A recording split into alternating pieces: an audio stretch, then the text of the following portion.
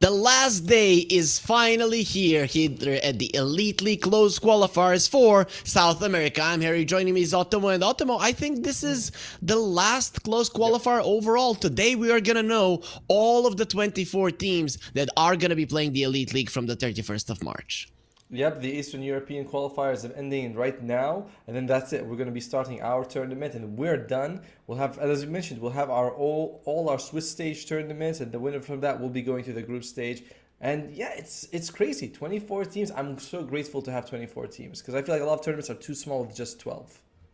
Yep, that makes a lot of sense. But we do have already a draft on our way. Starbucks versus Beastcoast. That's going to be the first series of the day. It is a lower bracket finals between these two giants of South American Dota. Of course, Boom Esports, the biggest giant, who is waiting already in the grand finals for the winner of this series. Let's get into the rosters. MNZ, Dark Mago, Sacred, Michael Stinger. Everybody would think, what the hell? These guys should be the favorites, Otomo, but they're actually the underdogs in this series, and especially if they go versus Boom.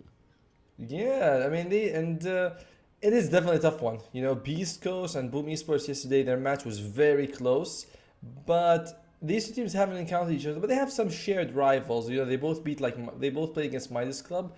Beast Coast made it look easy. Starbacks kind of struggled against them. They actually lost their first matchup, like the first series, and they met them in the lower bracket. They eliminated them. So there is, I wouldn't say a big, huge gap, but there is a gap between the two teams. And it would be a little bit surprising if Beast Coast loses this. It's kind of like Starbacks has to play amazing.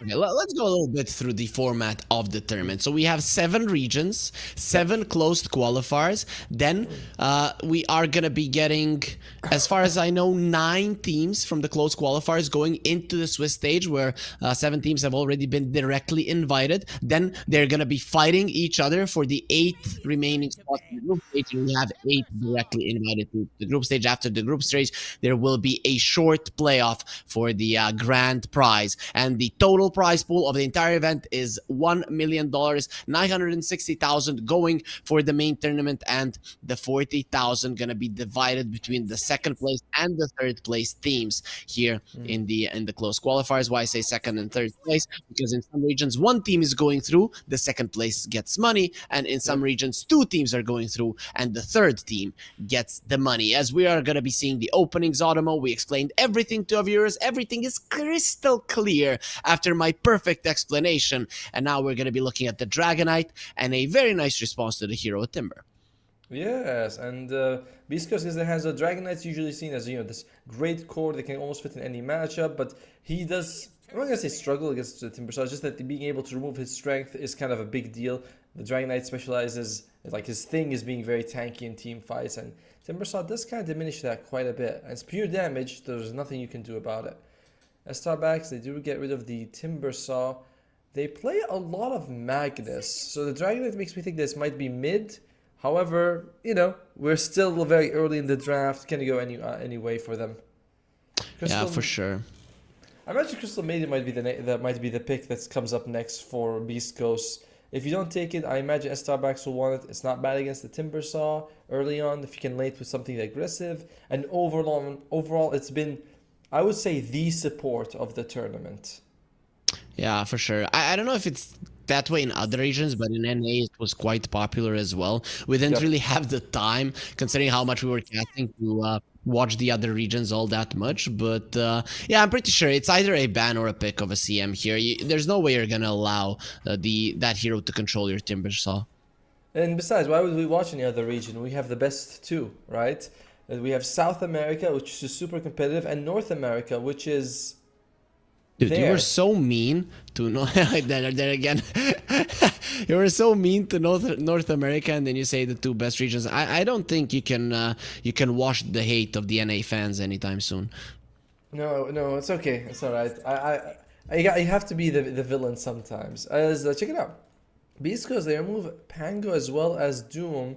Pango, either the flexible hero, but Doom definitely an offlaner. So they kind of believe that Dragonite is mid, and that they might be, you know, an offlane coming back, which I wouldn't be surprised with. I wouldn't be surprised if Estabax picks up Magnus.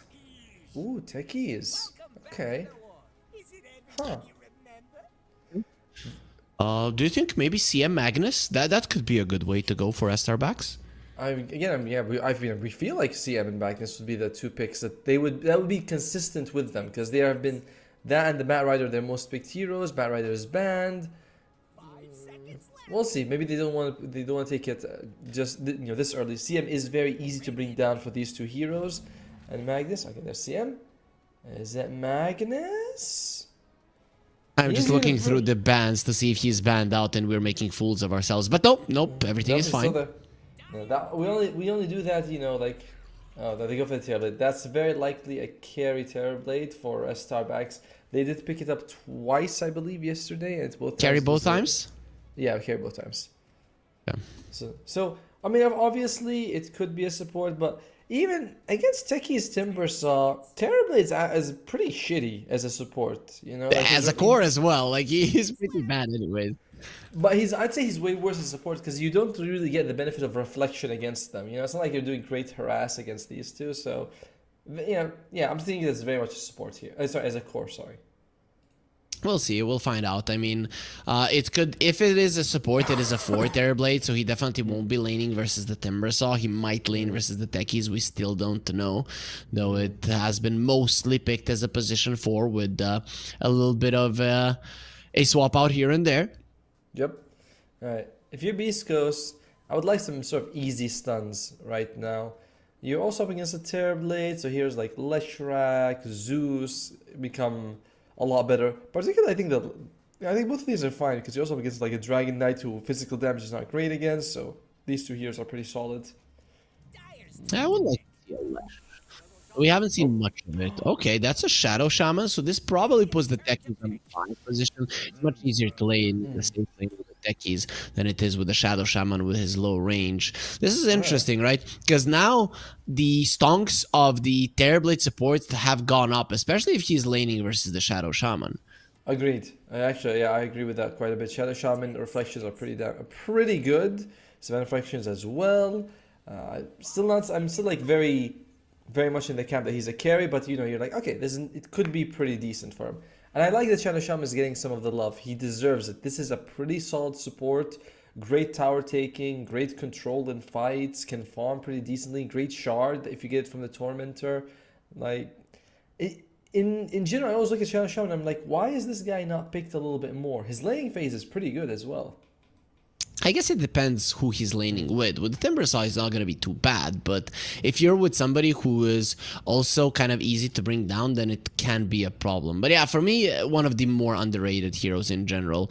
But at the moment, not many reasons to pick it. I think they're kind of afraid of a puck here, and that's why they went to Shadow Shaman. Oh, okay. Primal Beast comes out. Alright, BKB Piercing Ultimate, the chance to get break with Aghanim Scepter. I think Shadow Shaman kind of the supports kind of hate against playing against this guy because you can onslaught, just run into them. So I like the Primal Beast quite a bit. You also want that very tanky hero. Timbersaw's Whirling Death, again, when people have like a million strength, it feels a little bit less valuable somehow. You know what I mean? It's like, yeah. No, it feels more valuable. I know, percentage-wise, it takes more. It's just that these guys are so tanky that it doesn't really... It's hard to explain exactly in words what I'm trying to say. It's just that they have so much health that the Whirling Death feels like it almost tickles them in a way. I guess you have thick skin on the Primal Beast. It's very weird when a guy of your education vocabulary cannot explain something with words. It just means that it's inexplainable or. I said thick. All the kids get what I'm saying. Thick with a double C. All right. I don't know what you're saying. Yeah, all right. I'll explain it to you after this. But Beastcoast, they bat out the Luna, so they are looking at it as a Terrorblade support as well. By the way, they're like, this could be a Terrorblade support, baby. No. Luna is so strong, man. It used to be Sven crushes the Luna, Lifestealer crushes the Luna. Now late game, Luna has the shard, has the level 20 talent and some damage item, and suddenly she kind of beats everyone. I've seen so many late game Lunas win. It's good. I'm glad that here's getting some of the spotlight. I do miss the support Luna, max out Lucent Beam, take some talents related to it, but her current place in the game is nice. I don't feel like she's completely unbeatable, but she's very strong. It's cool. Starbacks, they need to ban out a mid for Beast Coast. What can we expect from Beast Coast here? Kunkka is gone, Pango is gone, Batrider is gone. There is a Wind Ranger in the pool. That's something that they've played a little bit of, as well as an Ember Spirit. Ember Spirit, I think, would be pretty damn solid for Beast Coast. Yep, for sure. They do have the last pick as well, but you are never gonna know where the Dragonite will go and where the Primal Beast will go. So I think True. Ember Spirit is pretty much a safe bet. But you know what would be cool? It's not something that we commonly see, but it doesn't matter who you lane against here. A Necrophos would destroy every single hero on Starbacks. It's just such a good pick here. Or you have been asking for the OD for the longest of times. It wouldn't be half bad either. Yeah, but I don't think Beast Coast is one of the teams that plays, or at least they haven't been picking it that often. No. So we're like, yeah, and then of course, there's the Zeus. Percentage damage against like these heroes is also solid. Leshrac just for the pure magic. Starbacks. What about a mid-Ember? Yeah, it wouldn't be so bad. I mean, depending on who you're up against, right? Primal Beast or Dragon Knight, you're gonna be fine. But I think you lose your killing potential with the techies. Then again, there are other options here. You pick Centaur, I think, and then you put the Timbersaw in the mid lane. That wouldn't be too bad. Triple strength. Go for it. Alright, so Terrorblade is going to be support here, unless Medusa's support, which would be kind of crazy. But Medusa's last pick for Starbacks, with the Primal Beast, with the Terrorblade, with the Dragon. This feels like a very durable draft from Starbacks. I might want to see a Zeus. It's not great against Medusa, but the other four feel very susceptible just because you do percentage damage. And you would like that sort of global presence. I want Zeus. I want Zeus most of all. Oh, Darkseid comes out. So you're right. It is with Timbersaw.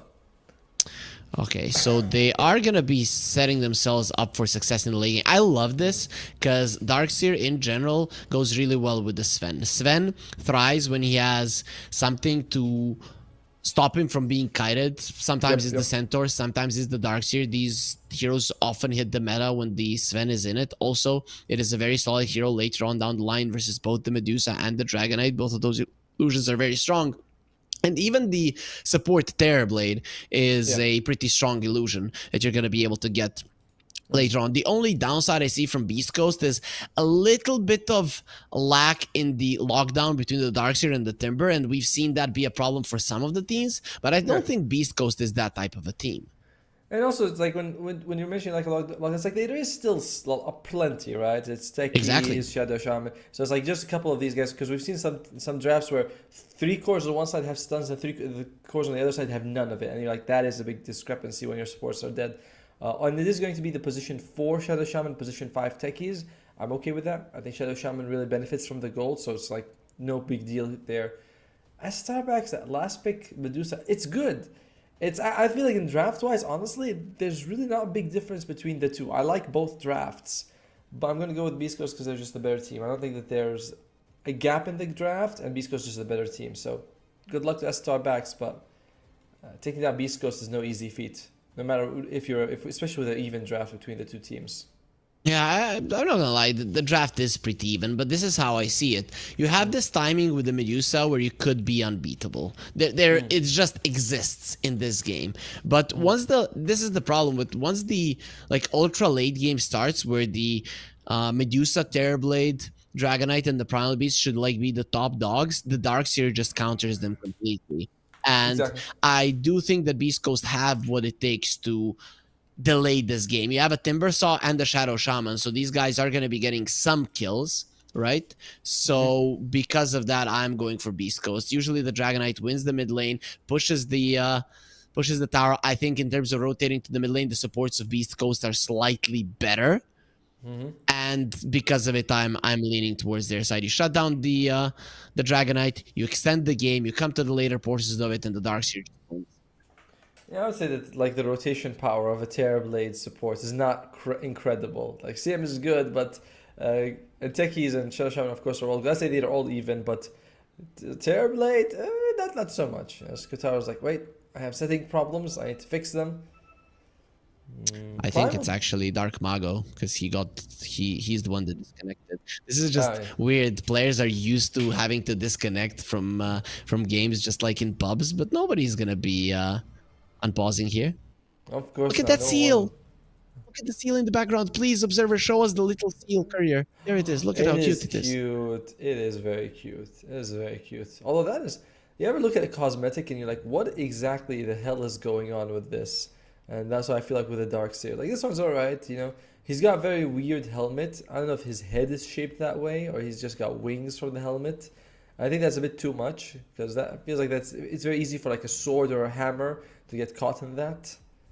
You know, you're wearing a damn, I don't know, furniture on your head basically. Dude, it's his brain. He's just so freaking smart, right? You know, like, there it is. It's I just want this as a adorable. pet. I want this as a pet right now. It's you'll have to be cleaning your house basically all the time, and it'll leave like slime on the ground or something. I don't know. Nah, it's cute. I'll pet it to the zoo and leave it alone.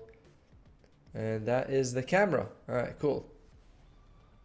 I think they released this when they released the Dota filmmaking, like the filmmaking contest. You can get something like 10,000 USD for that. It's pretty cool. It's at every TI. The short film contest. Some of them are pretty amazing, honestly. Yep. For sure. The ideas are nice. The animations are Yes. pretty good as well. We're seeing, some amateur ones, then some studios actually getting involved because the prize is quite nice. What kind of a cat is that? That is a lynx, I believe. Ugly I mean, cat. yeah, it's not bad. It's got that thing with the black, like the ears are black tips and they have a little bit standing out for them. It's kind of cool. Yeah, when I see the short film contest, I like the ones that are about Dota, but some of them merge other games into it, and I don't like that. You know, that like he goes from Dota to another world, to another world, to another world, and you're like, okay, that's good references, but I don't like it. So you definitely don't like the Marvel Cinematic Universe recently with all of the mix-ups and all of the parallel universes and stuff. No, actually, I like that part. That part I like. But although to be fair, sometimes I think it's a bit much. It's like, oh great, another multiverse crap. It's not. I like sometimes it's done well, sometimes it's not. But it's a bit too much when it's in Dota as well. Lumpy's high-fiving. It's like here, XTX goes to block that camp. Does not want them to stack it for the Sven later on. Feels like it's pretty early to block it. You know, you block it before the minute mark. It's like only for the first 6 minutes to be blocked. And usually people start stacking a little after that. So, okay. I mean, it might not get seen, so you at least stop one stack if it comes down to... Shadow Shaman is a slow hero, so you rarely even go for a stack. I don't know how the lane with the Darkseer is gonna go, but let's start with the mid lane. This is the one that we usually talk about first. Timbersaw versus Dragonite. Who's gonna have a nicer time? Probably the Timbersaw, I would imagine. Although I can't really imagine, I can't see either of them not farming. You know, more like, Dragon Knight has a breathe fire if he's ever in trouble. He's gonna be fine. Even if you take his strength, his Dragon Blood becomes sort of more effective, more efficient time-wise. So it's not like he's worried about it. You can't kill him because there aren't enough trees in the mid lane. So it's just really a farm fest. I would favor the Timbersaw a tiny bit more than the Dragon Knight, though. And we'll see how well he does. Let's move on to the side lanes here. So, Terrorblade, the new kid on the block. Some people are preferring it over the core Terrorblade. I mean, everybody's preferring it over the core Terrorblade. As core Terrorblade is not being played, and the support is. And how do you feel about this matchup? I favor S-Star backs. You know, Terrorblade, like, you have a great laning prowess with Mr. Primal Beast. Terrorblade's reflection spam is pretty powerful. The other side has good burst damage, then they can kill a Terrorblade who's relatively low health. So it can go either way, but I'd rather be on the Radiant side if I was in this matchup. Like, really? Techie's 700 range versus 2 melee heroes doesn't make you lean a little bit towards Beastcoast? No, I'm still favoring that. You know, reflection spam, onslaught plus trample is will be pretty good. He does take onslaught level 1. Like, we don't see that very often for the Primal Beast. That could be our first blood. Yeah, Misho is looking like he's gonna die. They don't have all that much mana. Kotaro is losing a lot of creeps because of it, and El Misho does get himself away. He dewards a ward, leaves the lane for the Darkseer. This is important for a Darkseer. This hero sucks in the first couple of levels, but if you create this kind of space for him, he's gonna get that level 3 quite fast, and with full mana at that. Bottom lane, I would have also favored S-Star backs, honestly. just because these two, it's Crystal Maiden and Medusa, two ranged heroes. They have their spell casting from a distance, especially with the Frostbite. That's really good against the Darkseer. I would imagine he'd suffer, but Almisha is doing a lot to make sure he has a good laning phase. It's very sacrificial of him. And Okay, as speaking mentioned- of suffering, look at Mago. That's a suffering Dragon Knight if I've ever seen one. That's what we thought, right? We were saying like this is not the most fun situation for a Dragon Knight to be in. As Almisha, okay. Takes a few hits, but he's gonna be fine overall. He's actually posturing aggressively, knowing that he can heal himself up with the shackles, and you just don't want to be going up against that. You're not draining HP, right? You're healing yourself either way. It doesn't matter that there's a mana shield, right? Yes. It's irrelevant of the damage you actually cause. It's like you're getting healed no matter what. It's not life steal, basically. Okay, makes sense. Because lifesteal sucks versus the Medusa in general. Through the mana shield, you don't get anything. Yeah, the other day someone was using like Doom on Medusa, and I was like, oh, that's cute. It's kind of like pointless in its own way. Or like Arc Lightning from Zeus, which is percentage of your health. And you're like, wow, what's that percentage going to be? 3? They do get XTS in the bottom lane. Just rushing in on him. It is the Crystal Maiden. She's very fragile, but it is. But then it's Beastcoast, so you shouldn't be surprised they're going to be off to a good start here. Oh, this is big. This is really big that you get the first blood. Your lanes are going well in general. The Darkseer is not known as a lane dominator, but is definitely known as a teamfight god of a hero. And with this kind of a start, he's most definitely going to be getting there a lot earlier. But Dragon Knight, very nice comeback into the lane here from Dark Mago. He's about like what 10 CS behind. That's only just a handful. Very good for him. As the points of Breath Fire pour in, you do get a little bit better here. You can just be like, alright, I'm low health, Breathe Fire. You don't have to be next to the creeps to always just last hit. It does get a tiny bit easier. Yeah, not when the Timber Saw gets level 6 though. That's when it's going to become dangerous. And this is the problem, that the Dragon Knight isn't really going to be able to push all that much. But top lane, Sven has been having a decent time. Him and the Primal Beasts are pretty much dead even. So... Yep. That's nice for the Sven. If you get a couple of stacks, you are gonna be getting yourself at the top of the network chart for sure. Yeah, it's like you could kill the techies with a Terrorblade, but your cores are pretty protective of you. The Primal Beast and the Sven are good at preventing aggression on everyone else. And Misho is probably dead here, as one more hit from the Medusa gets him. There you go. Vitaly's going for it. Oh, nice. He's in trouble. He is in trouble. Has 12 one charges. Very close though. Probably gonna buy salve now. Yep, but I'll be doing the play-by-play from now on, if you don't mind, sir. Okay, no problem, no problem. Here you go. No, what's going on? No, you do it. No.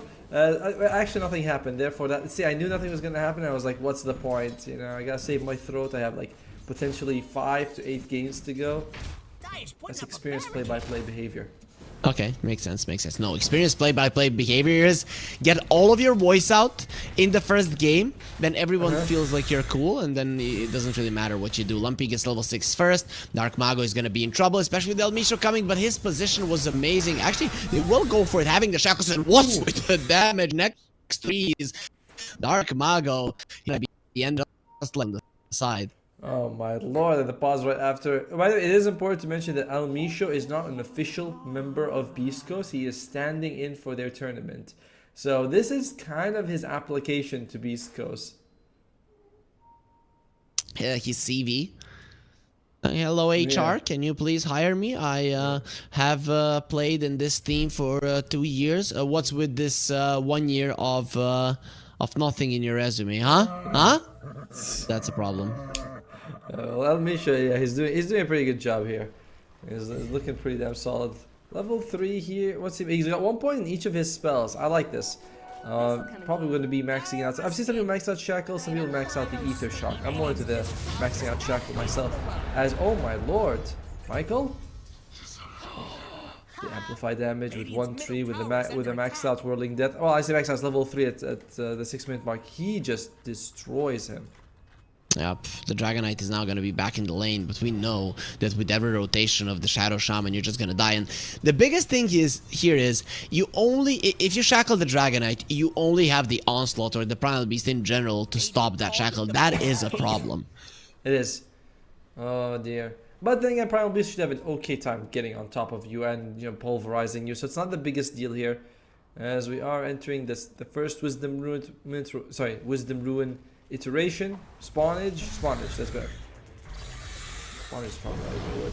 And it's just gonna look like one for one. Michael's taking his, Elmisha's getting it for Beastcoast.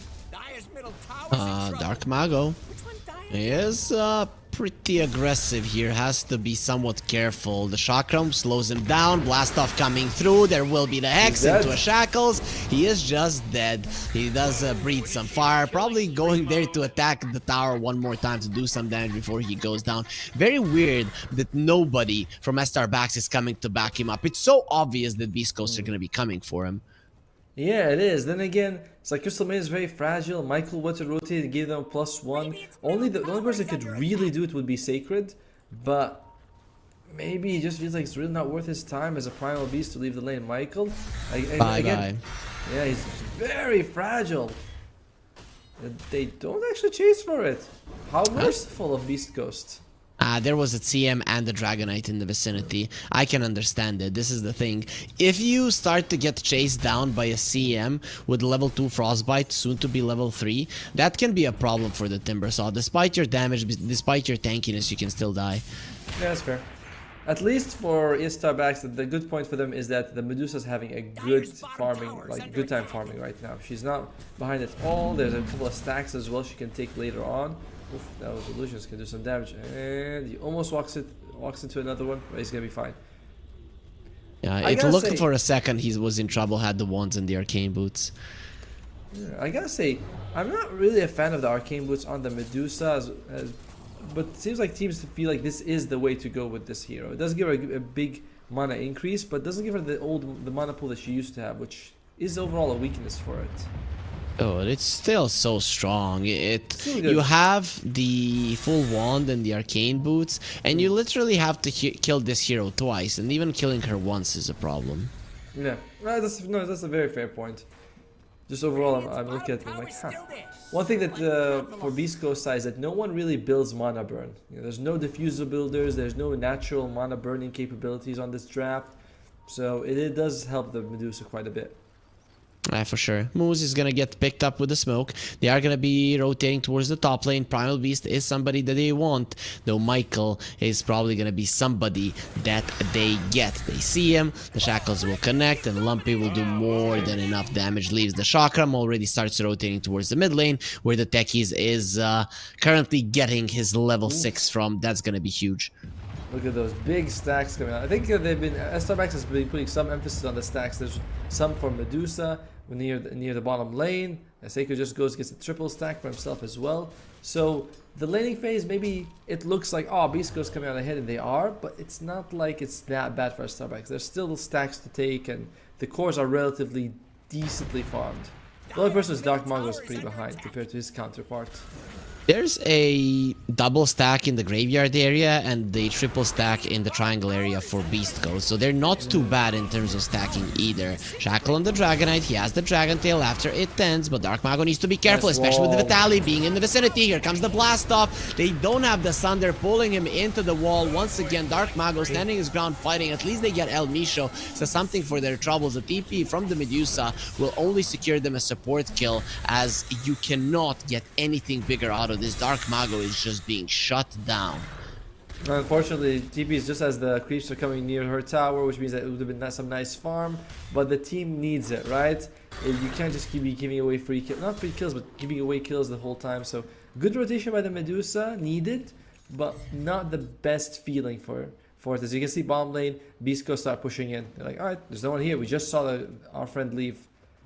You would think that Sacred would be more valuable to rotate, but he has been pretty stuck to this top lane. He is keeping the Sven somewhat down in farm. I'm actually surprised that Pyke is so low in terms of net worth. It is a Sven that is 1,000 gold behind the enemy carry. But as you mentioned, right, he hasn't gone for these stacks from the Dire side. It's a big ancient stack, so once he gets those, he will shoot up. Very true, very true. I guess the problem be sees that his Dragonite is not having a game. He's like, okay, now I'm gonna be the position 2, and you can buy your Blink Dagger and go for the hunt. Despite all of those kills on the Dragonite, the tower is still falling low, so that's just how the hero works. And his net worth is not that behind the Primal Beast. Just it's not great. The supports are relatively poor considering the game, right? Usually we see supports with like 2 and something K gold at 10 minutes. Here they're a little bit on the poorer side, as they've sort of been very focused on giving their cores a good time. You know, classic South America, as it usually happens. Exactly. Exactly. As Elmisha was hunting on the top lane, Sacred not going to be falling for it, has the phase boots, pretty speedy, Onslaught at the ready. He just continues farming as Moose is level 7 on the techies. People are going to explode, Otamo. It is all but certain. And he's going for the mech first. If you look at the other side, it's a lot of sustained damage, but no burst. You know, no Timber Saw there to burst you down. It's what, Medusa, Primal Beast, and Dragonite. So the mech feels very impactful. And if he goes for Greaves, even better. Medusa finishes up the Manta. So the split push gets pretty good at this point. I mean, a split push is... sorry. He's also going to be farming ultra fast with it, so this is looking good for Estarbacks. Despite being 4k gold behind, their main hero is still playing Dota. The question is, Automo, can the Medusa play this one alone? It's not really that bad because Primal and Dragonite give you stuns and they're like heavy bodies that they don't really need. Like even without a huge amount of net worth, they can still be fairly durable and do damage. So it's not bad. My bigger worry is the supports. You know, Terrorblade maybe can do a lot with the reflection. Crystal Maid is okay, but they'll be very fragile, especially when the other side is getting Blink Dagger, Aether Lens, Greaves. Like the support impact for Beastcoast is so much higher. And overall, I would rate the Techies and Shadow Shaman better, as more impactful than CM Terrorblade. Oh, Vitaly is gonna have the Shivas. It's being delivered as we speak, and that's a problem. That Medusa is just not gonna be doing damage. The thing is, I don't know how you're gonna be killing some of these Beast Coast heroes when they have such good items, right? The mech Shivas already, Timbersaw and Sven are naturally tanky. You give the armor to the supports as well. It's gonna be a rough time for them. Yeah, Shaman also is deceptively hard to bring down. We've seen them when they get level 10 talent, the Shackles, they can heal up almost 500 health.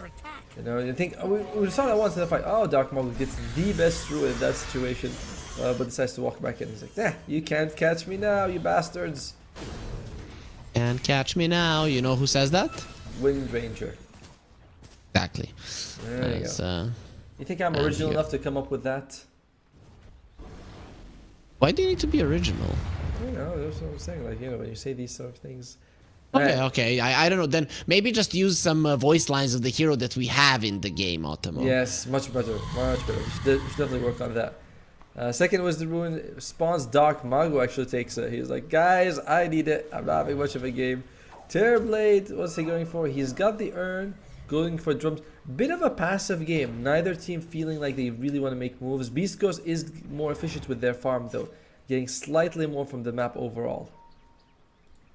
Yeah, they're getting more from the map, mostly because they are threatening with kills. Yep. If you look at the side of Estarbacks, they're not really threatening at all. Now they have a Blink Dagger on the Dragonite. They've had it for quite some time now. He just decides to use it to move faster from one camp to another.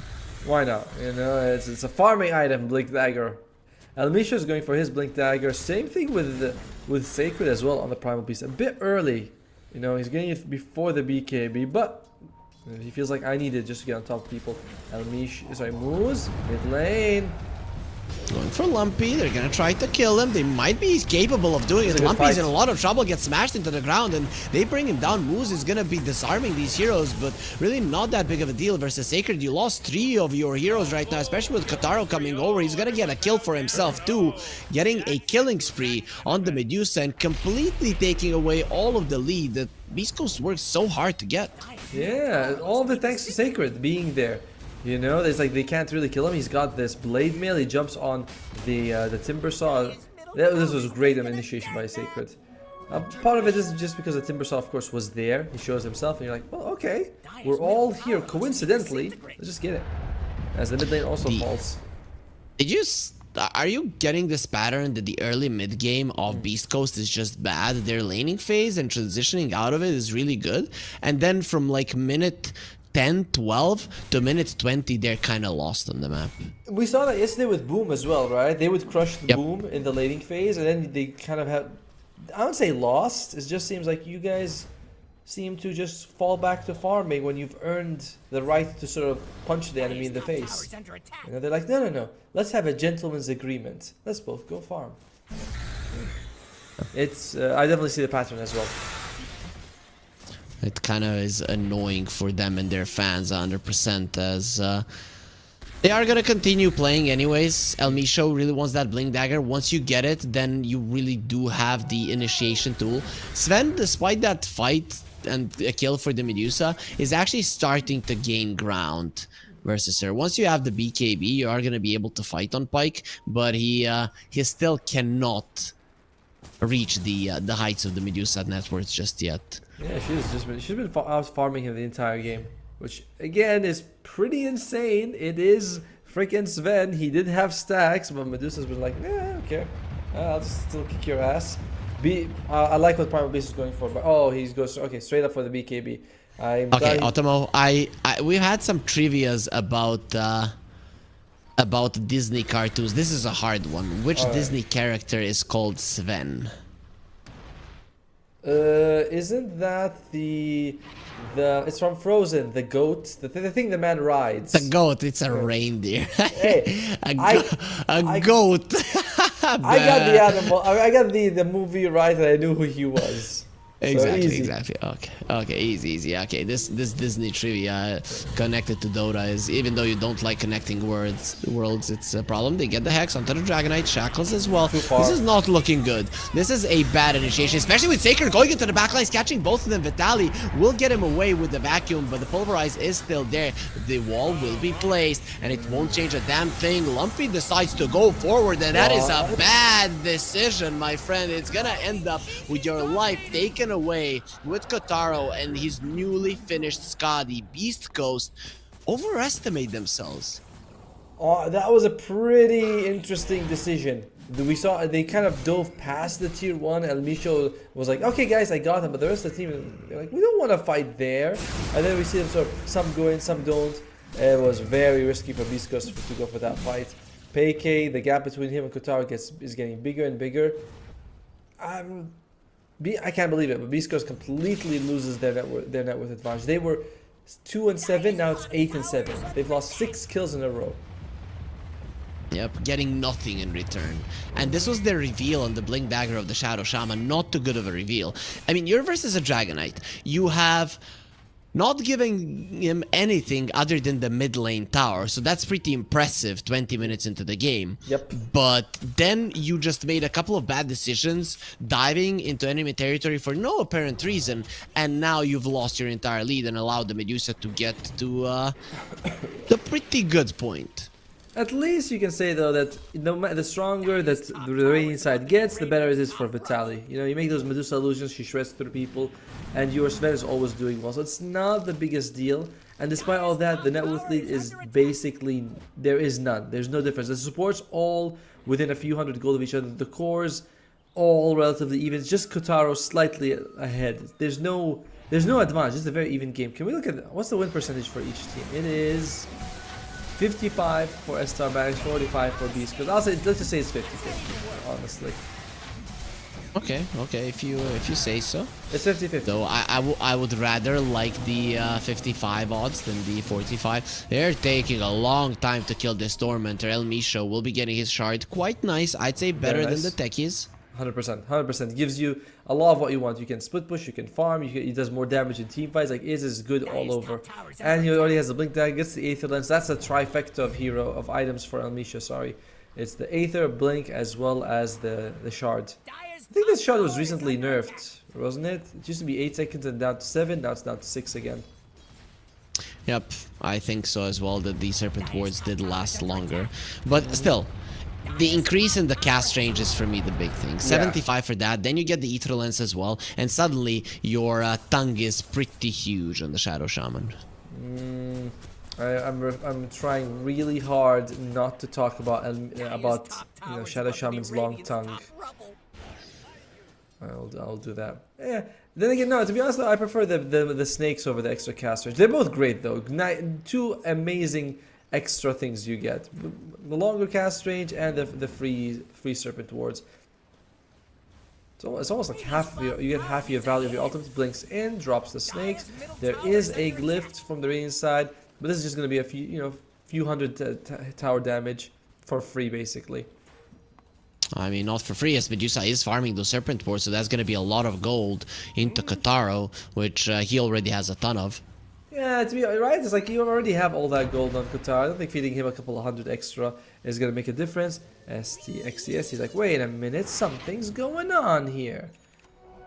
Yeah, he took a long time to process it though, like, why is there a mango on the ground? And then you have all of those calculations. Oh, there was an enemy hero here! And well, since you took so long, the enemy hero is gone. It's like that Julia Roberts meme, right? Where she's sitting there, she's like, there's all these numbers. I think he was wondering if there's a sentry or not. Or I don't know what exactly he was doing. He's like, why is it not spawning? I don't know if Julia Roberts is blonde. Is she that? No, I mean, but she has that meme, right? The one with the map. I'm kidding, Ottomo.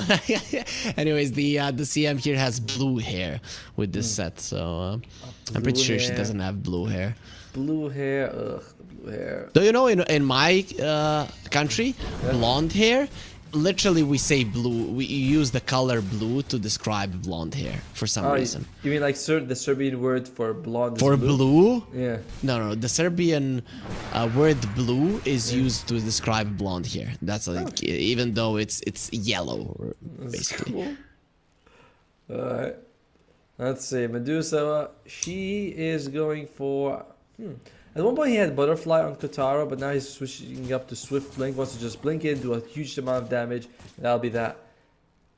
As the game continues to be very much as still. Alright, let's talk about if the game reaches 40 minutes, right? Because it does seem like the two teams are kind of okay with that very long pace of the game. Very long pace.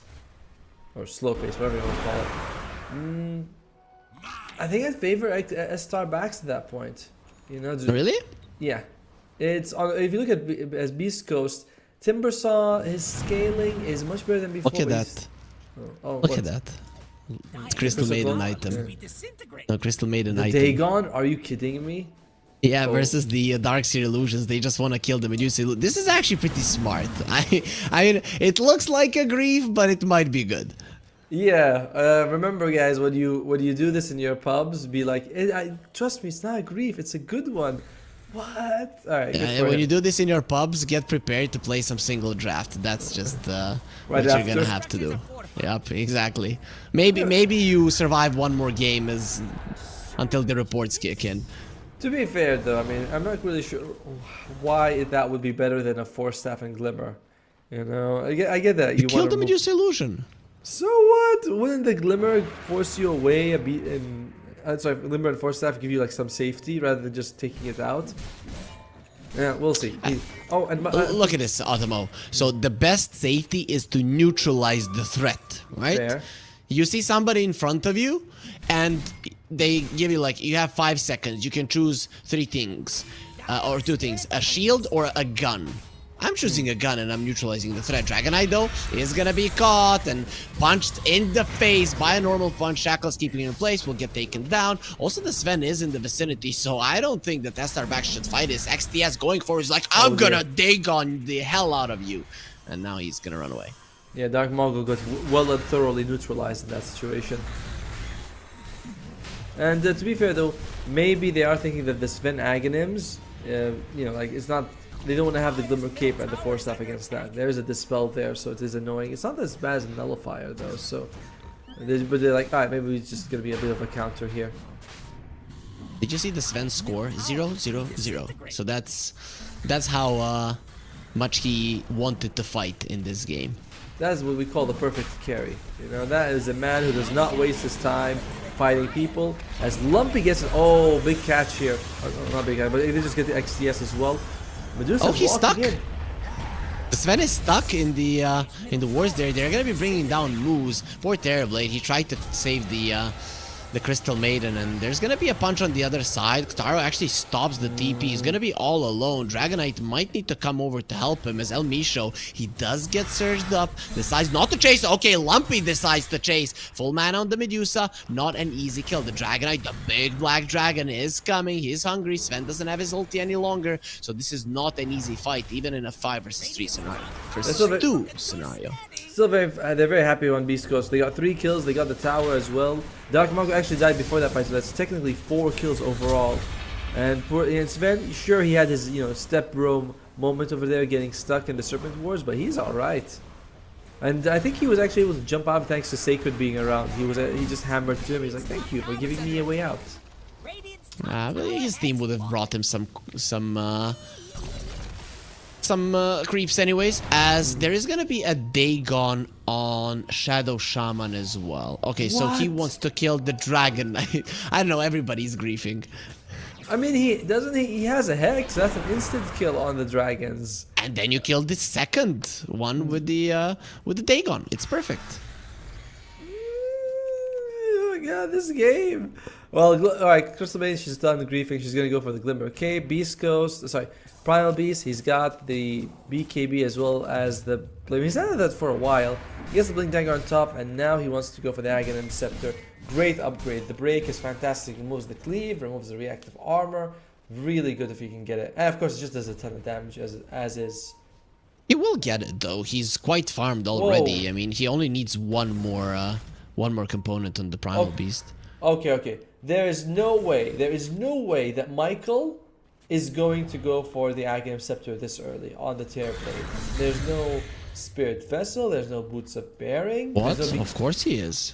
I mean, really? It just gives you a 2-second fear. It's not that good. Yeah, it just gives you a Ravage. Sure. It's really not that good. I mean, it doesn't pierce BKB. Neither does Ravage. Yeah, but Ravage is built in. I don't know. This is kind of crazy that he doesn't want to go for more standard items. Like even he could get a BKB so that he himself doesn't get control and always gets the Sunder off. I'm surprised to see it on the Terrorblade. I have seen it quite a lot of times. I am surprised he didn't go for the Spirit Vessel this game in general. That is weird. Or the Boots of Bearing. Boots of Bearing, pretty good. Pretty good. Tekis is gonna have a Dagon too. I don't know if you're seeing that.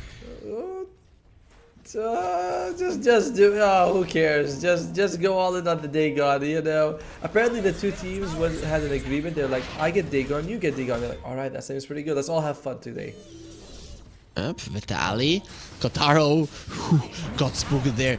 Pretty happy that he did not get spotted, but Michael did. Moose is coming over. He does have the Sunder. Is probably gonna get it off. Sven goes to the side. Nope, actually, he decides to save it. I don't know what he was thinking, but either way would have died. Yeah. So Shadow Shaman, rather than going for an Aether Lens, gets a Dagon. Interesting item choices, I gotta say. Very interesting from the supports. I mean, it is 15% spell lifesteal, right? That's true. That's nice. I mean, that's useful. He also went for the Hex talent at level 10, so 35 bonus damage coming out on a Hex unit. That is a pretty big deal. I prefer the Shackle talent. Yeah, I prefer the Shackle talent, but the Hex talent is definitely a great option. It's not really? Bad. In a game where you have a Sven and the Timber, I mean, you could burst people down. No, Dragonite coming over. You have to be careful of this Tormentor. It is a place where you lose games. Lumpy, he likes places where he loses games. They're gonna get the stun on the Sven. What a Hex on the Primal Beast and the Vacuum and the Sven stun. They comboed it perfectly. Sunder coming up from Michael, trying to save his teammates. He's not even close to doing so. The buyback from the CM, thinking about coming back into this fight would have been a huge mistake. Vacuum and the Sven stun on 3. That is an instantly lost fight. By the way, Almisho, he Dagods Michael after he Sundered. Michael used the Sunder and he immediately Dagoed him when he was down to low health. And I'm like, oh, that's kind of cool. Okay, that looks pretty good. But Almisho MVP, he blinks and stops a charging Primal Beast with that Hex. Fantastic work. That's a and- Primal Beast mistake, right? Yeah, should have BKB. To be fair, he should have BKB before jumping in. I don't know why he was thinking like that wouldn't happen, but that have a BKB, you could use it.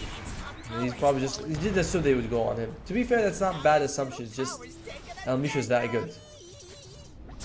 They did not take the racks. Actually, there will be a Hex onto the Medusa. Nobody to cancel the Shackle. That is in itself a problem. They don't have a Sunder, but of course it doesn't really matter all that much on the Medusa. They only took away half of her mana, so... Okay, that's a pretty pathetic Dagon on Lumpy. Didn't even feel it. Yeah, despite everyone being down, Kotar is still the most farmed hero. They're still probably the most dangerous hero, even more so than this Sven. And Beastcoast were like, okay, it's gonna take us too long. If you're Beast Coast, could you fight again? You have basically your best ultimates. Oh no, Alicia. This time around he's dead. They are healing him a little bit. Actually, Sven going forward onto the Dragonite who didn't get shackle shotted. And the vacuum onto all of the mines surrounding them. They're just gonna start exploding. Kotaro is way too slow on the high ground. You're strong, but here you are gonna be slowed by your own illusion. At least he turned everything to stone. Here comes the Superman. Suddenly, the Fairblade as well, who just fought back. He just fought back Otto when he's dead. This game, it looks very over at this point. Yeah, but it feels like Starbucks still out there thinking we can outfarm them, we can outfarm them. But when you're going for the farming strategy, both teams go for it. You only have a couple of team fights before you lose it, because both teams are already super jacked up, able to take down buildings very fast. This Ven is almost level 25 to the 32-minute mark. Almisho dies in the beginning, and he just buys back. He's like, all right, let's keep going. I don't mind. He has snakes available as well. Can probably drop that at the tier 3 if he wanted to. I mean, that's 2 lanes of racks gone for Starbucks, and there's still 40 seconds without the Medusa. What? What a play by Beast Coast. All from one Hex, from that Blink Hex on El Misho, making sure the Primal Beast doesn't get it. It's super impactful that moment. This fight, it looked like they got the right initiation on Starbucks, but no, not even close. And that's gonna be 2 lanes of racks, 18k gold lead, 21 to 11. You are super strong right now, and I would argue that Beast Coast has the late game. I mean, we saw what the vacuum does here. Yeah, yes, that was what a vacuum. What a vacuum. My was thinking was that, yeah, you know, if you have Medusa, Dragonite, and Primal Beast who can scale on Starbucks, Beast Coast like really the Sven who's super good late game.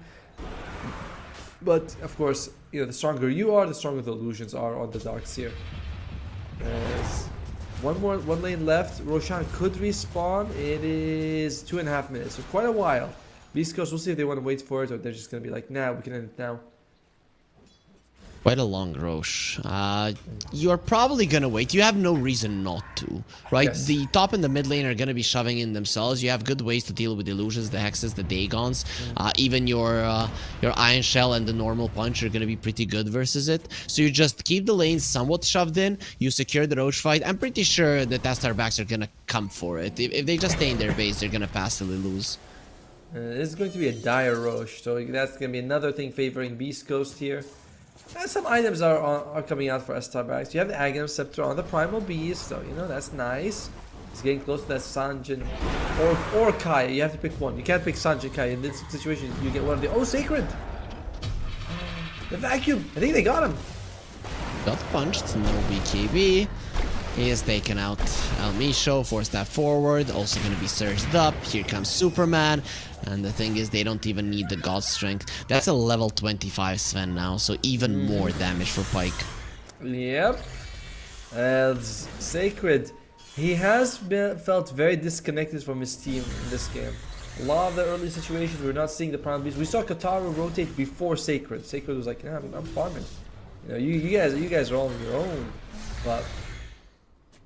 And that's another situation, right? He's just away from his team, dead. He does have buyback. It's not... It's still a tough situation. You know, you're still forced to use it. You don't want to be that. You don't want to be like, alright, do I have to buy back so he can fight again? Well, definitely not. But they're not going to be pushing it. They put a mine in the Roche pit, so they're going to know when it's up. Actually, yeah, they did put the one on top lane.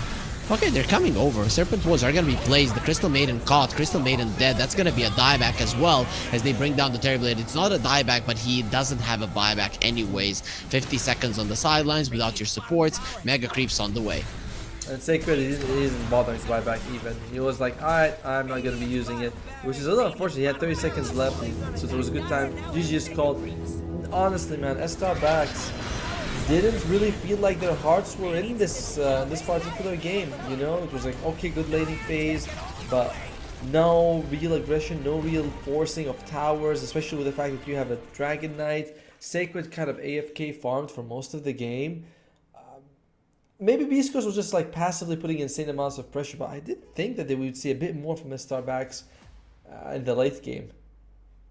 Yeah, there were problems with Beastcoast a couple of times with their pressure application, you know, dying twice around the mid lane and that dive on the bottom once they got the Hex on the Blink Dagger on El Misho.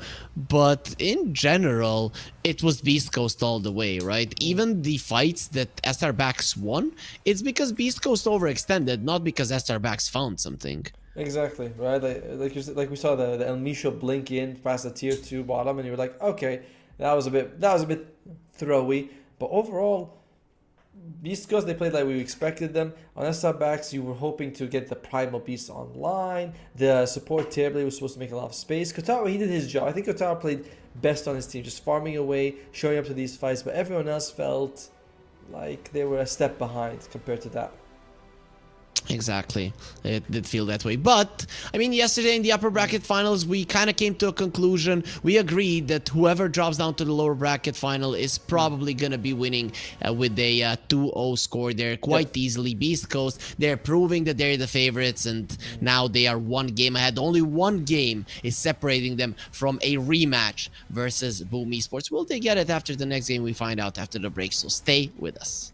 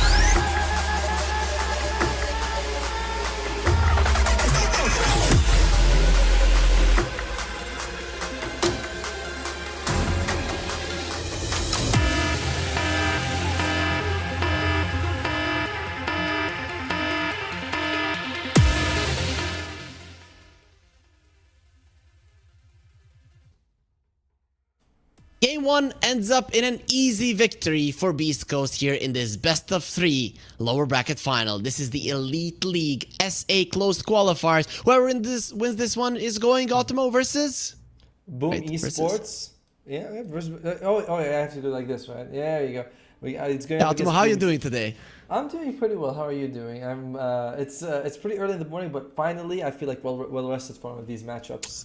I like this because we're looking each other in the eye when we're speaking, and that's how it should be. But the draft is ready, so let's get it. You weren't looking me in the eye, and I didn't even know as I wasn't looking at the camera. No, I did a few times, but then I realized if I look to the side, people can see how big my nose is, and I decided that is just not. I have a bigger sacrifice. nose. I have a bigger nose, dude. So it doesn't matter. Nobody would be looking at yours. To be fair, you know what they say about men with big noses, right? Yes, I know. Yeah. No, you know, recently my mother-in-law gave me a bit of a hope. She said, "You have the nose like those Greek statues, you know, the beautiful Greek men, and then they have this big nose." And I'm like, "Yeah, I'm actually Zeus." So that's pretty awesome. It would be awesome, you know. They'll make statues of you and your nose. Well, one statue for you, one statue for your nose, because it's so big and it would be able to fit on your face. Okay. We're gonna stop right now before you really hurt my feelings, Otomo. Tears are sorry. already pouring down. But let's talk about the draft here. A Wind Ranger banned pretty early on. Was the Wind Ranger banned in the previous game? No, she wasn't. I remember when we reached the end, we were thinking it might be a pick for Starbacks, who has taken it a few times here. But no, sorry, not Starbacks, for Beast Coast. So that's why it's a ban against them. Shadow Demon, first pick here. Okay, good save. Ultimate's always good, kind of discourages heroes like this Sven, the Ursa, things like that to come out. Overall, like there's never a bad game for the Shadow Demon. He's always a good hero. What about if you're playing versus units? You mean like Chen, Beastmaster, Lycan, Broodmother. you can still stay behind and spam Shadow Poison, right? You'd be like, that's kind of your... But yes, I guess in that situation. But then there's not many supports who are good against those sort of units, right? Like, is Shadow Shaman good? No. Crystal Maiden, maybe now with the shard, she is kind of good against that. But most heroes struggle against... Most supports struggle in that situation. Winter Wyvern, Jakiro, Crystal Maiden. I don't know, Otomo. You're overestimating this Shadow Demon. I'm just kidding. He's one of the best supports at the moment for sure. The best support, in fact. Beastcoast. Who's their opening pick going to be? There's no Kunkka, no Tiny. They actually ban out the Tiny themselves because that's, even though Dark Mongol loves it, they don't have first pick. They think Esterbax is going to take it themselves. Not that Esterbax has played a whole lot of Tiny actually, but I believe MN. Yeah, of course, yeah, it's Dark Mongol, so you don't want to give it to him. Sorry, my bad. As Beast Coast, they do open up with the Lion. Could be 4, could be 5, and he's not bad against the Shadow Demon. You disrupt someone, you have the shard, you just remove all the illusions, and you know instantly who's the real one. And also you can pretty much when somebody gets disrupted, it can set up for a nice earth spike. So True. that's nice as well. Though we haven't seen a first pick line for a very long time, and I think Beast Coast got surprised by the Shadow Demon first pick, because look at their reserve time. A minute of it is already down the drain. Yeah, I guess I never really see Shadow Demon as first pick material. You know, it's like he's always good, but we can get him anytime. But they're like, nah, just get rid of it. Just pick it up right now. Over, of course, the Chen. As we mentioned before, Chen, not the most popular hero in South America. So even when he makes it through the ban phase, a lot of teams will be like, do we even want him? Classic South America, of course. Yeah, I kind of thought Beast Coast were gonna pick him up when they saw the Shadow Demon. It felt like the perfect pick, not gonna lie, but they decide against it. So I guess your statement 2 days ago that turned out to be somewhat of a lie isn't that big of a lie, that nobody wants to play Chen here? I'd say nobody. I think I've seen at least 2 Chens being picked up while I was casting this region, but this is when Chen has not been banned at all. If you look at Dream League, Chen was picked up 3 times and banned in every single other game. Like, he was only picked up 3 times because those 3 times he was not banned. In every other game, he was first banned. So here, the fact that he get picked up twice is more like, despite never being banned, is pretty bad sign for the hero here. Nobody Why do you think likes that is so? Like what's with the Chen hate? I don't think it's a Chen hate. I guess they just don't like him in the region. From what I've seen, the South American supports tend to be a little bit on the more sacrificial side, whereas Chen, with the farming the jungle, you get items, he does feel like he's a position 5 that requires stuff to be done, requires his own time to work. And I think that this region kind of prioritizes their cores over their supports quite a bit. Every region does that, but here it's a lot more. Want to say they're lazy, that it requires work, and that the South American guys are lazy. They don't like to work hard. That's not nice. Sotamo, there will be a Dragonite, so you don't want to be dealing with the disruption illusions of the Dragonite on the other side. But I guess you're like, yeah, we have one dragon, you have two, so it's gonna be okay. At least you have the line to take them down. I like how I explained why I think they don't like Chen, and your conclusion is that they're lazy. I'm like, oh, alright, I mean, your words, not mine, buddy. I didn't say anything like that. Sure you didn't.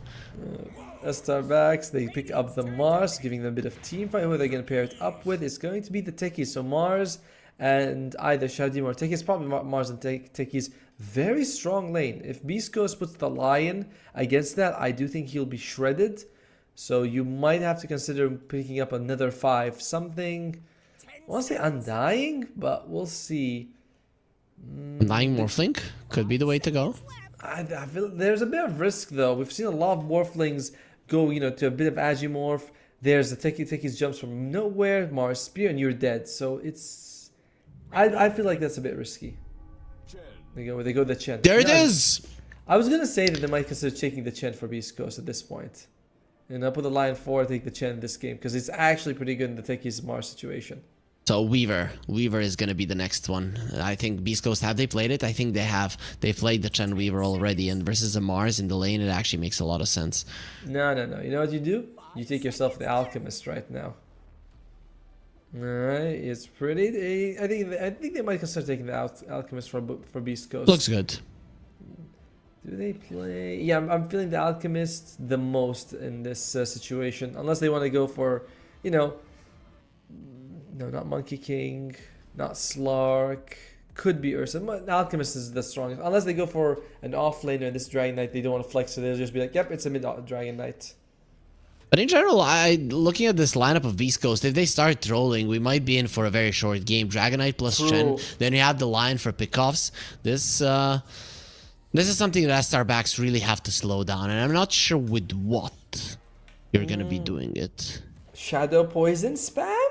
Oh yeah, let's go. Shadow Poison is so good versus the units. He'll be like, listen guys, if you could just stand still for 10 seconds, that would be really good. But he's like, they're dodging. What can I do? I threw Shadow Poison, they moved to the side.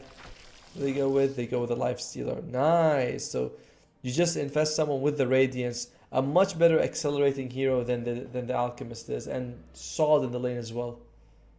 Really like the last pick. Plus, they have this Flex Dragonite. This draft of Beast Coast is looking hella scary. I don't even know how you approach it from Starbacks. Like, bursting these heroes down, very hard. Then you have problems with dealing with the units of the Chen and the push. That's something that you don't deal well with. Mars Arena is solid, the other things not so much. You have a lot of problems that you have to deal with versus what Beast Coast have. Sven is in the pool, actually. No. That could be. No, he's not. Oh yeah, he's banned. Sorry, he's banned. Yeah. Oh yeah. So there's no Sven. There's Terrorblade. There's Faceless Void. Both feel susceptible to the Lion, which is scary. And yeah, it's Lion, Dragon Knight. They can definitely control you. You have Shadow Demon to protect you. Who would I rather see, Faceless Void or Terrorblade? They go for the Slaughter instead for now. So it is going to be mid Slaughter or mid Mars. I like him. I think Slaughter is actually in a pretty decent spot. We haven't seen him a whole lot in anywhere, but it's good. He's a solid hero. You need some decent front line to go with the Mars. The thing is, recently I've always seen the Lifestealer actually lane quite nicely versus the Slardar. Even though on paper and in the past it used to be like the counter in the lane, Lifestealers get those phase boots super early on, and the Helm of Iron will, and then the Slardar is just not a problem for them. So I'm not sure about it. Now you ban out the PA if you're Beast Coast, and maybe a TA as well, and you're fine. TA, 100% PA maybe ban. Yeah, PA with some daggers throwing would be pretty decent.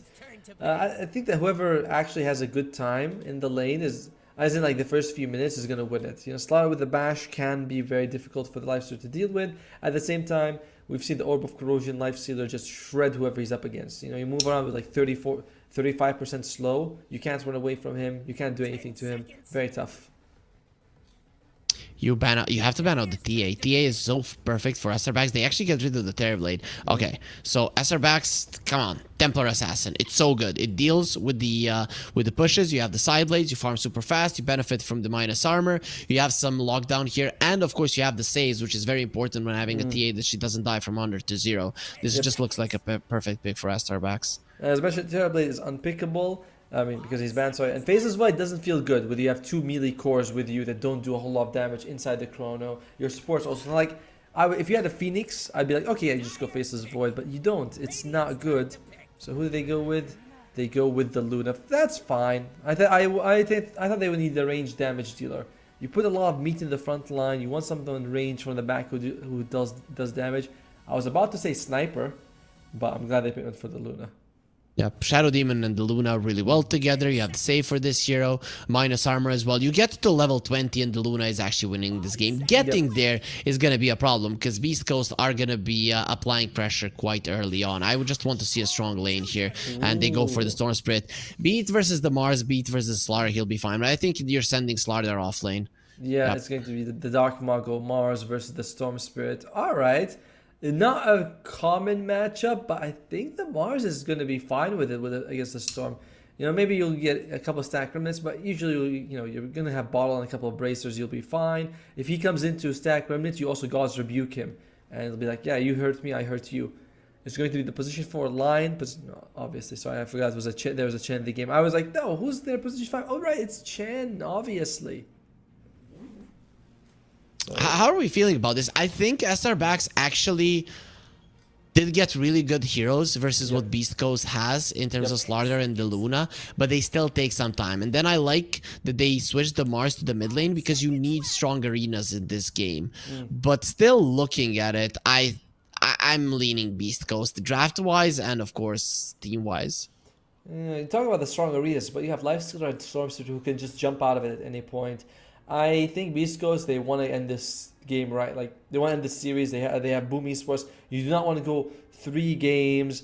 You go into the next match. It's a best of 5 with $1 million tournament on the line, and you just get a little bit tired. They're like, let's just get these guys out of the way and win it. I think it's going to be a Radiance Lifestealer. They want to just go fast to the high ground, just get in the game, get it over with, thanks to the Chen as well. So, Beast Coast coming in serious mode with a push strat, I'm all in for them. I believe in them completely.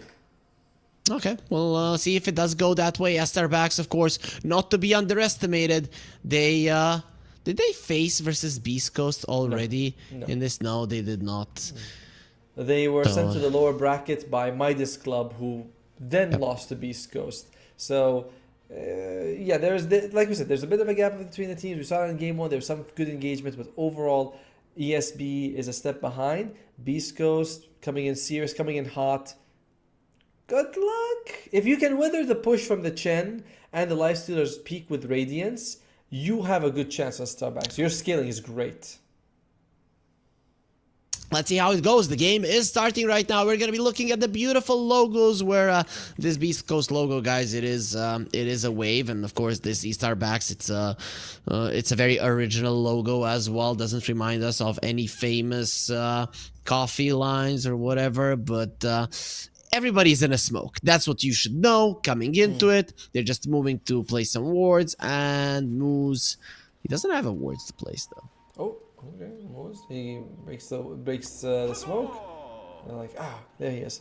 By the way, I don't know about you, but for me, their logo reminds me of Starbucks. I'm surprised that it's not occurring to you, but all right. No. Yeah. No, it doesn't remind me of anything for sure. Really? It's just super original. It's very similar to it, The name also is actually quite similar now that I think about it, man.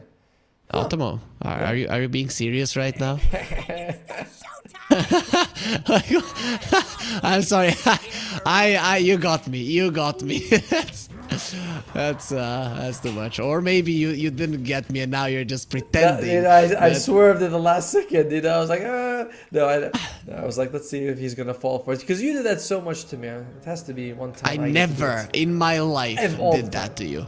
Never in my life. Not just every cast, every game. But this looks like S-Star Bags. They go in. They take a bounty. It is going to be 2 for 2, so no one really coming out ahead here. So mid lane, like we mentioned, Lumpy versus Dark Mago. I think this should be fairly even. You know, God's Rebuke versus Static Remnant. Maybe. No, I might favor the Mars a bit more actually. Just because. Really? Maybe, right? Melee hero versus the Storm? Yeah, but God's Rebuke and Spear, you know, they don't feel very melee-ish, if you ask me. Oh, that's not bad from Lumpy. Dark Mago coming over. I mean, Mars does have good damage, good animation. Yep. 2 spells with which he can secure the range creep, which he doesn't secure right now, so that kind of falls in down the drain. Sure. But overall, he's a strong laner, so he should do fine. Usually the problem with the mid lane Mars is that you win the lane and you don't do much later. That's exactly. And we were seeing him just spam out the God's Rebukes to secure lane and harass the Storm. And here's the thing, while both the Storm and the Mars can harass each other, I think the Mars can take it way better. You know, you get bracers, you're just overall more durable, more strength, more regen. So it is. Storm has more armor. But Mars has the shield. Okay. It seems to be a paper shield, Otomo. I don't know what to tell you. It's just for the looks. You know, like a bodybuilder versus a professional fighter. That's how it is. I'm actually surprised that Storm has 2.7 agility gain and Mars has 1.7. Sorry, 2.6 to 1.7. Like, damn, Mars, you're really not getting a whole lot of agility, are you? Yeah, definitely not. I mean, it seems that shield is heavy, but it's not too good as bottom lane. Pyke getting pushed into the tower. He is gonna be farming okay-ish under it, but actually misses every single creep, and Sager gets the 2 denies. Nicely done by the Slider. Also, the lane is gonna be pushing. El Misho on top, taking some damage. Dragonite, however, once you get a point in Dragon's Blood, you are gonna be fine. El Misho, very far at the ready. He's okay as well. Oh, he is taking a lot. It's 2 range heroes versus the Dragon. Even with his durability, versus durability comes in later. It's not like early levels you have it, but he is feeling it. That's just the lanes from S-Star Backs. All 3 lanes looking pretty solid, at least in terms of how well they're harassing. You can see that at the top, the health bars on S-Star Backs mostly full. On the Radiant side, you can see a few of them suffering. Although, you know, bottles and regions coming in. This is the thing, though. Something that people forget about is that Divine Favor gives 12 armor. But speaking about that, you gave it to the Lifestealer. You didn't give it to yourself, Moose. And it's going to be Michael with a Blood Grenade that gets the kill. Now going on Pyke as well. Bash. With the body blocks, that's really nice. Pyke might be in some trouble. He gets slowed down. That is a dead Lifestealer. Huge double kill for Michael. And the Slardar offlane pays off for now. They also get it is all like they're on full gear right now. The S-Star Backs being like, you guys beat us in game 1. We do not want to have that in game 2. Really good. This is scary. Beastcoast, this is a run at you push draft. You can't afford to be too far behind the laning phase. I guess though, S-Star Backs, they have to make sure that the laning phase goes relatively well for them, because if Beastcoast hits that stride and they're stronger, it is gonna be a big deal to get it back. But for me, the most important thing is the Slardar having a good time. Lifestealer still doesn't have the chainmail, which is probably gonna be his next item. Yeah. And that gives the opening to the Slardar to continue the aggression. I like how he actually walked away from the kill on the Lifestealer. He's like, yeah, the mob's gonna get him, and he just walks away. Like, really, that was cool. That was cool. Top lane, you can see that there's starting to be a bit of a gap between the Dragonite and the Luna. Kotaro farming well, whereas on the other side, Vitaly, he's like, this ain't good for me. I can't do anything as a Dragon. I just cannot walk up to them. Some nice glyph usages in the mid lane there. First, it was the Storm to use it so that the tower doesn't attack him, and then Mars uses it so that the range creeps don't die. That's just straight up beautiful from both of them. Yeah, it's very even in the mid lane as we expected, right? We were saying, I was saying like, yeah, it's a small advantage for Dark Mago's Mars, but it's just not the biggest deal. XCS out of mana. I guess Dragon Tail is taking some damage, but let's be careful here. Well, let's see if the Dragonite can finish him off. A couple of more hits. Gonna be able to do it.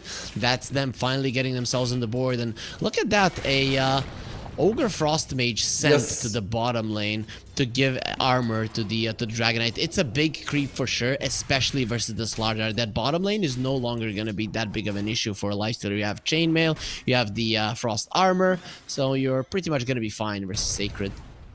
But this is Moose. What's he doing? What's he doing right now? Just going for the Ring of Basilisk. So this is what you want with the Chen is you kind of want the lane to just go well, and you can go AFK farm. This hero loves to farm, so the fact that they're kind of struggling really does nullify this Chen advantage. He's also seen as a lane winner. You know, you get the bzzzt creep and you just win the lane. Exactly, but he did get the lane winning creeper versus the Slardar. It might not be damage dealing, but it makes perfect sense. El Misho gets the Hex off with the Techies being in the vicinity. That is a dead line. He gets a nice double stun. XTS has to use the disruption to actually survive, as there will be a blast off, and Vitaly will do his best to run away. Here comes the Chen from the other side. Divine Favor. It wasn't used, actually seems to be on cooldown and actually loses his life. Michael gonna get slowed down quite a lot with the Blood Grenade. Should be taken out. The creeps do quite a lot of damage. Will now die to the damage of the Luna. Moose though is, he is pretty hard to play against when he does come over. Yeah, I also had the ghost to slow them down. Oh, this would be a great kill for him. I think they've got Lumpy. He's level 6. Got him. He's dead. Takes them a bit of time just because Darkmoor, you know, it is a Mars, it is going to take some time, but well played by Beastcoast. Lumpy might have to be the big equalizer in this game. The side lanes didn't go too hot, but he's had a fantastic game. And is the mid lane tower just gone now? I mean, you don't have the glyph. We talked about that usage to prevent the creeps. Now it seems that usage really does bite the Mars in the backside, as Lumpy and El Misho plus the siege creep, they're gonna get it super low, maybe even kill it. Yeah, right. Tier 1 mid being lost in less than 7 minutes. Big opening for Beastcoast. We often say he's in Darkmoor. He actually hits it once, thinking maybe I should get rid of it myself. Storm getting his mana from the line, tries to dodge the damage of the sticky bomb, a little bit unsuccessful there, but either way, looking pretty good for him. The only one suffering really out of this laning stage is the lifestealer. Everybody else is having a good time. You know who's having an amazing time? It's El Misho. He's already level 5 at this point of the game. I mean, XTS is as well, but the finger is going to be online quite soon for Beastcoast. I think that's a bigger deal than the demonic purchase. PK. Oh well, who's hunting who? That is a dead Slardar, a big deal. He's level 6, he's gonna be slowed down. No more movement speed increase from the sprint, and Lumpy gets the kill. You talked about the Storm being the big equalizer. He really is making enemies' lives hard. You had a good lane on the Slardar, now you're dead. That's gonna be phase boots on the lifestealer, and suddenly you're no longer gonna be able to bully him that much. By the way, Vitaly picks up the Wisdom Ruin. But because he picked it up, the experience goes to the Chen and him, so the line won't be getting as quick of a finger as we thought. That's interesting that Vitaly felt he needed it that badly. Well, in the meantime though, yours is tanky, but that's a God of War.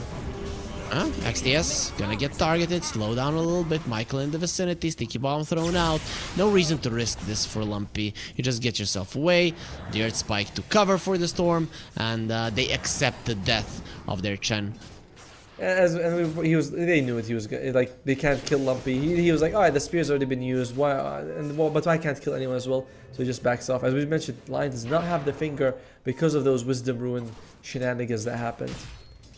It's kind of crazy how much of Dota is like one decision snowballs into another. If he had the finger, they might have considered like going for someone, bring him down. Lion just fingers him and gets a kill. It would be 1-for-1 trade. Now, looking at the network, all three of the cores ofEsterbacks are at the top of it. They are again gonna be playing with El Misho and Lumpy. Michael looking very much dead. Actually, Blastoff's away. Lumpy doesn't have that much mana to work with. Lifestealer coming over. Will infest El Misho, saving his life, and now slowing down Sacred. Actually, you're not saving the life versus those bashes. They really do pack a punch. Mike in some trouble. Storm in the vicinity. He's marked as well. Moose is coming over. They don't have the demonic purge, but are slowing him down quite a lot. Here comes Vitaly, and they should be able to cook down this fish. Lumpy has a lot of armor. Those remnants really do a ton of damage. XTS next on the menu. Lumpy is on a killing spree, but they did lose Spike. Dying to the Shadow Poison stacks is a big deal there versus the core of Beastcoast. It's in the 1-for-1 trade. I think you're actually okay with that for Starbacks. They've been getting these stacks off. Look at the Luna. She's already number 1, and she's probably going to be further ahead once she goes and farms these stacks. She's way better at taking them than the Lifestealer, especially because he's got no accelerator like the Magnus with him. And yeah, just stack this one. Boom, go back. That's going to be a quad stack when it's ready. It is Huge. It is huge, and of course, you know, the triangle also has like multiple, like triples and quads. Here we go, Michael. Nice, usually this on. Yep, very nice usage of the reactive taser. Just being level 1, he doesn't allow the storm to do the damage, and it's weird that the spirit of the storm, he's literally lightning itself. He gets dazed and then he cannot attack. I was like, I'm sorry, guys. Dude, I thought El Micho was gonna be level 6 at like 8 minutes, you know, but the fight bottom, he loses his life, so he doesn't get any XP. And I know I've been harping on about it so much, but usually this is one of the reasons you do pick line. That early finger gets you a few kills, so you can your team's online. As Vitaly, he's gonna be offline. Nah, he's dead. The blast off, right click damage plus all of the spells. It's more than enough damage. XTS actually gets the kill. 6-9. There's of kills there between Beastcoast and Starbacks. Only 1k gold lead, however, and it's mostly a difference between the Luna and the Lifestealer, which can transition to something big in this game. Definitely a very good kill score. Excellent kill score right there. Lifestealer, is he going to go for what we expect? Yeah, it is going to be the Radiance build, but with the way the game is going, you're not going to feel like, oh yeah, I infest, you know, Storm or Dragon Knight that we just crushed our Granite Golem. This push draft is not incredible. The Chen is barely ahead of the Shadow Demon, which is, again, another problem. Chen's usually like almost a core in their net worth. In this game, not so much. I mean, almost a Lifestealer core, but that's not good in general. That's the sort of the bad. It's more like Lifestealer's almost support net worth than the other way around, to be honest. Still doing its job, right? The Lifestealer is defending the bottom tower for a very long time. True. This is kind of what this hero does, and he decides not to go for an armlet. Once the Radiance, this is going to increase his farming potential by quite a lot. So, yeah, he's not having a game currently, but it can change in the near future. It's also risky though. We always see the armlets being picked up so that you have some value in fights, and it does help you farm a little bit faster. But he's like, I'm so behind. If I go for armlet and to Radiance, we miss our timings. I have to go straight up Radiance and just you know, focus on the infest. Slaughter's got a cool item. He's got Mask of Madness first. This, you know, he loves the attack speed that you get from it. Just can perma-bash with it. I like it. It's really cool. Okay, Pyke, it's time to bail from this lane. You are not tanky enough to survive the enemies. He doesn't see anyone on the map. Look at the line and his positioning. If Pyke shows himself here, yeah, he's gonna die. Yeah, I can't believe that he's doing this. Okay, actually, he might just be baiting. His team is actually ready. They jump in with the blink onto the Slardar. Pyke going for Sacred, and actually, they're going for XTS. They just wanted to see the Shadow Demon in the finger. We'll finish him off. El Micho gets the Hex. He turns the fish into a fish. It is a little smaller, but so easier to cut down. As now the Luna turns around. Kotaro is here for a fight. The Storm is dead, but Pyke still staying alive. Buyback from the Slardar. Now going for the Luna. They know that it is a problem if the Luna dies. Kotaro is so strong. He's not strong enough to double stun from the line, and the Dragon Knight gets the kill. Now Sacred gonna be stunned up with the 2 buybacks. They're still not winning the fight. At least they have to get the star. El Micho will have the stun fairly soon. I don't know if you can chase him down. He does have the Hex. There is the stun as well. Earth Spike keeping him at bay. Beautifully done by Beastcoast. They lost their 2 cores, but they definitely won the engagement. Oh yeah, for sure. I mean, the fact that they bring down Kotaro, Kotaro comes in. This is supposed to be he's supposed to be farming right now, getting stronger, but no, he's forced to join these fights, and they buy back on Sacred. We were just saying Sacred's having a good time going for Mask of Madness. He was almost 1,500 gold. He's now the same as the Lifestealer, which is kind of bad for him. You know, you were expecting fast blink dagger and a lot of, you know, value coming out from this Slaughter. Very unfortunate situation that team fight just now.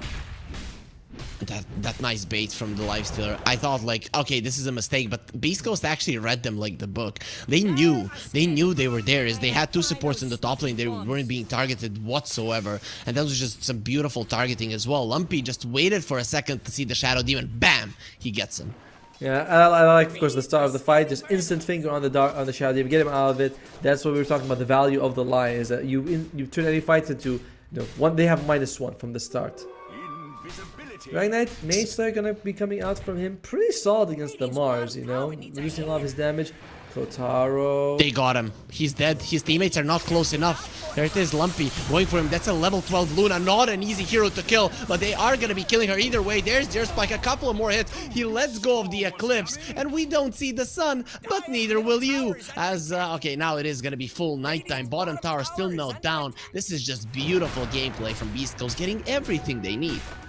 Love that rotation. We're gonna have Finger Fairy. They didn't even need to use a Finger for that. It's like, alright, we're just find the Luna, we're gonna kill him. Lumpy has been, as we mentioned, the big sort of equalizer. The side lanes didn't go too well, but he had a fantastic time. Slaga, a bit hard to bring down. That's a dieback. I mean, with the finger, it's pretty easy to kill a Moose. Also, with all their creeps, they're gonna be going for more. Nice job by Vitaly getting the bonus. And Beastcoast just getting more and more out of these engagements. Finally, they lose a tier 1 on the bottom lane, but at the cost of 3 really important heroes. Estar Baxman, absolutely falling apart. And to be fair, I don't think that this should be happening. I know that there's a strong push line from Beastcoast, but it's actually the pickoffs that are killing them. It's like they're, oh, we're pushing so hard, they have no chance to fight. It's like, nope, you just seem to be losing kills left and right here. That buyback from Sacred, look at his net worth. This is what I mean. He's barely ahead of the Chen. Barely ahead of the Chen. Misho in a pretty uncomfortable position. He'll die. There's the disseminate on him. Actually placed down the ward before dying, and I don't think it was spotted. No. So that's actually quite a nice ward if it doesn't get taken out. No real reason to be there, but it's fine. PK is getting close to that Radiance, and that's when you're going to have your big timer. Wow, Shadow Demon first item Blink Dagger. Not bad, of course. It's a very solid item, but he's like really emphasizing the saves in this game. He's like, I do not want someone to be focused down. If PK shows himself, the Shadow Demon is pretty good.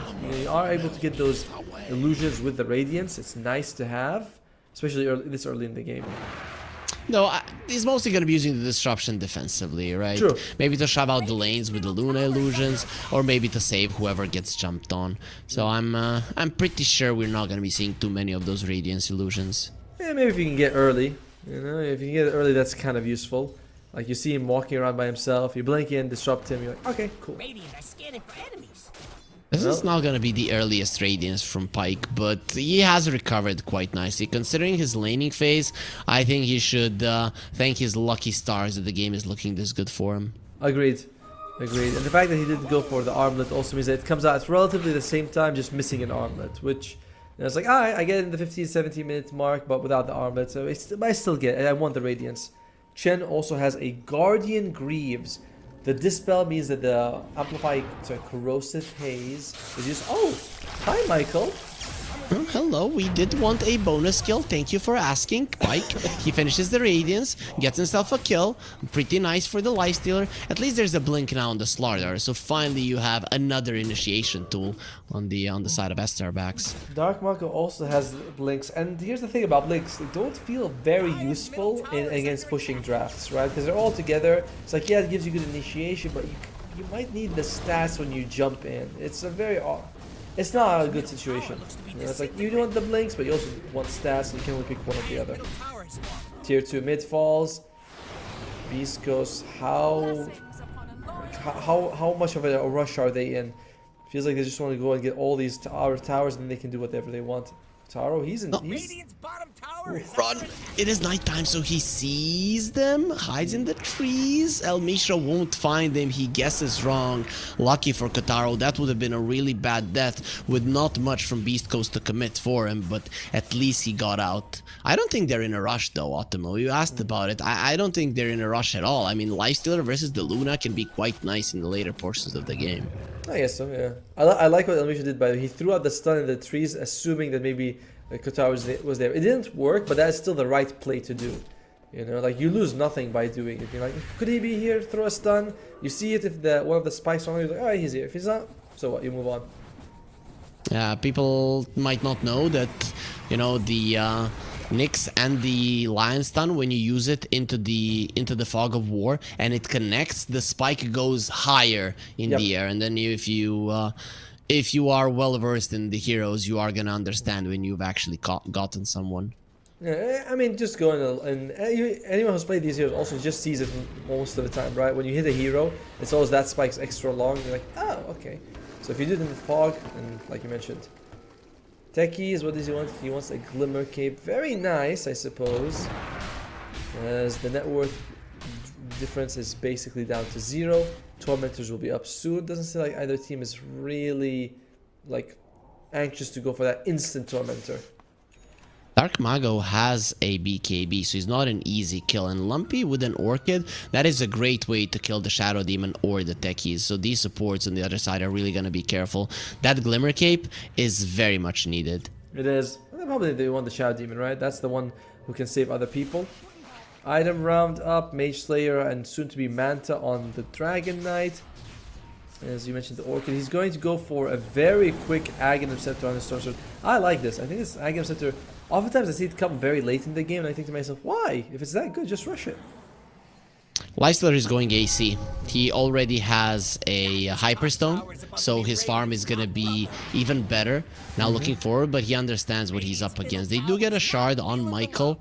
I guess you would have preferred it on the Shadow Demon, but neither of them have like perfect shards. And for the Rain side, they're also going to go for theirs. They would like to get both shards are really good. They get the Chen one, so you can start getting some of those ancient creeps. There's a black dragon there. He's like, yeah, give me some of that. I like me a black dragon. Yeah. He can get 2 as he is level 12. For people that don't know, every upgrade of your ulti is another ancient creep that you can grab with the shard on the Chen. So he can get 2 if he wants to, which is a big deal. Lifestealer is not high on HP, so maybe getting that Granite Golem wouldn't be too bad. He's got like 3 aura creeps. The Wolf, the Satyr Heal, which is pretty nice. You know, you get 7 health regeneration. Not bad at all. Not bad at all. I like that one. Look at he's defending towers with these as well. Pretty cool. You know, bottom lane. People are here. Tech is caught. They need the disruption to save him. Actually, will survive himself. Not a lot of mana on Lumpy. Enough to escape. However, I have no idea how he ended up on that bridge there. They are for the dive side. There's like, let's smoke up. Let's see. Roshan is on the range side. We could go for it. This could be a scary moment for Beastcoast. They also smoke up. So both teams getting ready for a big rumble. Yeah, but 2 9-second BKBs on the other side. Dark Mago will be going in a huge arena onto the 3 of them instantly. Hand of God will be used into the backlines. The Techies will be going down, and they're looking towards the Shadow Demon as well. They have the damage to bring him down. The 2 supports are dead, but so is the Dragon Knight and the Chen as well. But look at that. Sacred loses life. Dark Mago no longer has a BKB. They started off the fight with a double spear. There will be a pull in a second. Lumpy getting close. He's not going to be close enough. They do survive, but there's 2 9-second BKBs down the drain. 1 buyback from Vitaly, but Roche into the hands of Beastcoast, and pushing lineups with an Aegis, they become extra scary. To be fair, Dark Mongo did so well in that fight. He jumped in. He has the shard, so he was able to catch both the Dragon Knight as well as the Chen. But the Chen has Greaves.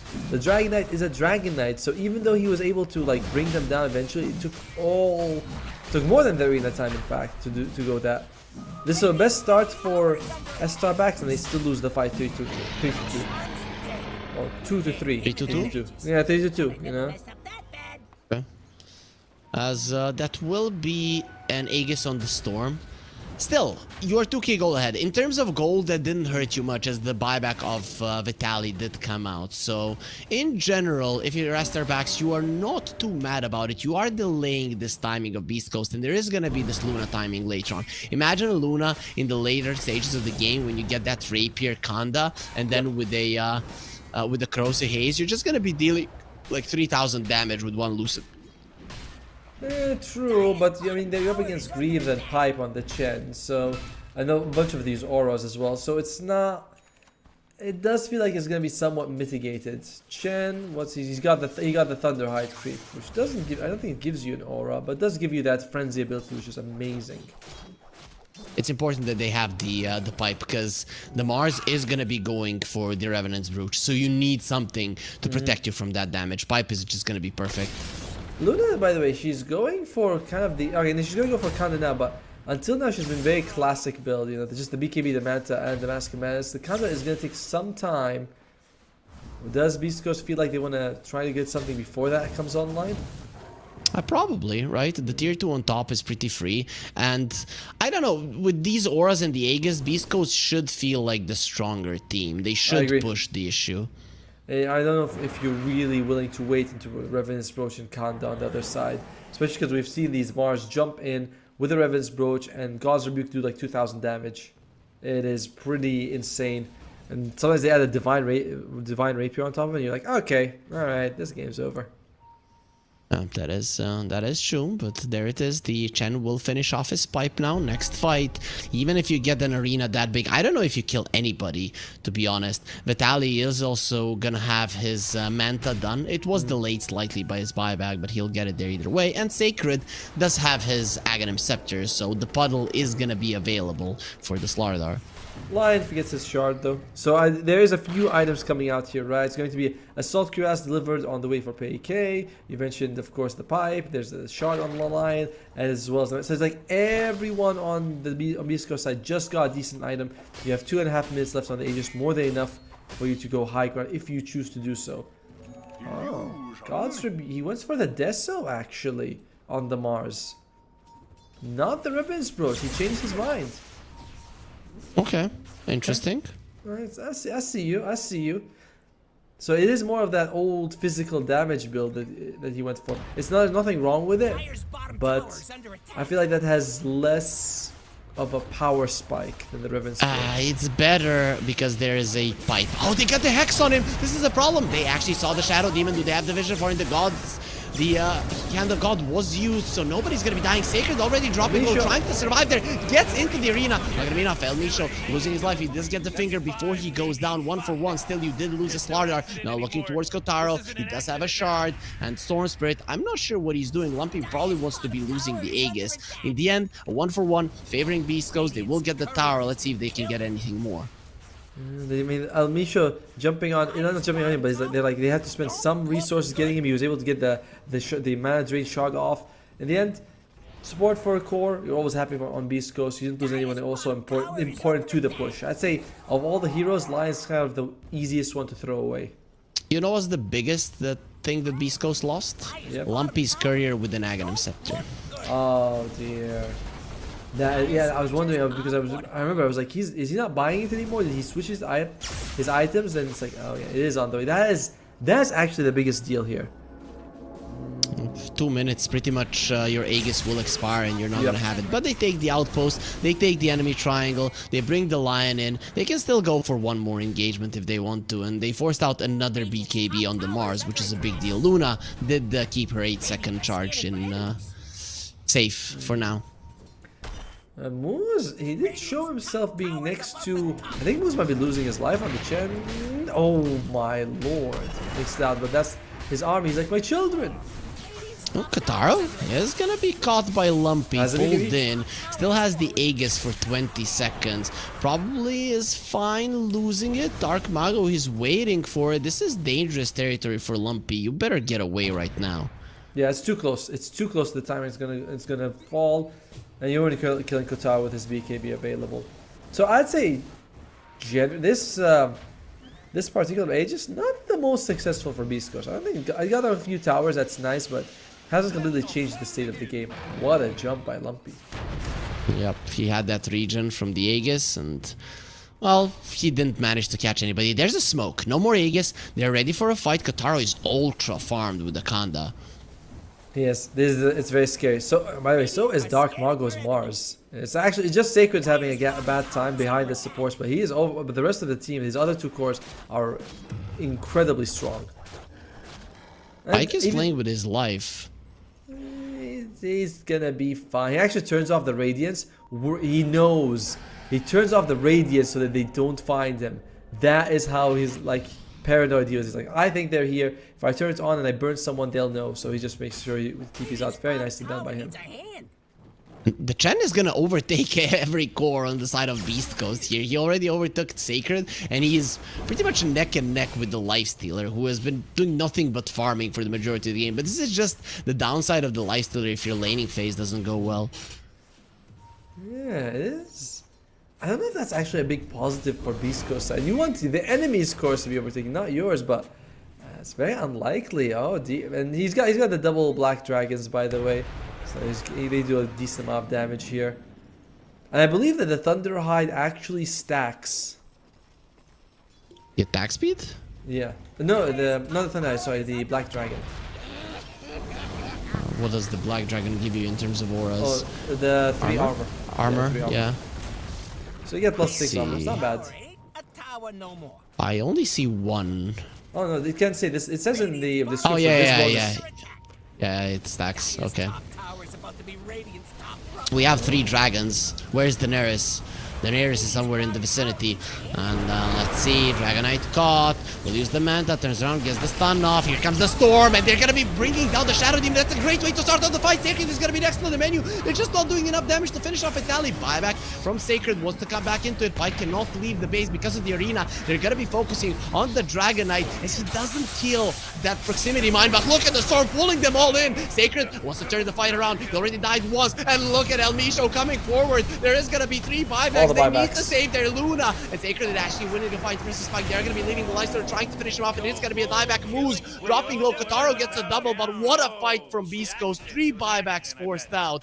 And you still don't get that many heroes. I believe it's actually 4 buybacks. I'm seeing everyone except Kotaro use his.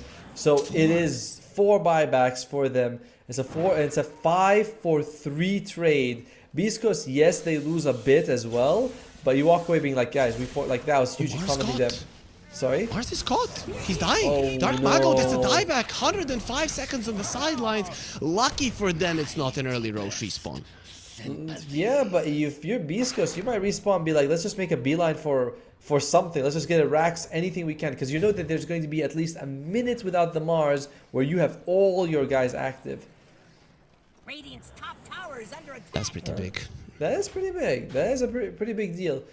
I do like that Starbucks kind of committed to saving Kotaro, to making sure he stays alive, and they had to use their buybacks for it, but losing the Mars after, that's a big deal. Sacred's fine, because he died in the fight anyway, but... Poor Dark Mago. Lumpy. Oh.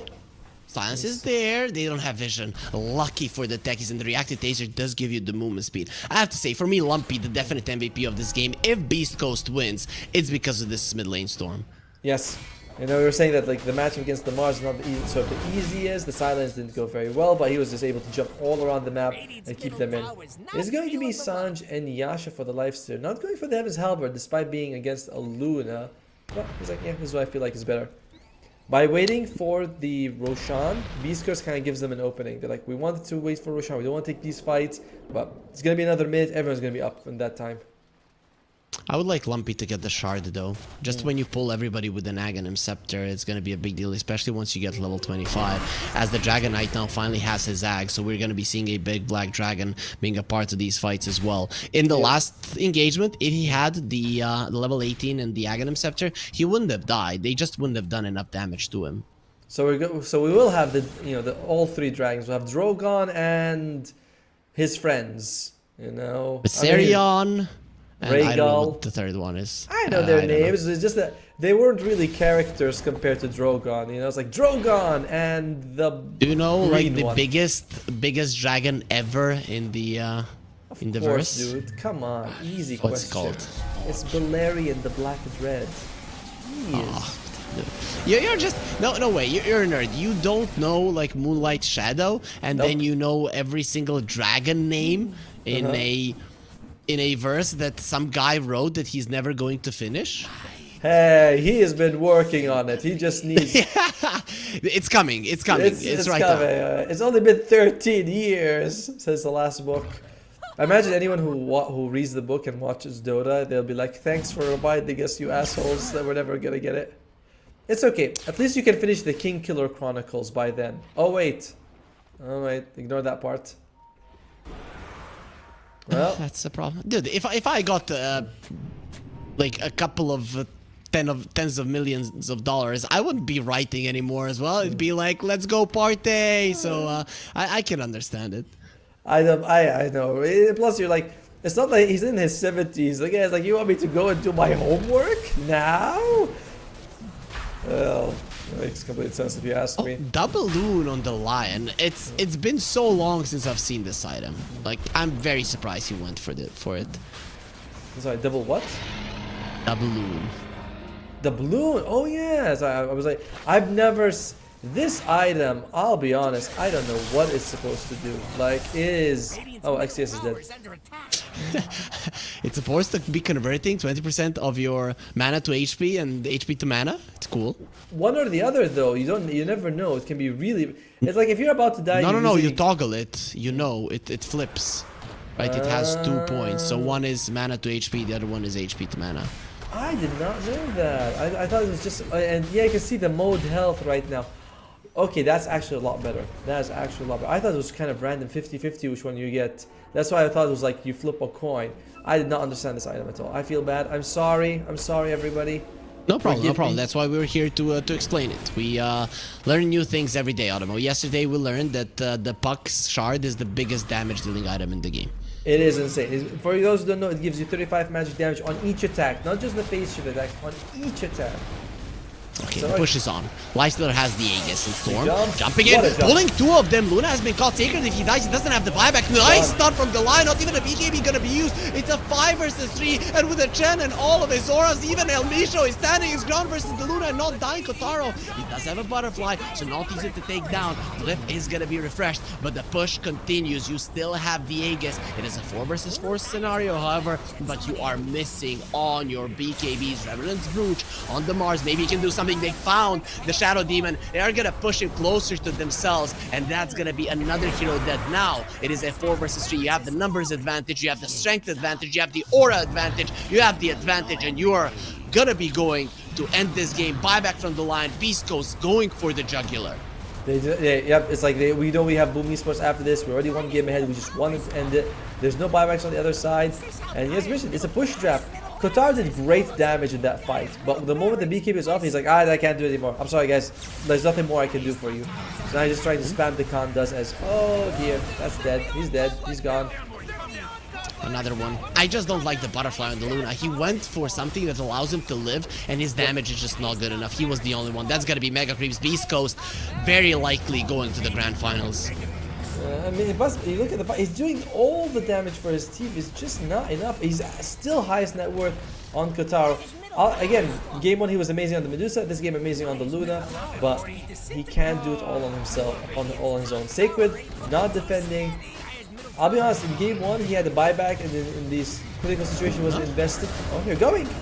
There, Arena. Luna has the rapier. He bought it right now, so he wants to fight. Now turn it on to Vitali. Finally, the damage will be done. And Lifestealer infests him. He disarmed him through the BKB. He's just not attacking. It's only the Lucent Beams. Now he's going to be brought together. And the Lion coming in with the finger, making sure that Beastcoast are going to be going to the grand finals, where they're going to be facing Boom Esports, who eliminated them out of the upper bracket yesterday. It is time for revenge. Beastcoast, they are fired up after this. That was super good. Yeah, I was looking at Peike. He's by the Sanjin Yasha, and I was like, that's interesting that you don't mind Helvet's Halberd against the Luna. But little did I know that he was 3 steps ahead of us, already thinking of getting the Aghanim Scepter to counter the Luna. Really well played. I like that Kotaro went for the Divine Rapier. He was like, this is all in. Let's try it.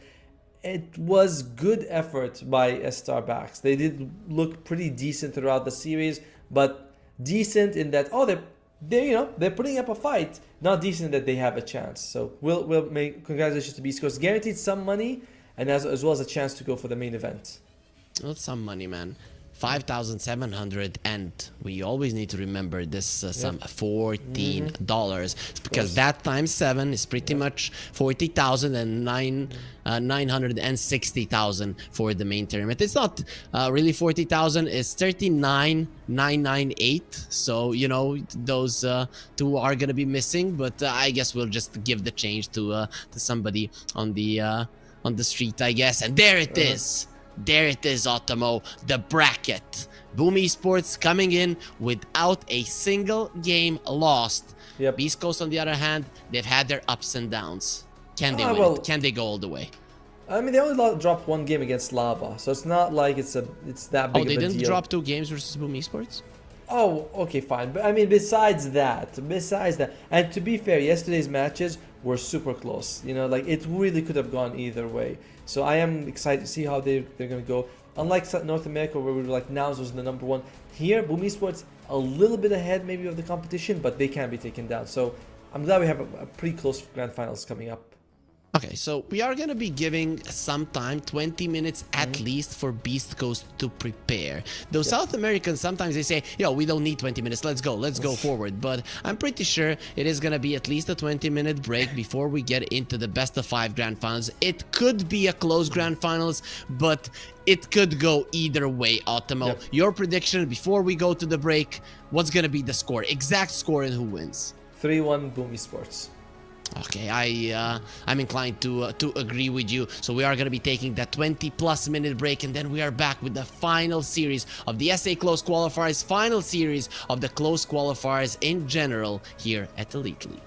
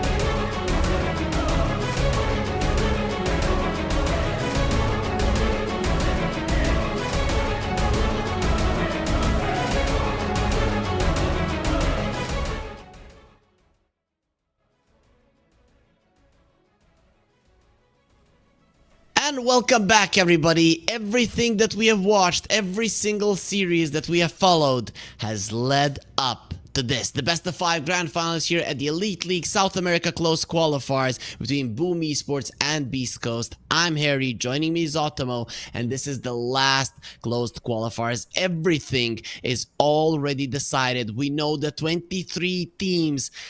And now we are going to be finding out which is going to be the 24th Otomo. You and me both agreed on Boom Esports. We agreed that they should be taking a series. We even agreed on the score that it's going to be 3-1 for Boom Esports. Why do you think when a team is a favorite that they usually give up that one game? I mean, because the favorite, it's not that much of a favorite, you know? It's like they are ahead, but we can see that they could drop a game. Beast Coast, they come in hot. Boom Esports might just, drop the first one, then make a comeback. I just see it as that they're fairly evenly matched. Boom is just a level ahead, so they're probably going to be dropping at least one game. And that's how I see it. And Beast Coast is PK, Lumpy, Vitali, Elmisho, and Moose. 4 of these are official members. Elmisho is sort of standing in for the team, but unofficially, he's basically trying out. You know, if Beast Coast makes it through, they'll be like, yeah, Elmisho, you're in the team. Congratulations. Okay. As Beast Coast immediately start off with a tiny. Boom Esports. Boom, sorry. Boom. Okay, but a question, Ultimo. You are from Southeast Asia, right? That's where you are currently. So you probably have some connections to Boom Esports, as this organization did start off in your region. Are you a little bit biased? Are you cheering for them? Maybe not gonna be showing it because you're a true professional, but do you think there is some bias coming out from your side? Honestly, no. Like, while I have met like Ohio and Mushi, we went to the Esports Award show recently together. That was like at the end of last year. We've had a few interviews. Like, they're very nice people. And Boom Esports did send me a shirt once. That's also kind of cool. But yes, I like the organization. I wish them all the success. But do I come in thinking that influences my opinion of the game? No, it doesn't. It's Boom Esports just has looked better overall. They've only been second place in the scene because Heroics has been not crushing it, just beating them in all the qualifiers. But this is a good chance for Boom to make it to a big tournament, get some money, get some exposure, get some practice. Just a little bit thing for Boom Esports. If you send me a shirt, I'm getting my pom-poms out. So I'm not going to be a traitor like Otomo. I am going to be cheering for you guys. 100% you're going to be hearing bias. Oh, Illich, the best player in the world. Pakaz as well. Let's go. Tiny, this is such a great opening versus Beastcoast. But I still haven't gotten my t-shirt. So these are going to be quite standard first picks for both teams. Yeah, I do like that Boom bans out the Chen in the second phase. They're looking at it, they're like, all right, you guys picked in the previous game. We are seeing the Chen slowly, very slowly, snail pace, creep its way into the meta and the South America scene. And Boom Esports recognized that. Moose had a very big impact with this here in the previous series. So, well, previous game that they just played. So, let's get it out. Mars versus Tiny. It is a flexible Tiny pick. Can be mid or position 4. Okay, I'm wondering, because I usually see it like, oh, Dark Mog or Kyria is playing it here. It's like, I don't know. I haven't watched a lot of Boom Esports to see them pick the Tiny. I don't believe they have. Actually, no, they picked Tiny a decent amount. Okay, my bad. And how is it looking? Is it mostly they want it in the mid lane, or do they prefer it as a force support? We have seen a couple of off-lane Tinies as well, which, I mean, it's not out of the question. We've seen a lot of mid laners just swap over to the off-lane and still do pretty much the same thing. They picked it in this tournament once as a mid. That's it. So it's not like, again, it's not showing up that much for them. It's a very small sample size, so it could go either way. Beast Coast, one thing that you have to be worried about is if they go for the Faceless Void and Phoenix combo. That's something that they almost won with yesterday. So that's something to be worried about. Yeah, for sure. Boom went for it. My bad. Boom went for it. They crushed them yesterday with it. Panda is arguably one of the best Phoenix players in the world. I was shocked at not shocked, but I was mega impressed by his performance yesterday. And you should all see that game if you like Phoenix. Right, we are gonna count him as the best Phoenix in the world from just one game, or did you see him multiple times? All right, from that performance, he looked incredible. Let's just go with that. I may have over-exaggerated a little bit. To be fair, no one's really playing Phoenix this patch because of the Shiva's guard, so not much competition for him. I guess that is That is somewhat true. We are seeing it from time to time still come out. As there will be a Techies coming out from Beastcoast. That is a very strong double off lane.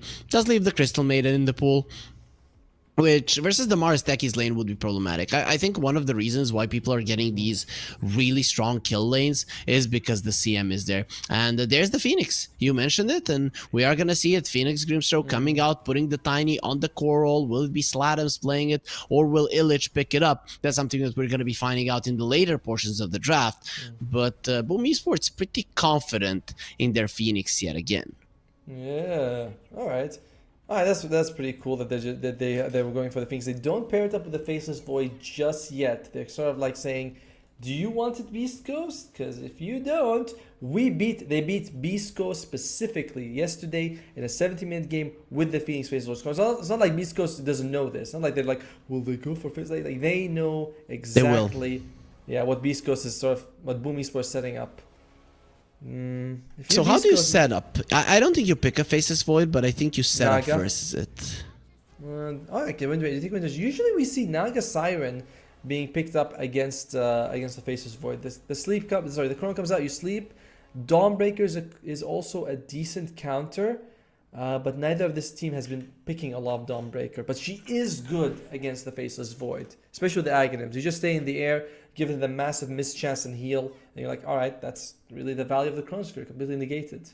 The thing is, Naga Siren kind of sucks versus the Phoenix, at least when it comes to team fighting. So they'll go for the Venge. Okay, that's preparation for the Faceless Void for sure. So I like it. I would still go for it. I really wouldn't mind it. Same. It's like if you chrono 2 or 3 people, it doesn't really matter that you swap. Plus, if you swap one of them out, you put yourself inside the chrono. So it's not like, you catch 2 people, Venge saves 1, you're like, okay, I guess I still got 2. Like, kudos to you for that. So we'll see. Boom Esports, they don't think the Faceless Void is getting banned against them. There's no way it's going to survive another phase. Of course, they take it. Makes complete sense. Oh boy, Beastcoast, they've already went versus this once. We'll see how well they prepare. They had to prepare for the lower bracket series as well. Okay, let's talk a little bit about fatigue. 2-0 for Beastcoast, quite quick as well. Yes. Less than 40-minute games. Is it gonna impact their performance at all? No, not really. I think that it's a quick 2-0. These guys, I see teams all the time when a player is looking for like advertising themselves. They're like, I play 20 pubs a day, and that seems insane. So you get a quick 2-0, there's no impact on the players. I can't imagine there would be. But very true. Very, very true. It's hard. Though competitive games are a little bit more taxing. Definitely.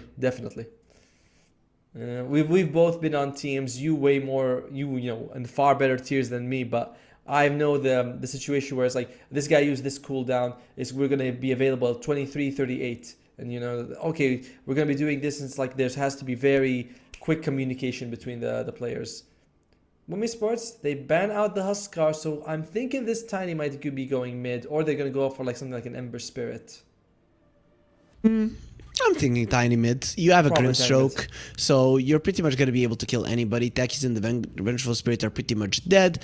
Wind Ranger, even that hero is going to die. I mean, we've seen so many Kanda Tinies bring down even the tankiest of heroes, and Beast Coast, they don't really have a lot of them. Mars, you could put in that category, but the way that people are building him recently, he's not really all that tanky.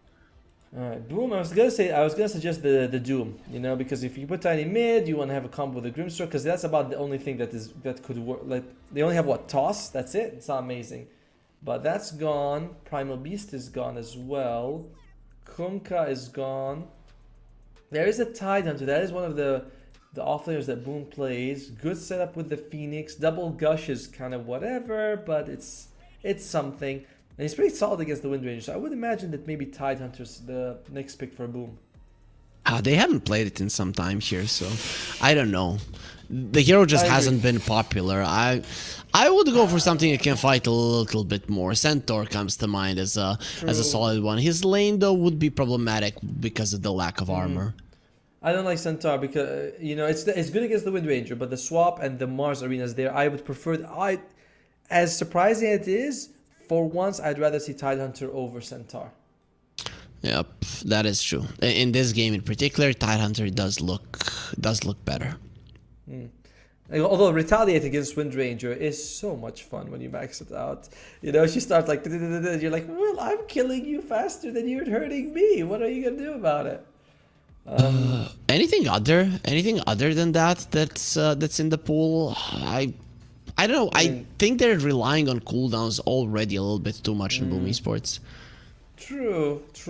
Although Beastcoast, when they're without, I mean, they are low cooldown heroes relatively, but they're not very impressive individually, even with all their spells available, if that makes sense. You know? Like, when Phoenix has an egg, that's huge. When Beastcoast, like, what? When Techies has his ulti, Vengeful Spirit, Wind Ranger's kind of meh as well. I think it's Tidehunter. They go with the Brewmaster. Okay, they need I was looking for a big melee frontline team fighter. Brew's fine. Brew's also really good.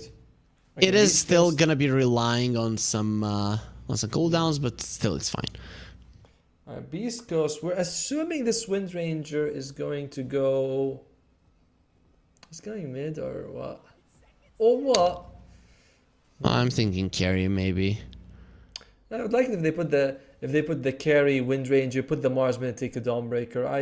I want to say Dawnbreaker or an Enigma or a Naga Siren if you put the Wind Ranger. I agree with you that Naga Siren though is garbage against the Phoenix and even worse against the Brew, by the way, because of the split they get. I want burst. Okay, yeah. That's at least physical burst. So they put the Wind Ranger to the mid lane. I don't know. I'm not feeling this Beast Coast lineup. Like your Warcry gets purged off.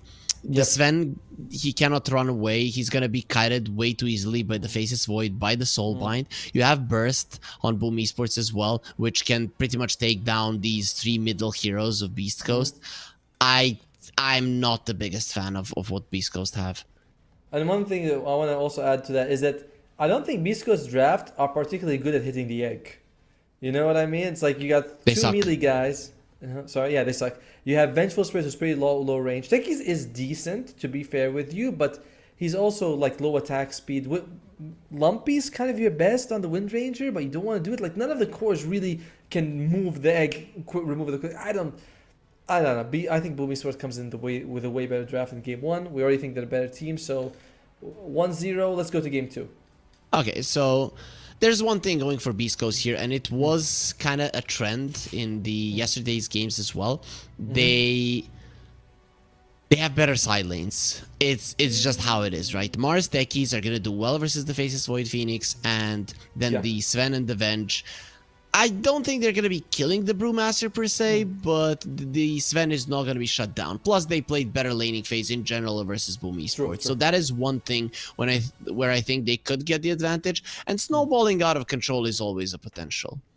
And when we talk about that, when you are snowballing, you do want the low cooldown draft. You know, you do want to have that Venge and Techies who can sort of fight all the time. Wind Ranger with their ultimate Force Fire is very low, so that is good for you then.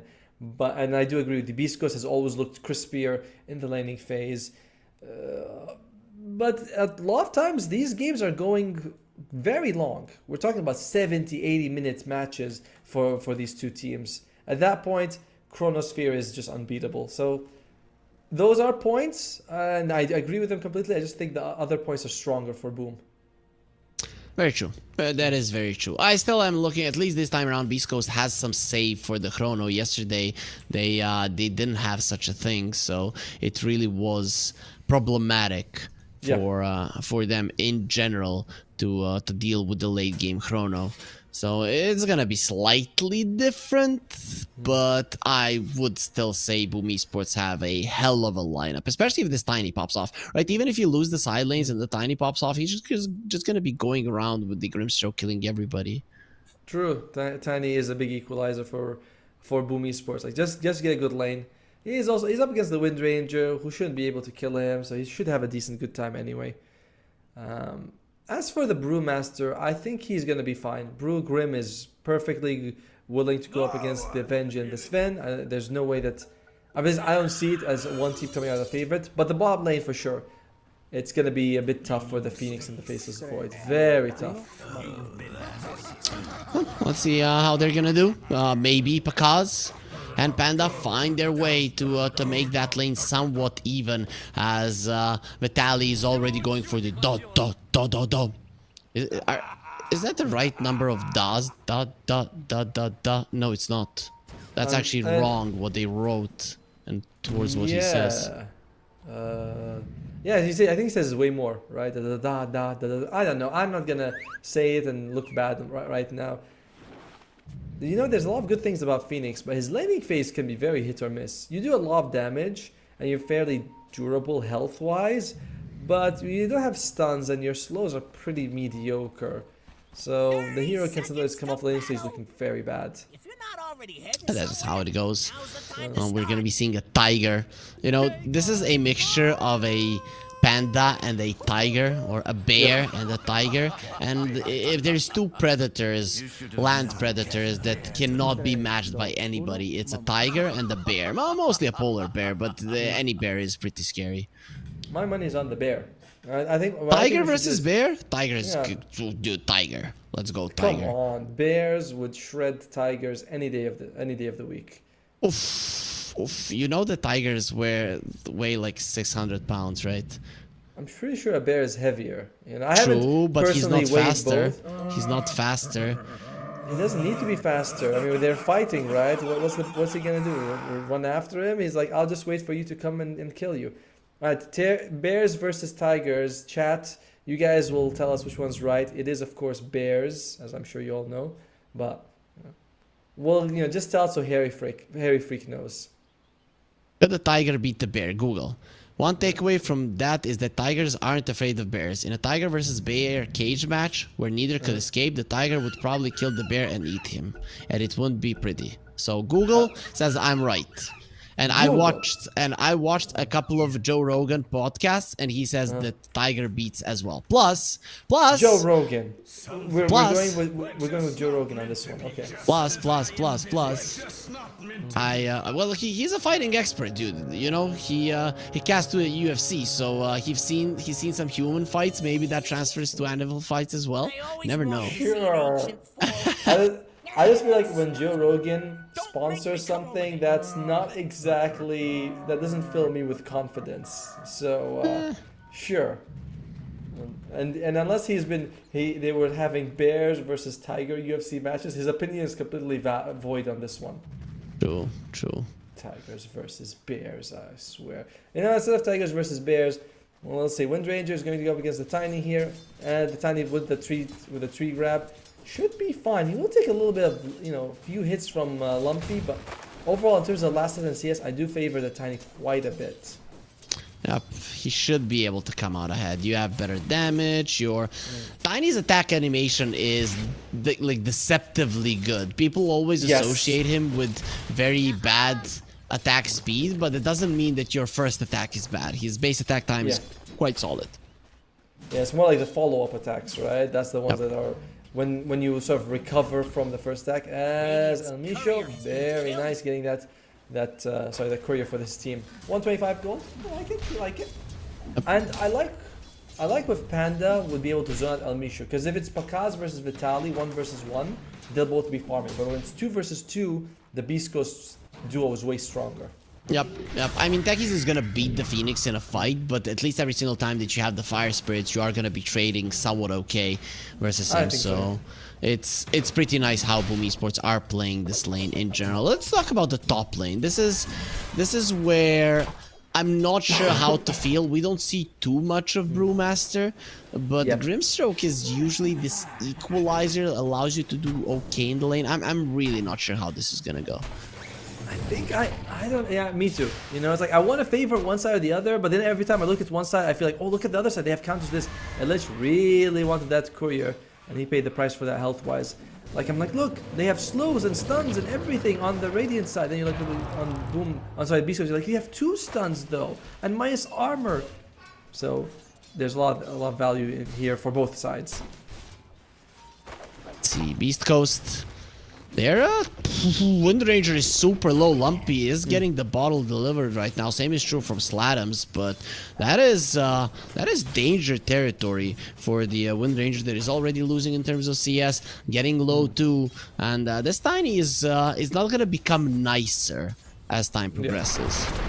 And when you are a ranged hero, you want to get closer to actually like your attacks. So your attacks take less time to travel, making it harder for them for the melee guy to deny. But that also puts you in range for the avalanche. So not great. The bottom lane, it's actually pretty. So far, it's even, which is a win for Boom. Yep.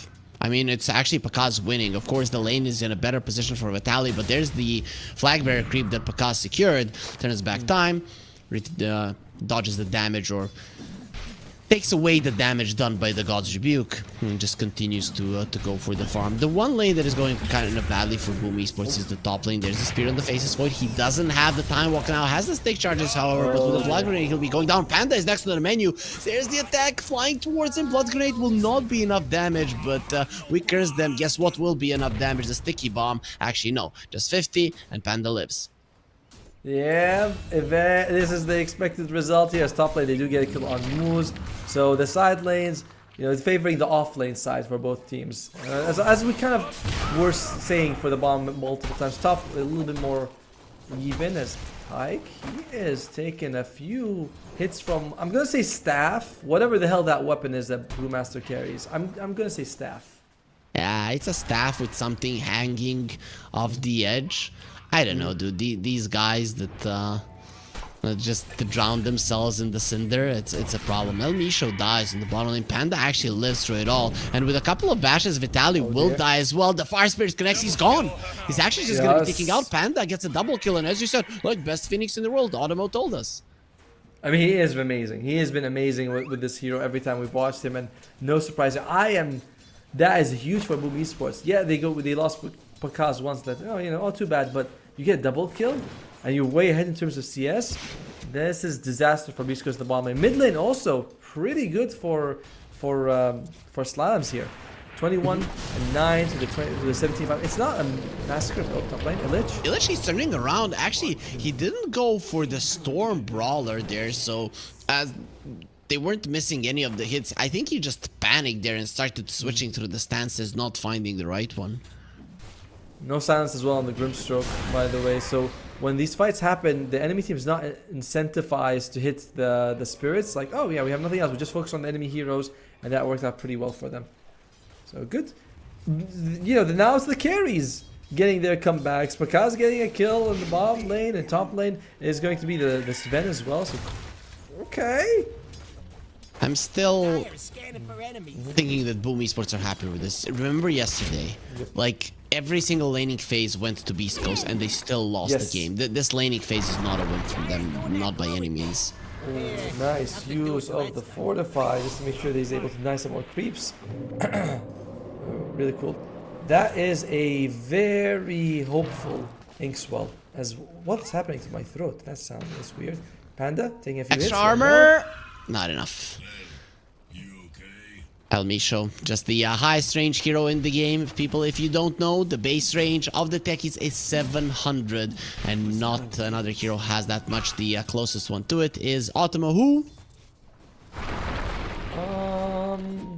I don't know. Someone 675, maybe the Lina, I think. Yeah, Lina 680. Sladam's in a lot of trouble. He turns around on the on Lumpy, trying to kill Lumpy at least to change the outcome of this with the Inkswell on Panda. Lumpy's actually gonna die. Take him out. Panda gets a kill there. He's taking a lot of damage with the minus armor, and of course, high ground miss. It's always gonna be on the in there. El Misho quite unhappy with that. Wouldn't have gotten him the kill though. Yeah, nice rotation for Boom. Again, being equal, but on the same time, Beastcoast, Lumpy was a little behind, so being able to kill Slams first is nice for him. So both sides walk away with something in the pocket. As you can see, the carries at the top, then everyone else is kind of close to each other, except El Misho. That's techie he's rich. We call him Mr. Moneybags. Okay, if that's the case, I didn't know that, but okay. Mr. Moneybags is having a lot of gold there. He's very close to all of the cores. If you look at it, we'll see how much that works out for him. But Windranger, Brewmaster, and the Tiny all pretty much next to each other, and the Mars is somewhere in there as well. looking at Phoenix. He isn't rushing the Tranquil boost just yet. He'll be able to go for it eventually. Top lane. Oh dear. Ooh, but that Inkswell, it really did so much damage to him. Stormhammer on Illich, they finish off moves. And here comes the Nice Sunray with the heals. El Misho is going to be going down as well. Illich gets a double. That's going to be almost level 6 now on the Brewmaster. As, oh, what a snipe from Lumpy. Knight with an arrow through the heart. Just falls down and dies in the river. Reminds me of old movies. Focus fire, another power shot. Lumpy is amazing. Tower's in trouble. He turned what was a pretty bad situation for Beastcoast into a very even trade. They lost Almisha. I was like, oh, that's really good for Boom. You know, you get the highest, this highly farmed support, but no, they lose 2 right after. As Slabs, he walks in, but I don't think they have enough damage to get it. We'll be fine. Just runs himself away. Beastcoast, if Lumpy didn't make that play, this would have been a disastrous start for them. But Lumpy pretty much did win them the second game versus Eastarbacks. So he's definitely on a roll today. He came to win and go to the main tournament. We'll see if the team follows. And I like what Illich started off with the Spirit Vessel. Sometimes we see a lot of vessels go for, like, you know, the hand of Minds into Radiance, or just straight up Radiance. He's like, nope, I'm gonna get a Spirit Vessel. Spirit Vessel, particularly good this game. There's no dispels on the enemy side naturally, and you know, there's a decent amount of high health heroes, so I really like it. That's exact. In terms of net worth, Beastcoast slightly ahead. It's of course because of the stackies. Slatams rotating the first hour of the game in favor of Boom Esports. Slatams is going to be very happy with it. He already has the phase boots, and of course Blink Dagger will be on the way if everything goes correctly. 11-12 minutes in, the Tiny will have it. And sometimes we see them go for like Echo Saber, but the phase boots to Echo. Oh dear. Oh, what a rotation. Avalanche tossing swell as well. They don't really need the Chrono. Knight gets the kill, unfortunately there. Slatams tried with the 3 toss to get it for himself. I like core players. They all, you can always tell. They're like, unfortunately, the support gets it. Like, I'm not a core player. I'm not a core player. Then, I just understand just how important the Tiny Blink is. It's the biggest timing of Boom Esports. You know what's also a big timing? Grim getting a kill, because it's good for him. I mean, it almost never happens, though. Grimstroke is not the type that gets the kills for himself. So I guess Lumpy getting targeted. They go for the split, cancel the TP. They also have the dispel, so no wind run for you. And Lumpy will just burn down. El Misho died on the other side of this engagement, and Lumpy will get taken down by Illich, who is now on a killing spree. This Brewmaster, it's really popping off. Then the Great Egg, by the way. He completely trusted his ally to transform in time and get the rock off. And that's exactly what happened. That's why they were able to kill them. Because you look at it, like, you guys don't have stuns unless Illich transforms, and the TP came in pretty decent time, but Illich was really quick on it. And Misho teleports in. There's 4 enemies here. It's a bit risky, but Mar, they want to fight this. Yeah, at least they're gonna be getting Illich. Very unlikely that he's gonna be getting out of this one alive. The Faceless Void Hump's over. Time dilation quite nice. He's inside of the arena, can't go through the walls. Here comes the Soul Bind. They really can't move out of this. Double Silence will connect as well. Tried with the Magic Missile. Not gonna be happening. Avalanche quite good because where's the bashes? He's very unlucky, just smacking Pike a couple of times, and in the end, it will be a time walk away.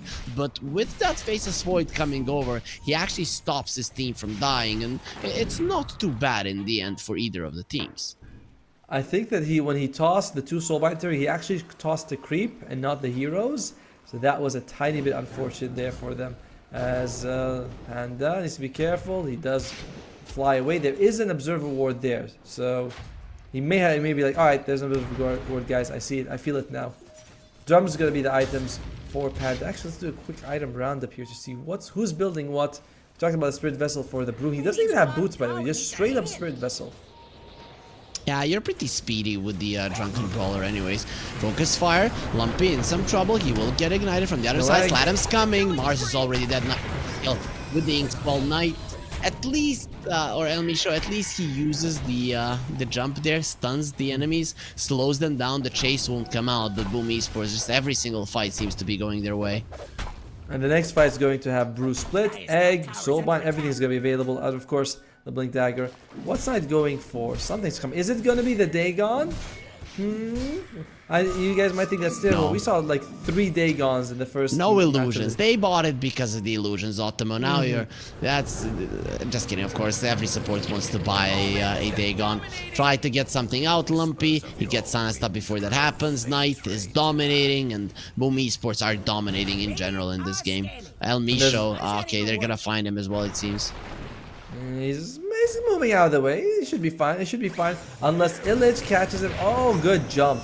Really good jump. Is it good enough? That's the real No, question, it's is they do not. have the split, so diving tier 2s isn't really that big of a problem. The swap will give him the shield there as Illich is still running forward, finishes him off, Slatams, tosses the wrench there as well. Egg, not gonna be used. Split was used, however. Sven in the air, and the dispel a little bit too early from Illich. Now it's time to bail. The question is, can you get yourself out? That's gonna be a big kill. 5 and 2 Brewmaster, and there's the shackle shot of the Knight. They got ahead of themselves. Inkswell on Illich. That's a scary hero to go up against, but with the Sven being in the vicinity, there's the stun. Drunken Brawler, they're actually not attacking him at all, but finally the Cinder Brew will expire and Lumpy gets a double. I mean, firstly, they do have passed tier 1. They're between 2 towers. So, you know, people are going to show up. And secondly, Panda not using his egg.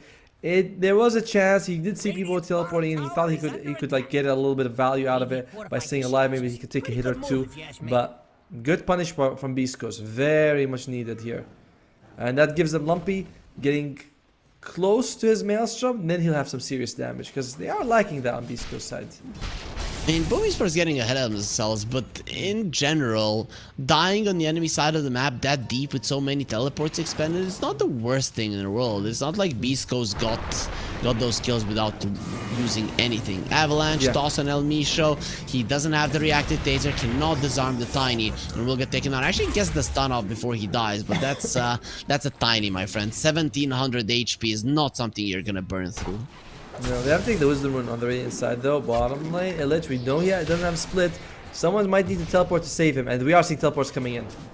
He's way too tanky, even with the focus fire, and here Nice comes the Corona throw, onto the two no. of them. They have the egg as well, but the question is, do you even need to use nice swap out that will allow the Wind Rangers to survive? Not for long. The Tiny comes from the side. There will be a soul bond, double silence, and of course the Venge is dead. Now they cannot move. The egg can be used. Panda, no, he used it earlier actually. Pike running away. Soulbind has stopped. The tree will actually slow down Pike, and Slatams still going forward. El Misho will be in some trouble. Avalanche toss. Sven barely survives. Turns around with the stun. There will be a follow-up spear as Illich comes over to protect Slatams. God's Rebuke keeps him away. Beastcoast, this could have been even worse, and it is pretty bad. I mean, Pakaz with a great chrono. Actually, Panda's egg there was a little too on the edge.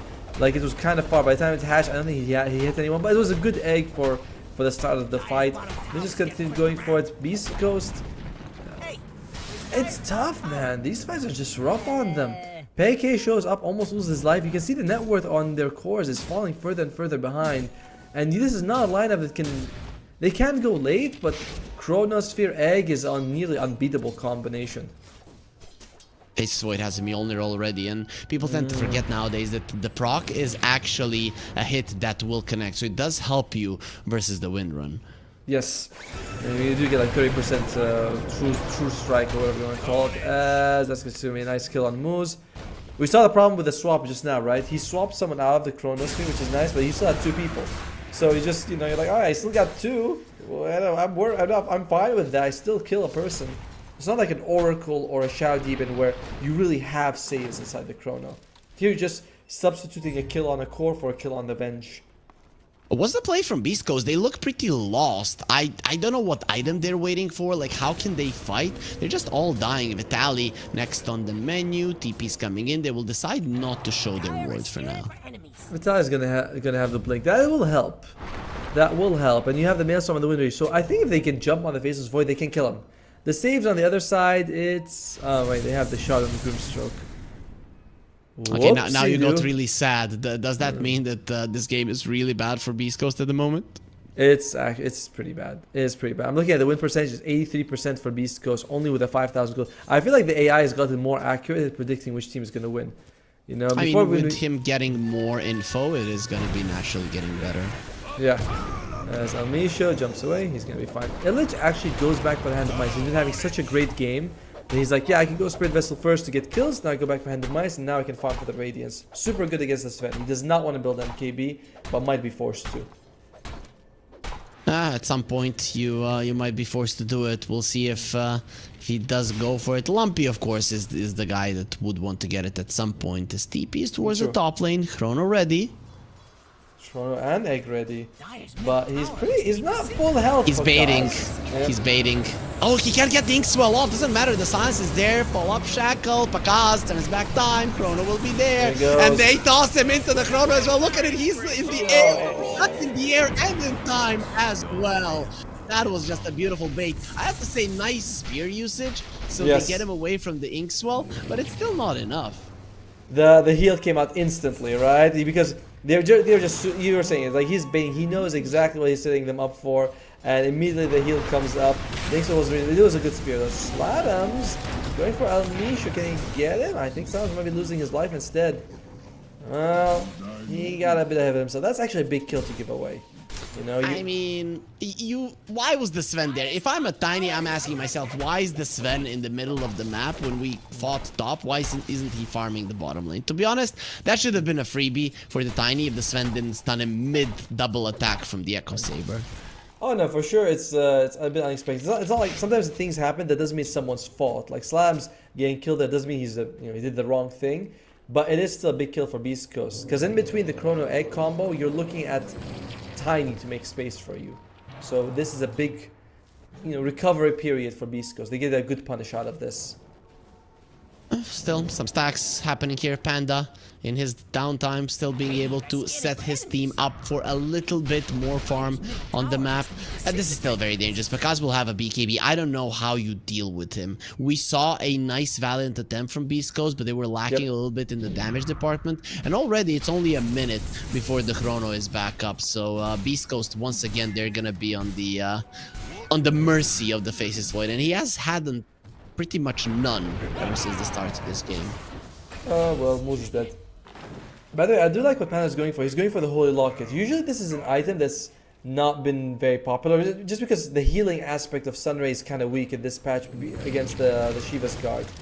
But Holy Locket, there's no Shiva's Guard builder. In the previous fight, Pakaz almost died. He was very close. So Holy Locket will help prevent that in the future. I like it as an idea. I just don't know how strong it is nowadays and how much it changes things. But sure, it can make a difference. You give those charges to the Faceless Void. He survives an attempt onto his life, and if that allows you to get the Chrono out, then I have nothing bad to say about the choice. Actually, I mean, it's just the Sunray in general. I like the heal on the Sunray. What is it, 30 or is it 35? Amplification, it's a lot. I'll check for a second actually. It is 30. It used to be 35, but 30 is still pretty good. I mean, Sunrays is a hell of a heal, so 30 on top of what it already gives you is kind of insane. They are going to be stealing the Wisdom Rune. I'm liking that the Mars is mirroring this movement. He understands what's going to happen. Moose didn't understand what's going to happen, or maybe he wished for his own death. Either way, will be taken down. That's gonna be oh, this is the best. If you're looking to play Dota better, the 20-minute mark is like 19 something is a great time to invade the enemy tier 2 on the on the offlane, because you are able to get the Tormentor as well as the Wisdom Rune. Vitalik got slowed down quite a lot. He will get a blink away, so the Cinder Brew wasn't ignited, but didn't steal the Wisdom Rune in the end. Very nice read from Slatams not to allow it. It's the same thing, when you play against Nature's Prophet, you start learning that very quick, that as a 7-minute mark to go for Wisdom, but that applies no matter who you're playing against. It's just slightly more dangerous when the NP. Okay, Pakaz. Dude, it's impossible to get him with the B. Remember yesterday, when they would jump with the centaur on him, every single time he would respond. It's just insane how quick-fingered he is, and his team is coming with the smoke. This is gonna be beautiful. Instant Chrono onto the Venge, stops any kind of D-ward, still controlling the triangle area, and the rest of his team is going for more. They don't find anybody, however. That was a decent kill. I like what he's going for, but we're entering the stage of the game where you might want to save Chrono for team fights. Because you're going to be pairing it up with the Phoenix Egg, and it's just the greatest protection for it. We'll see. what Beast Coast, if they're going to try to go for it. There is no Chrono. That is the biggest spell on Boom Esports side. There is still an egg and a split, so it's not like you're going into a bare-handed Boom Esports. They're pretty much jacked still. Oh yeah. I mean, they're still bears. They're no wimpy tigers for sure.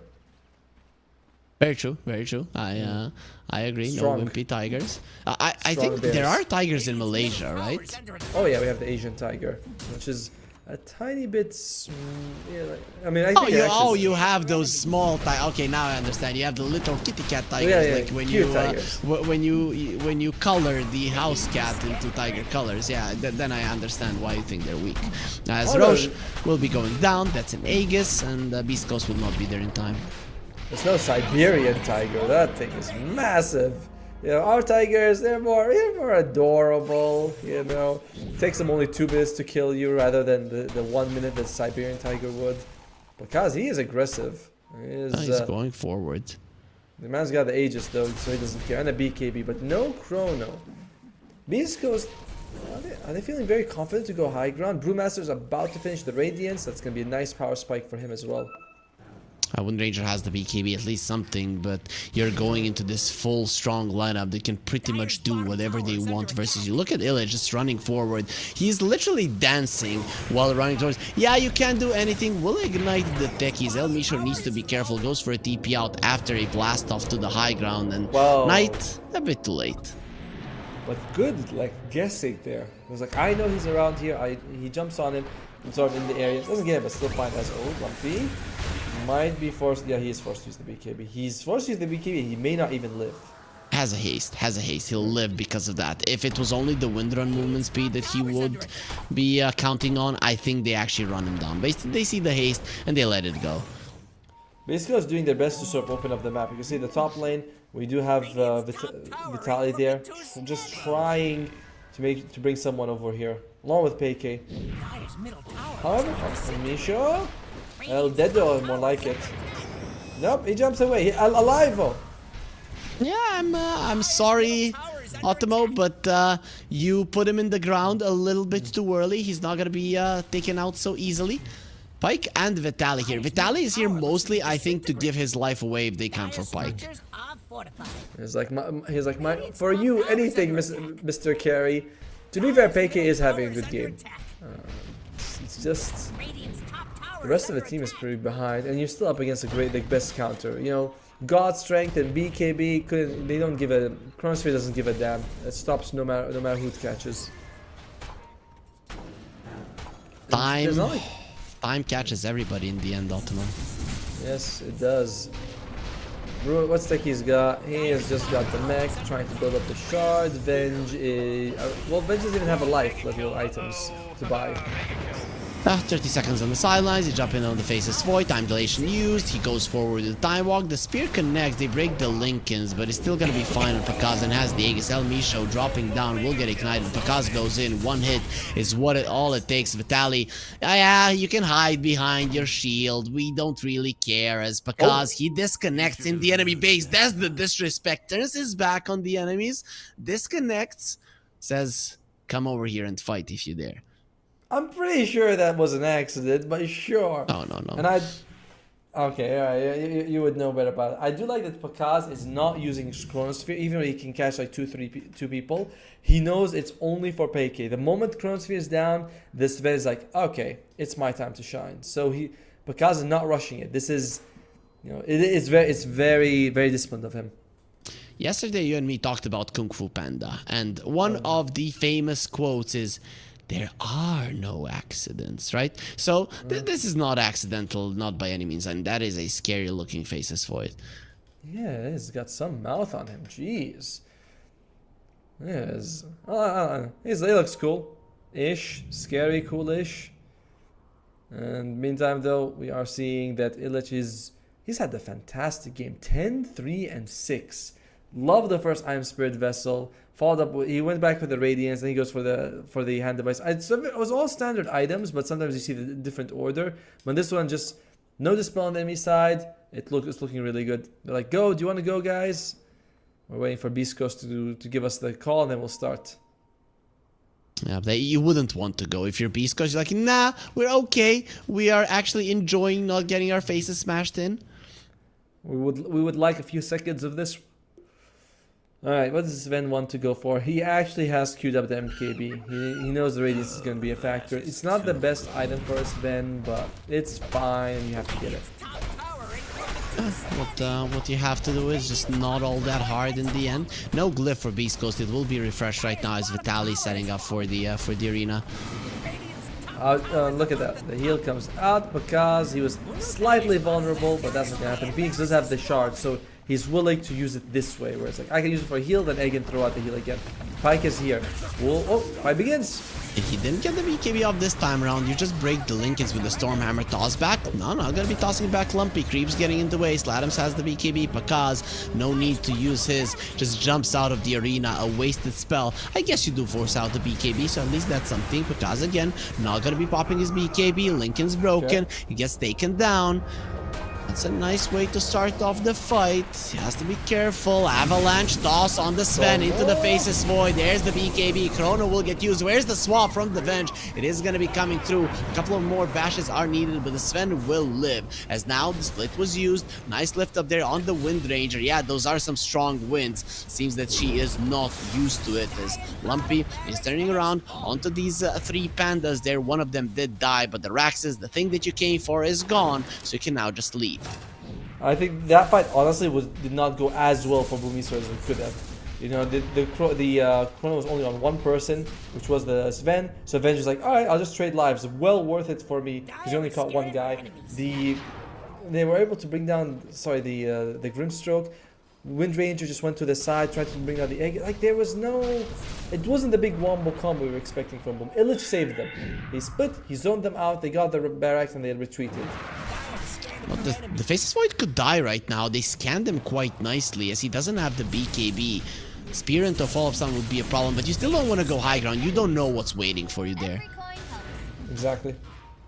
Although the stuns from Beastcoast are pretty good. Like you could shackle someone else into this Sven. You could throw a Stormhammer to someone else. The spear doesn't care about the Linken, so they have good ways of dealing with it. As oh, poor Vitaly. He's surrounded by people. He doesn't know how close to death he is. Right. Okay, now he Now knows. he knows. Has the He's got the BKB, BKB. but no TP, and Hero versus a Faceless Void, so that's not really going to Spear? help. Sans is There you there, go. spear into an arena, immediately removed by the Inkswell, time dilation will be used, and there's the toss, and your BKB is no longer available, time dilation is, and Panda, this Sunray is doing so much damage. Yes. Oh god, poor guy. Vitaly's down for 40 seconds, but there is no Aegis, so boom, they might say, alright, for the next 2 minutes and a half, what we want to do is we want to control the map. It's going to be a Radiant Roshan no matter what happens. So, just for now, play on the top side, then they'll go to the bottom, wait for it. Oh, Amisha, good steal of the Wisdom Roll. Yep, does disarm the Grimstroke, who will get his silence back, coming in with the Inkswell. In from the Brewmaster will be coming over. It's time to try to TP out from the techies. He's not gonna do it. He will get ignited there by the Cinder Brew, and Illich gets himself an unstoppable streak while Knight blinks away from the Sticky Bomb. That's just an easy kill. At least he got the rune, right? He got the rune? Yeah, he did. He got the rune. Dude, those are the. Oh, okay, that's a good one. Oh, the Phoenix is saved. Dire's top tower is about to be That Radiant's was top almost a good kill, poor guy. Dude, poor Almisho. Firstly, the fans base comes up, it times out because he was like, trying to go for the Wisdom Rune and stuff like that. Then the second one throws out, good use of the Inkswell, so it keeps it. Then the third Inkswell comes out, and the techie is like, why do you hate your wife so much that you throw her at me 3 times? Twice is not enough? It's Or not, girlfriends. maybe we thought, if you watch Dexter's Laboratory, the way that he beat Mandark one time is that he sent Didi. So maybe his wife is like Didi, right? You send her there, she ruins a couple of things, and then just comes back to her husband Stronger after she than has ever. done the job. Yep. Avalanche toss back, the Inkswell is there, doesn't really pop on El Misho, he will be surviving because of it, and Reacts Taser definitely helps, protected by the Glimmer, no vision that deep into the enemy jungle. Boom Esports, they just don't care, they're going forward, and there's gonna be a Scotty on this Faceless Void, very hard to bring down. slight lack of discipline doing these moves. Like, you don't have to chase for these kills because we have seen him yesterday. There's 3 times where he died, even though they had made 50, where he just dives the enemy side. So like, this is not a good thing what he was doing just now. Even if it doesn't get punished. Yep, it's just, and he even has the Nemesis curse. So this Faceless Void is taking more damage with 3.5k. El Misho this time around a little bit too deep. There will be a Sven ulti being used in the backline. Nice They finish off Knight. Finally El Misho goes down. Egg is there. They're gonna try to kill it. It's because he doesn't care about the chrono. Like, yeah, I'm killing Lumpy, guys. You're not killing Lumpy. I'm killing Moose, guys. Yes, you are. And Lumpy dies to Slatums. It will be the mid lane counterpart that takes him down. Sven now all alone. A perfect chrono at the edge of it.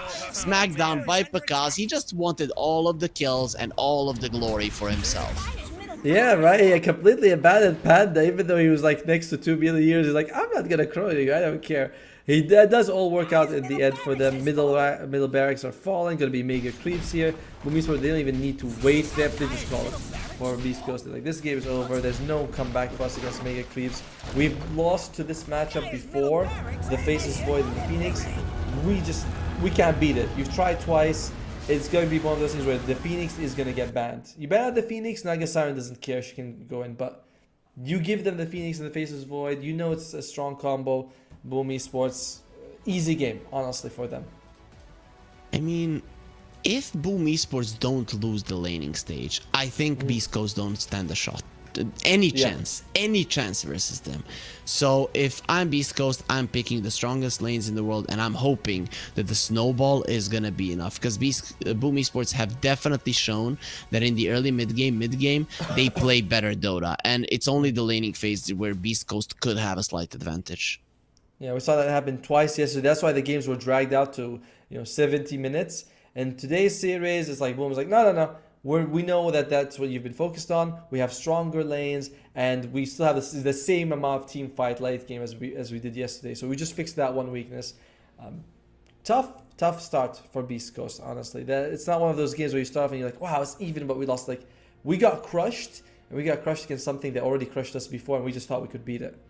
Yep, we had our own way of dealing with it. It didn't work out. And the thing is that Boom Esports, they were the ones that adjusted properly, not Beast Coast. Also, you're gonna have that mental barrier. We lost versus these guys already. It's 3-0 for Boom versus Beast Coast in this tournament. That's pretty much the result that they need to go to the main tournament. But Ottomo, it is a best of 5, so it is still not over. It is far from over. The night or the morning is still young, and we're going to be taking a short break before we dive into game 2.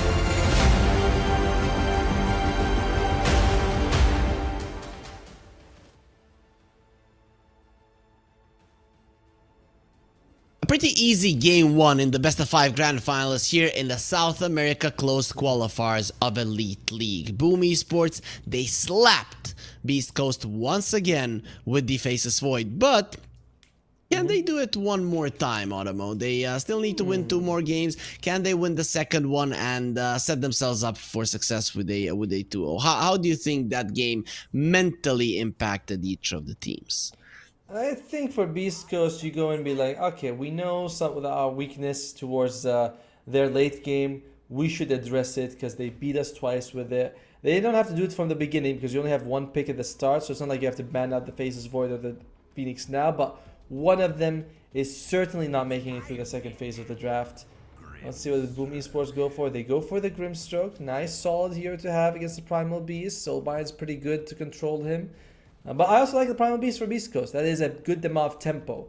We've seen them win the laning phase many times. You can use the Primal Beast to sort of keep up that aggression and suffocate your opponents. Yeah, he's pretty good at suffocating. Now when I see the Pulverize, I'm gonna be imagining Homer strangling Bart. Okay. That's... Why you little? Yes. Yeah, every single time that he's using the Polarize, we're going, why you little in this game. Remind me about that. As I really like the Grimstroke response to the Primal Beast. I always thought, what's the right response to the first pick Primal Beast? And the Grimstroke actually makes a lot of sense. He is very good. Do you see that what they're doing though? The Primal Beast does not even auto attack when he tramples, which is means that Phoenix is, the egg is immune to the Primal Beast basically.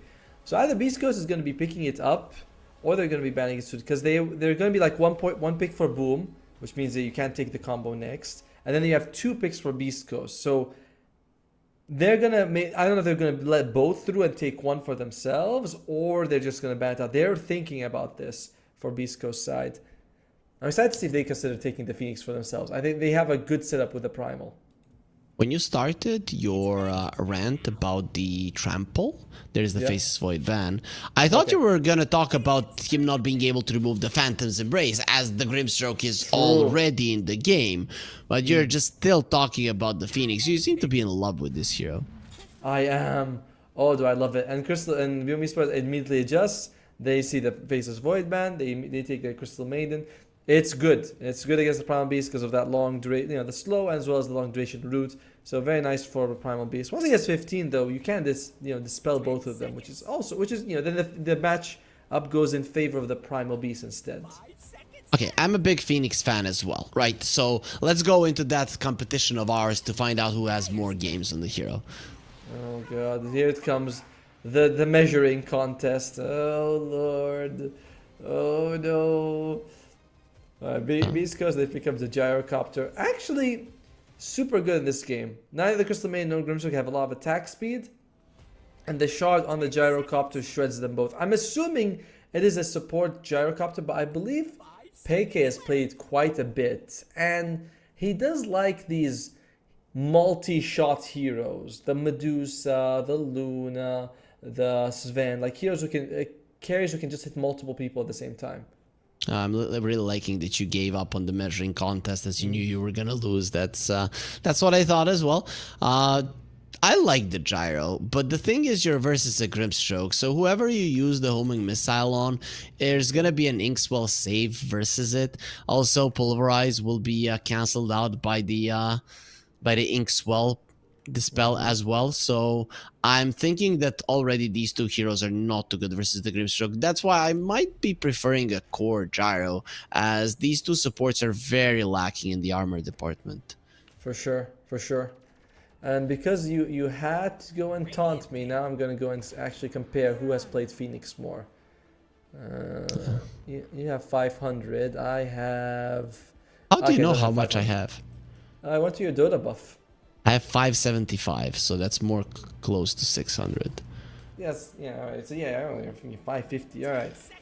Beast Coast, by the way, they pick up Mirana, so leaving this Gyrocopter as a flex pick. We'll see in the last pick what they want to go with. But Mirana, definitely going to be a support here. 5 or 4?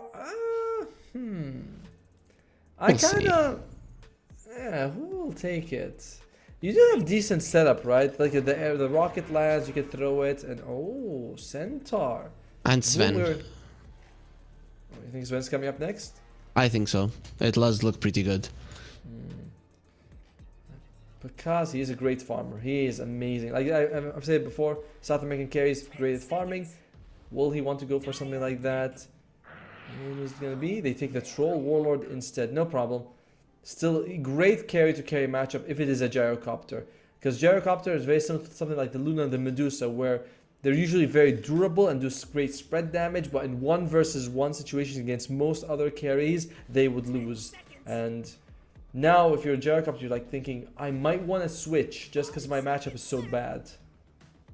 But what do you switch to, right? Slark is solid versus the Troll, but he would suffer in lane versus the Centaur Grimstroke. Like, do you see a hero here that would be good versus the Troll in general? I actually don't mind the Slark so much. I know the Centaur does come with a lot of control though, so... but if you have like a Gyrocopter as position 5, he can be with you in the lane. Centaur Grim won't have a very good time against him. I wouldn't mind him, but I would prefer an Ursa over that, honestly. Or something like a Juggernaut, maybe. Wouldn't be so bad, except Juggernaut's not very meta. Yeah, I wouldn't mind a Slark or an Ursa. Lifestealer, I think, is the best. They Yeah. go for the Sven. Okay, I think that Boom Esports expected this. That's why they picked the Troll. They wanted to play versus the Sven. This is gonna be another Maelstrom pickup by the Troll, and I'm just not sure about this Beastcoast lineup. I mean, these are solid heroes, don't get me wrong, but I'm just looking at Boom Esports, and for every spell that Beastcoast has, Boom Esports have a response, and it's mostly keep the Troll alive, and then he's just gonna beat them all up. Yeah, and also like when Primal Beast, when he onslaughts in, you could be rooted to the Gyro, to the Sven. That feels really good for the Grimstroke. I will say though that this is a great pick for Beastcoast with the Sven. It does mitigate the Centaur Grim in the lane, where they don't feel like they can burst him down. And late game against the Troll Warlord, he's not bad. You know, he's got tons of armor, and he can sort of man fight-ish against him. I think I like that man fight dish because he can man fight and then he can die, right? Like Yes. I can go out and I can fight Tyson Fury, but fight dish, but it's not gonna be ending too well. I don't think that you seeing Tyson Fury curling up into the fetal position, probably peeing yourself, is much of a fight. You know, like that's it's like yeah. You want to two say that the Sven can do better? I guess the Troll, yes. I think he'll do. Sure, I think, if you say so. Okay. If you say so, I'm saying I'd last longer. I could at least run away. Sure. All right. We'll give you that. Troll. So does he have that advantage? Because he's a man. He'll stand up and fight. He doesn't run away. Did you just call me a little girl? Okay, that wasn't too nice. Anyways, though, you took away my manliness, my manhood. Got taken away. It's just, by the way, for Beastcoast, Boom Esports is assuming that this is going to be a primal mid for for Lumpy. So they're thinking you probably are going for another offlaner here for Beastcoast. I don't know if I completely agree with that. I thought they might go for something sort of ranged off mid, just to keep them away from the Troll and the Centaur and do some damage. Because like 3 melee cores on Beastcoast would be pretty rough on them. On the Beastcoast side, like you want something ranged right now. I don't think they're getting it though, because they banned out the Storm. True. So they probably want to put the mid lane Primal Beast. The puck is in the pool. I mean, why not just go for the puck? Great catch against the supports. The Centaur just pick it. Yeah, I imagine Beastcoast. I would like to see a puck from them. I would like to see a puck from either side, honestly. There they go. They go for the what? 3 melee? Holy moly. But that's a troll counter. That's a troll counter. You cannot ulti when you're low because the axe will kill you. So that's quite nice. Monkey King to the mid lane. Let's go. And Boom Esports, they saw this in a series that they played versus Akatsuki, where Akatsuki, remember, they picked up the Monkey King mid versus their Kunkka and actually did quite well laning stage-wise. Yeah. So now Slatums wants to do it as well. And I think I've seen him play the Monkey King in the past as well. So I really like this, right? 3 melee heroes versus the Troll is a problem, but not if you have an axe. But 3 melee heroes versus a Monkey King is always a problem. Dude, I mean, but it's also 3 melee heroes versus Sven. And when we say 3 melee, we mean 3 melee cores. It's 6 melee. I mean, all the cores are melee in this one. All the supports are range, as it should be, apparently. You have a lot of health on all of these cores. Monkey King a bit less, but, you know, Boundless Strike with Jingu, you recover a lot. What a brawl-heavy draft from both sides. Very brawl-heavy. I'm having a hard time figuring out which one I like, but I do think that Centaur Stampede is the big equalizer, so I'm going to favor Boom Esports on this one. For me, it's Boom all the way, right? You have it's very single target oriented stuns on the other side. I mean, yeah, you can say that you can connect on multiple people, but mostly it's single target, right? It's multiple stuns if you make a mistake. Monkey King is not going to be close to the troll. The Centaur is not going to be close to either of them. Pakaz will keep his distance. You have the Inkswell to remove those single target stuns. For me, that's the thing, and I do not see a laning advantage for Beastcoast. That's also the thing, right? So we've talked about it. If this team wants to beat Boom Esports, they need to have a good laning stage. They don't have it right now. Axe for me is the X factor. The X factor, and okay. I'm really looking forward to see if he can make something work here. Yeah, I like the axe. I mean, I don't know about. Sorry, I like what you were saying about the axe. That he has to have a good game.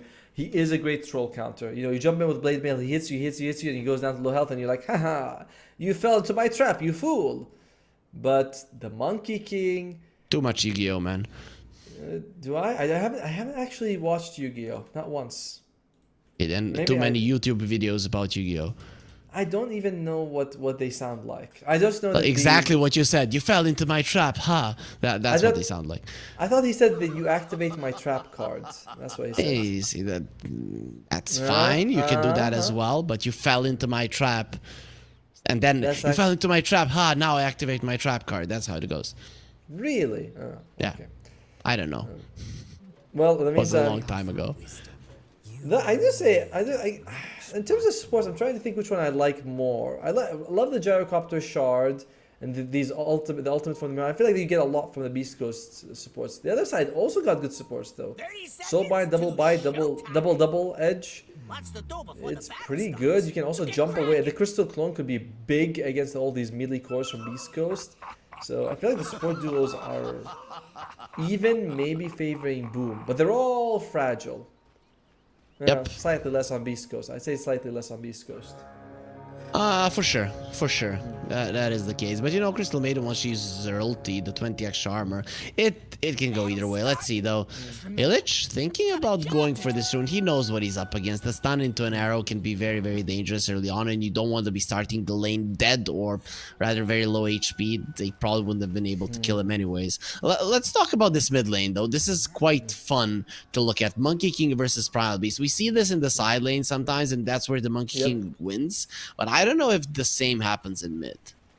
He'll be fine. Once he gets level 2, he has the Jingu. You'll always be able to get off on Lumpy because you have this. You're basically a ranged hero with a stick, and you just get a balance. Like if he ever tries to kill you, you will be able to go back to full health. As you can see, one more hit. Oh, there you go. Gets the Jingu up. Does lose a lot of health to get it though. To be fair. Nice positioning on Lumpy to stop the deny. I don't know if he saw that. He couldn't click on the creep. There is one thing. There's a mechanic question I want to ask you because I'm not quite sure about the tooltip. Berserker's Call is undispellable. Does that mean the armor is undispellable or the taunt? The taunt is undispellable.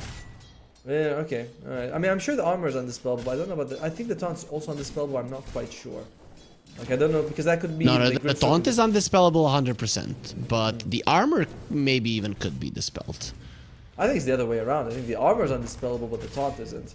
No, taunt cannot be dispelled. There is just nothing in this world that can help you from that, apart from like an astral or a snowball save, you know, disruption, those kind of things. You cannot dispel it. Even with an oracle ulti, you're not removing it. That's how it works. Okay, that's what I feel like. That's my interpretation of it as well. But we'll see. Valme Vitaly. Oh, I like it. Almisho, he does go for that flak cannon at level 1. Does give you a lot of extra damage. It's very good. It's very good. Hitting 2 heroes for like 150 damage each. Pretty solid. For sure. But Knight on the top lane, taking some damage. In general, the laning phase seems to be going really well for Boom Esports. It's going perfect for Boom Esports, not gonna lie here. Every single lane is going well for them, especially the mid lane where there's 9 denies on the Monkey King. Yep. I mean, you were asking which one comes out. Like, this is 100% for the Monkey King. I can't really see the Primal Beast bursting down the monkey, which means you're just always gonna be fine. You just poor Lumpy, poor Lumpy. And Trample is not really great for securing creeps because the damage is sort of like in waves, and it's not a lot of it early on, so it's easy to deny. I think it's one of those situations where with the Primal Beast, you need to go behind the tower, pull the creep wave. Oh, what a snipe! Well done. Goodbye, Pike. Knight gets in there with the stroke of fate. Boom Esports, they came to play today. Or they didn't come to play. They came to end the series super fast. And that's what it feels like. Axe dropping low. Vitali will get taken down. Pakaz does more than enough damage. Almisho going for Panda. He needs to run away. There's going to be another slow. He's literally not moving. And he should be able to fly. You need a new helicopter, my friend. And actually, look at that. The troll just lets him go. Panda, a little bit too slow to get on top of him. Almisho secures the bounty rune and escapes. At least something. Yeah, he's got 40 movement speed over the Crystal Main, 320 to 280, but you still lose Vitali. One thing that mid lane that maybe Lumpy could have done would have been gone for at least 1 point in uproar early on. That slow is good. It gives you a bit of extra base damage, so those denies become. He's got more. I've never seen this before. More denies than last hits in a lane. 16. You've never 17. seen it before? It has never been done in the history of Dota. Stroke of Fate thinks well, coming forward. Pike in a little bit of trouble. The double Starstorm on Illich. Doesn't care. Has the healing Lotus. He does actually eat an arrow. So this is quite dangerous for him. There's the Fairy Fire as well. Nice Stroke of Fate there to keep moves at bay as TP from the Primal Beast on the top lane. Let's see. Is it going to be found? Onslaught. They can hear it. He needs to run and he won't be able to do so. Illich gets the hoof stomp off, turns around on the Sven to die like a man, but in the end dies either way, as now the Axe on the bottom lane. He might be in the same trouble. Elmisho level 3, 2 points in the Rocket Barrage, enough to keep the troll at bay. Very scary in that situation. And good rotation by Lumpy. He is thinking, guys, I am completely useless. The man has twice as much denies as I've got last hits against me, so I might as well just rotate. It's the right move by Lumpy, but it's also like our situation is incredibly desperate that this is the right move. Their situation is dire. I'm gonna stop now. I'm gonna stop now. Alright. As Elmisho next to the creep wave, that's where the Rocket Barrage just doesn't do much. Of course, Axe likes to be next to the creeps as he can then spin as much as he wants, though. I thought spin was based on the attacks or something like that, isn't it? Well, when you're in between creeps, you're gonna be attacked more. Same thing. Yeah. Because I remember it was like based on like it was percentage, but it's still the same thing. More people, more better. Yep, it's just now 7654. It used to be percentage based, but it's kind of the same thing in the end. Yeah, exactly. More, by the way, more better is that's more bad. That's not good. Vitali loses his life here as mid lane. Okay. Going for Slatams, Dinkswell is gonna be there. Elmisho slowed down. Will get taken down as well. Will he get the Jingle stacks? No, he just gets the kill without them. Now looking towards Lumpy, who is only level 5, but you need to be careful if you're Slatams, especially with Mirana coming over. That's a dire ward as well, so they don't spot this out as here's Panda. One more hit, they got it. Oh, they got the Jingle stacks, but he's looking pretty much dead. Slatams made a mistake, because Crystal Maiden, her courier comes over, but the courier cannot help you kill the Primal Beast. That is a huge kill. That's the biggest kill that you can get on the map, pretty much. Agreed. I think, was it Lumpy who got the kill, right? Yeah, Lumpy got it. Yeah, he got the killing blow. Huge, actually. The net worth now between the Monkey King and the Primal Beast is only 600. I know that sounds like it's still a lot, and it is, but it could have been really bad. And another kill for Vitali. Beastcoast striking back and striking hard on the most significant kills they can get on the map. This troll, 3.6k net worth. Look at how much he has. And that was before the Axe got his level 6, so that's quite nice. Troll, he did get his level 6, but didn't have the mana to use the ult. He had one charges, had the healing Lotus, so quite unfortunate he didn't get them off. Oh, nice move by Moose. Just, oh, okay, he is going for the kill. I thought he was just going to try to stop the, sorry, the stacks happening. Moose maybe misjudged that situation. If the stacks happen, he gets nothing out of his trouble. Well, Misho is pretty much dead. Jingo stacks for Slatums, and because he secures the kill there, he's actually going for a Battle Fury in this game. Versus so much armor, I actually would have preferred the Maelstrom. Trying to remember. Oh yeah, that's true. Because Battle Fury, the cleave isn't pure. It is reduced by the armor of the person you're cleaving. So, but sorry, like the cleaved person, whatever you want to call it. The secondary targets is the best way to say it. There is a Veil on the Centaur. He doesn't even have boots yet. That does seem to be the Illich thing, where he saves boots for way later. Okay, pretty hard kill. Not looking like it's gonna happen. Yeah, and they're gonna get any help. The Monkey King is rotating. There's the homing missile arrow as well. Hoof stomp onto all three of them. Here comes the Monkey King with the boundless strike onto them all, and he lets his ulti go. The Monkey Warriors are there to protect the king. Nice double stun from the Sven. It's a 1-for-1, but you lost your mid laner. He still has less net worth than the Centaur, so not the worst thing in the world for Beastcoast. 100%. I thought that was looking really good for Beasts. You know, there's like no way the Monkey King is gonna show up at top. Not any longer.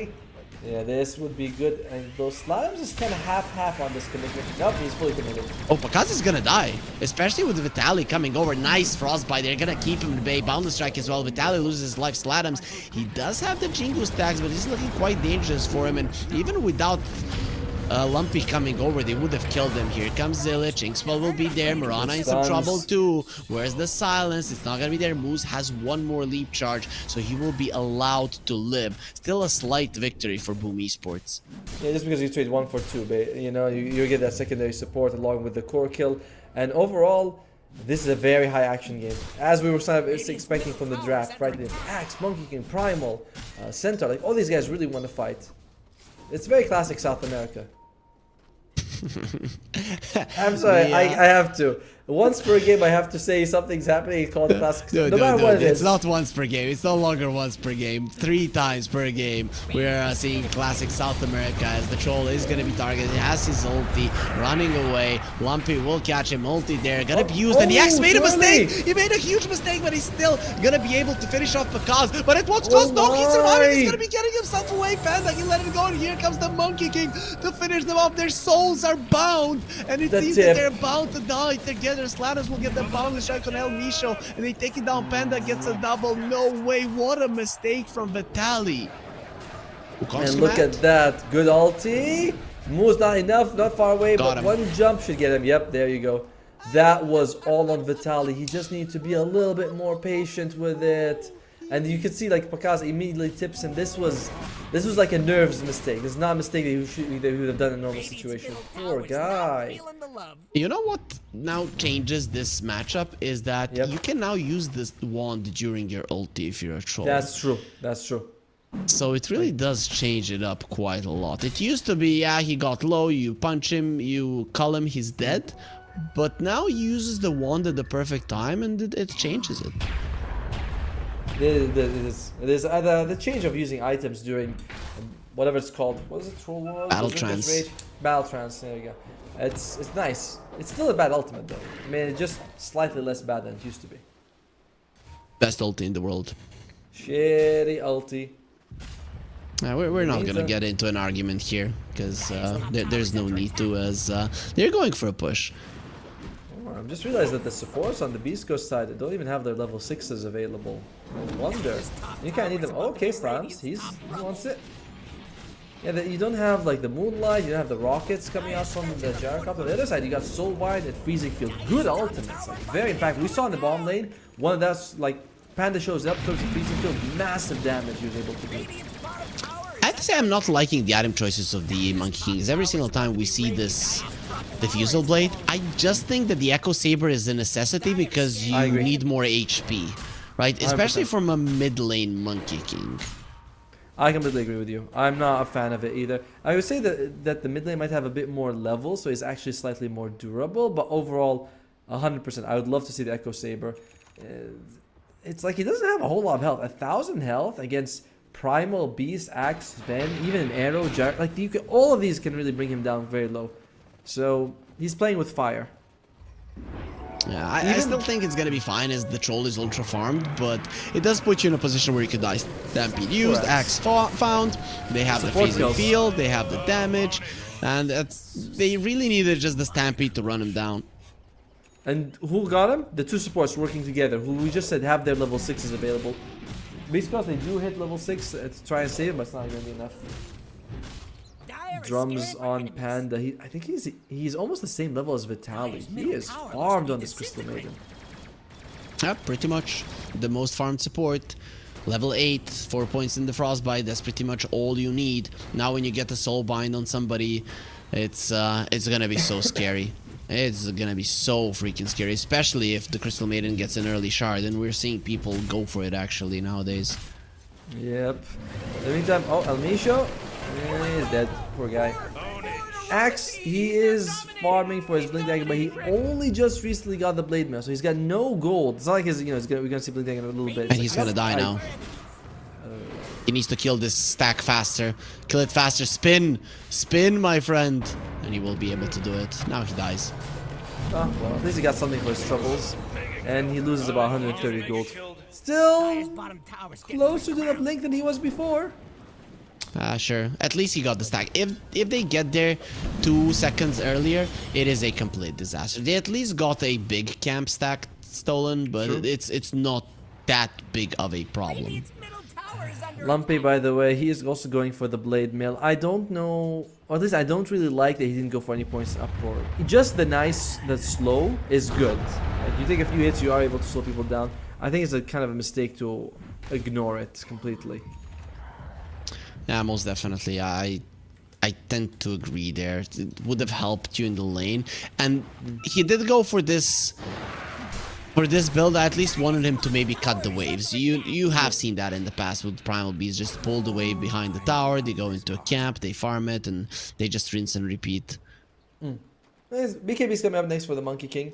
So that's a good item. You know, you are... I mean, when I say good item, it's very necessary, but there are counters for it for Beastcoast, right? The Berserker's Call does go to BKB, as well as the Pulverize, as they are just going through Elmisho right now. What is this crap? I feel like every time I'm looking at Elmisho, he's dead. He's the only one that is willing to put his life on the line to shove out the mid lane, and, well, naturally, he's just gonna be taken down. Vitali is farming quite fast towards his Blink Dagger, but this is not a good timing on the axe. No, it's not. It's like when you sit talking, he's farming fast. Like, yeah, he's definitely getting good GPM these few minutes, but it's still late overall for him when he's gonna get this combination. Okay, all right. Allies disappear. Who are we gonna be finding? Sladam's very juicy. They see the moving tree. Elmisho. He got out. Oh, or is... I think they're right next to the center, so they knew that was happening. They're setting up here for Boom. For Elmisho, Wukong's command, Boundless Strike. He puts down the cooldown, but look at the slows. He is actually going to leave the Wukong's command, so it might be time to bail. Look at from the other side, Illich is going in, Elmisho just dead. They really hate him. Oh, dear, the double frostbite. frostbite has been used as well, as Spike's trying to run away. Does have the Warcry. Sladams gets off the tree in time. Inkswell is there on Illich. This Blade Mail, nobody cares about it. Centaur is stunned all the time, but it doesn't change the fact that they cannot kill him. Bound the strike on Murana. Vitali doesn't have his Blink Dagger. He cannot do anything about it. Sladams will get slowed down. Inkswell is there, and the axe got silent. He cannot even go for the call. Uses the Blade Mail when his HP is pretty much gone, and Pakaz from the high ground gets the kill with the triple. They get this troll to insurmountable heights. He's 11,000 net worth at the moment. I mean, I'm looking at it, the score, the kills, the net worth, the difference between the two teams' lineup at the moment. If you're Beastcoast, there is a comeback. You have the axe, you have good damage with the other two cores. There is always a chance to come back. But that's very difficult. Like, Boom is giving them no openings here. Troll Wars also very, very tanky with the Sanj and Yasha. Guess what? 25% status resistance. That is a hell of a lot. And he's gonna be going for a Satanic as well. He understands they don't need damage, they're that far ahead. Inkswell forward, Elmisho caught, Elmisho dead, 10-1 charges, not nearly enough to save your life. It's too big of a difference. It is too big of a difference. I love that he's going for attack so early. I love that. You know that you have 2 cores dishing out good damage. You know your supports that were able to kill Axe together. So you're getting decent damage from just out of levels, basically. So why would you focus on more damage? You get more survivability so you don't give them openings. As Lumpy, he is going to be okay. Ottomo, you know how we were talking in NA, like it's easy for nouns here, blah blah yeah. blah. It looks easier for Boom here versus Beastcoast, not gonna lie. Yeah.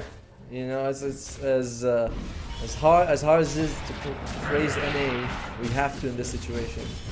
They gave us a more competitive grand finals as they just shred through Lumpy. Yep, looking towards the Roche, we'll deal with the Watcher. Meanwhile, on the other side of the map, El Micho.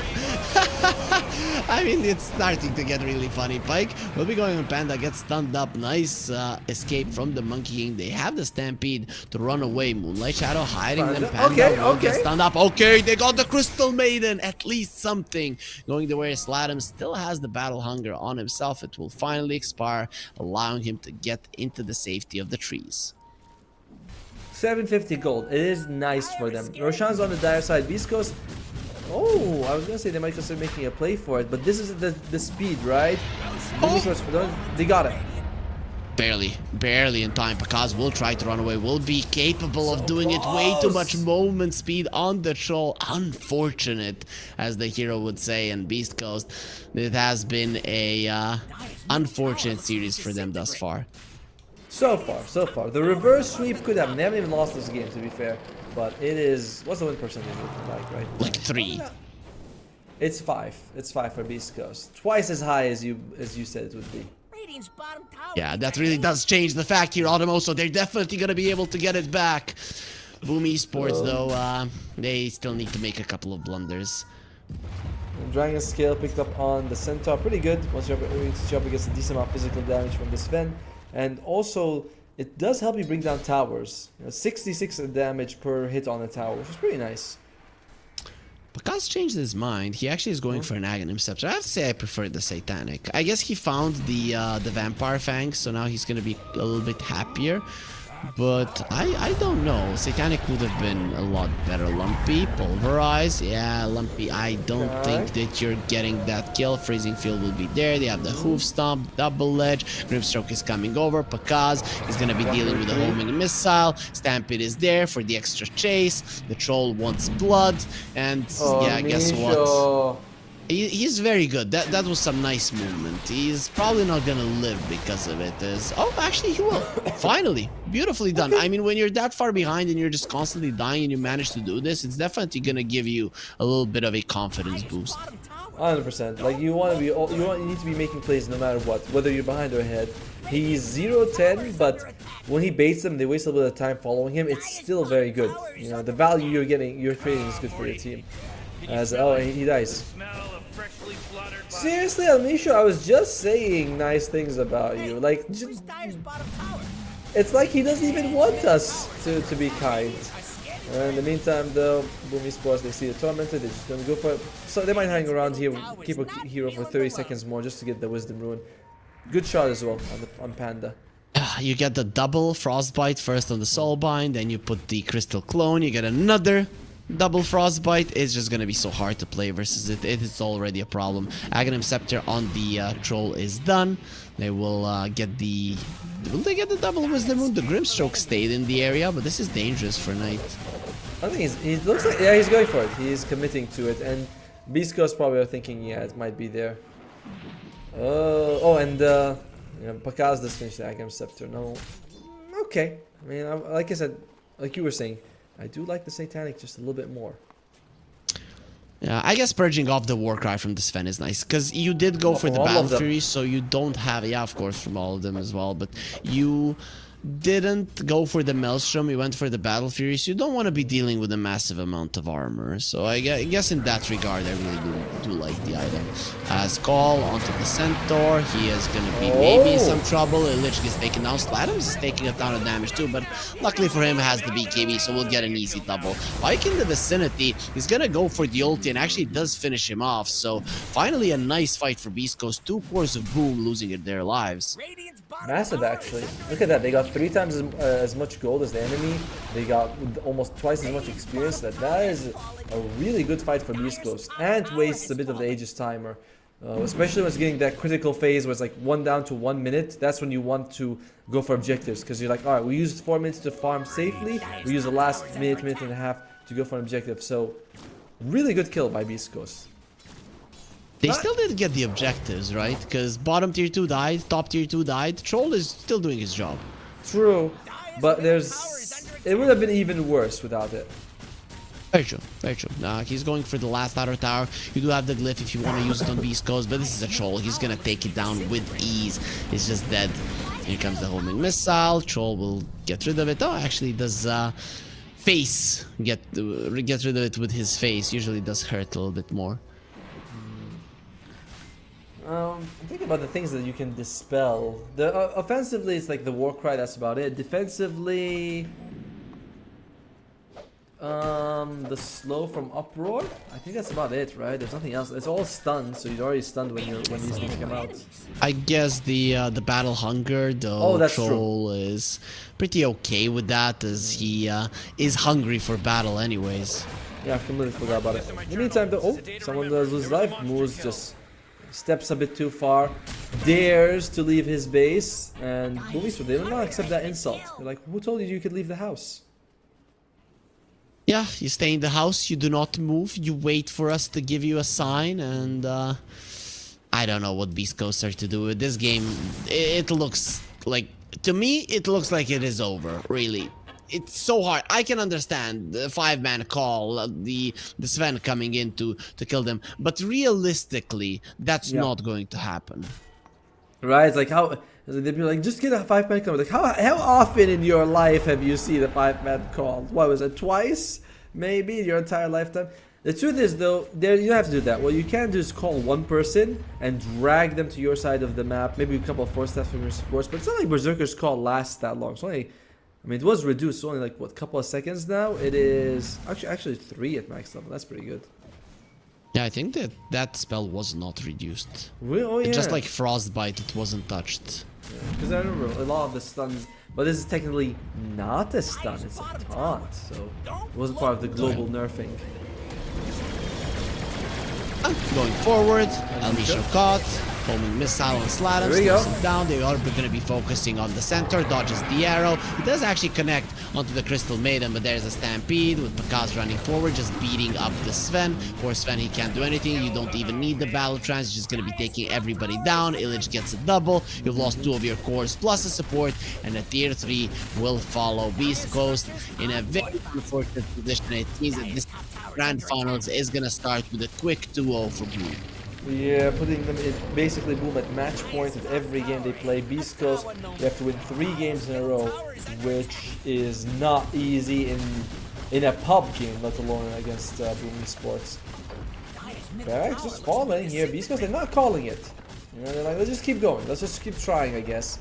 But top's gone. Mid, it may not be down by the time that the Sven is up. There's still a glyph on Beastcoast. I don't think they care.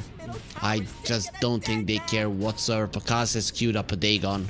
That's how much he thinks that the enemies have a shot in this one.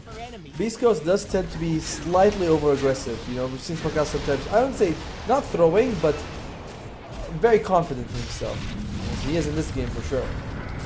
Hoof stomp onto the Primal Beast. There goes the call onto the Troll, who has a Satanic, so pretty much does not care. Gonna be focusing on the Raxes. Those cannot run away. Arrow, nice dodge. That SNY really coming in handy. Homing Missile will connect. They still have the Inkswell to help him. He actually did pop the Satanic, maybe trying to kind of taunt the enemies to come for him. Oh, Panda. A big jump here. Can we get it? Oh, Lumpy. Trying to run away, the Stampede will be there. This initiation of his not going to be too successful. Silence onto the poor Gyro. Arrow onto the Troll, so he's going to be taken. Oh, he made the mistake again! But no, okay, he didn't get the ulti off. Still, Troll is not your only problem. You still have a Monkey King. Linkswell will connect. Now the Jingle Stacks will be there. Actually misses on the call, so Vitali off the mark will get slapped down. Panda getting a double. And Beastcoast, they lose 4 of their heroes, all of which all of their cores as well, and Marana is the sole survivor right now, probably discussing what are they to do. Can they really do anything to Boom Esports, who are now just one game away from the main GG. tournament? GG will finally be called. Beastcoast have got nothing else left in the tank.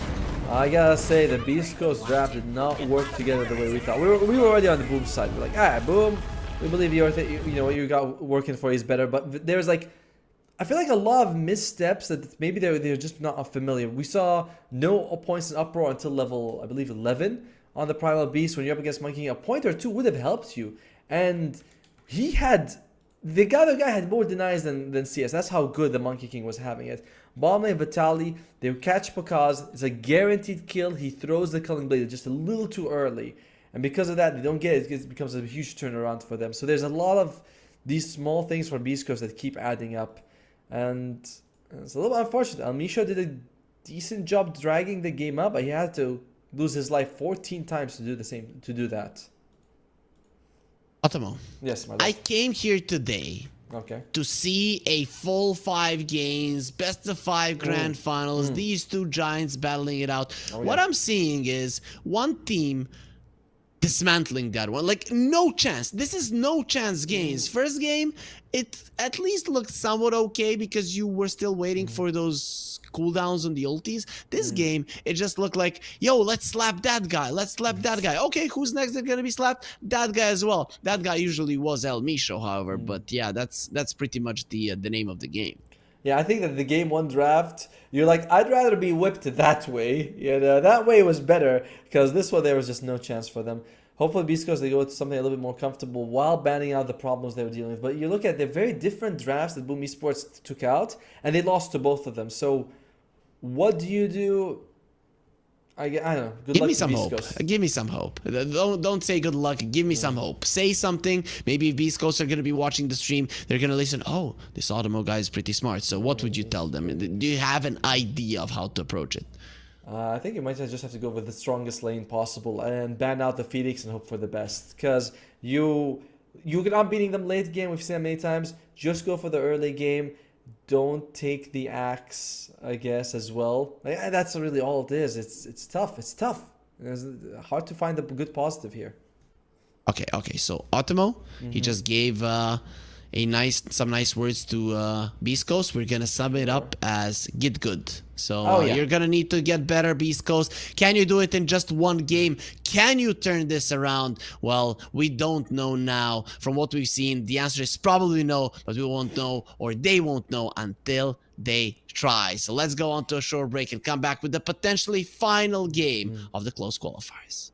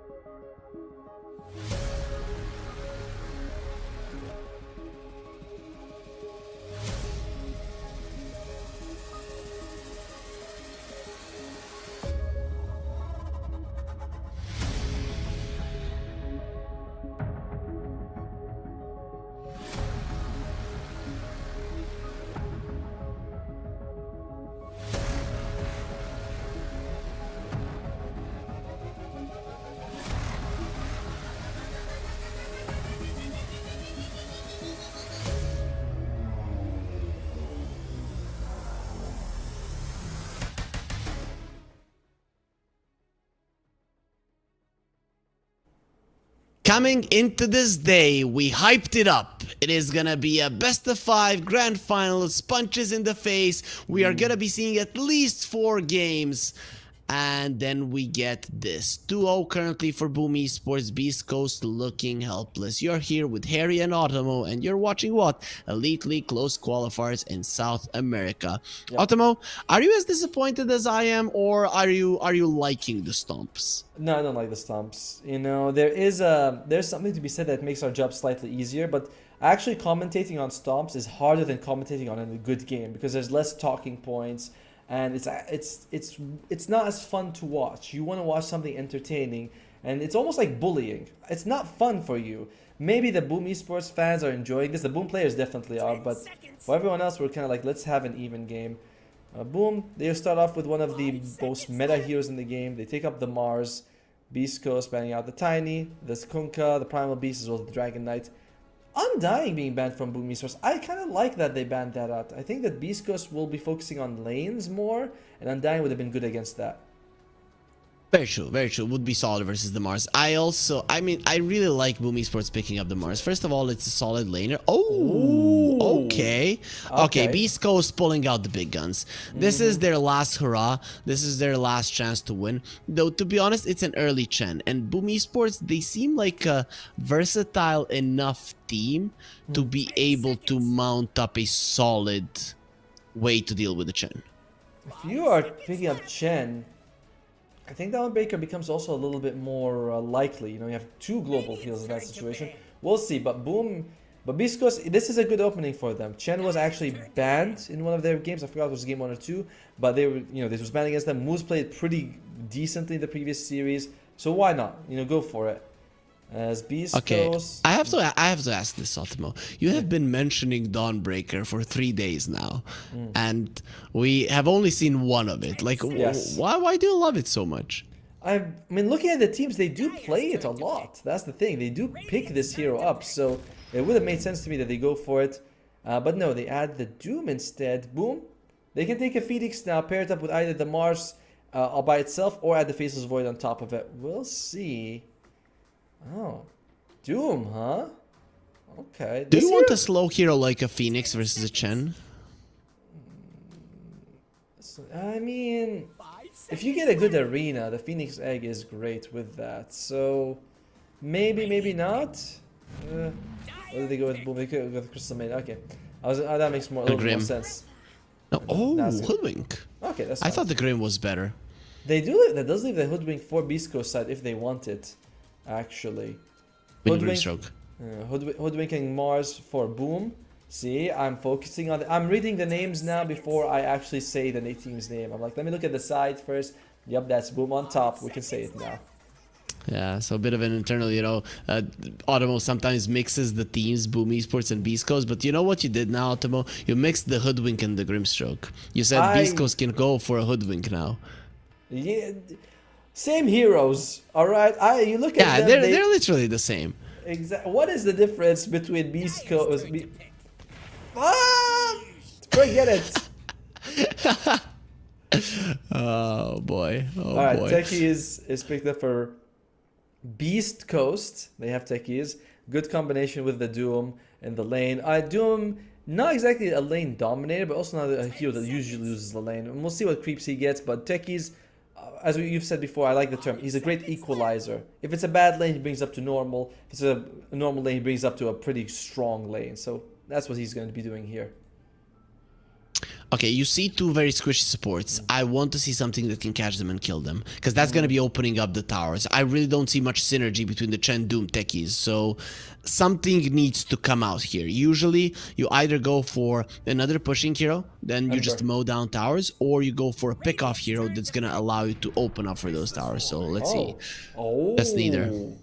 Okay, I thought they were going to go for like an Ember Spirit, you know, you just stay behind, throw a Slide of Fist. If you get caught, you're dead, but the stuns from the other side, like Mars and Bushwhack, you can miss them, and you just have to be scared of the Frostbite, which is not so bad because you can kill the Crystal Maid. I think Beastcoast will still want the Ember Spirit if they can get their hands on it. But Esports, they're scratching their heads, they're like, wait a minute, Pakaz, did you switch sides? You mentioned the Ember. Ember is really good for Boom. Like, there's no Yes. catch for him in this game.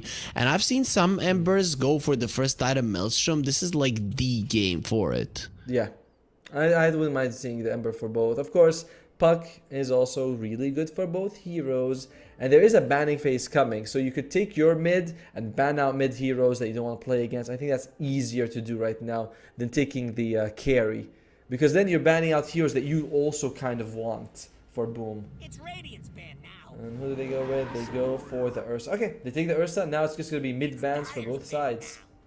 And the reason... Oh, sorry, you go first. Go on, go on. Okay.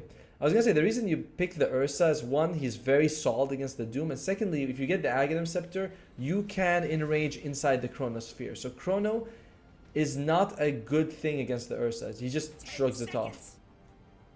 You can also enrage the Doom when he swings his arms. Use the enrage, and the true. Doom just lasts a second on you.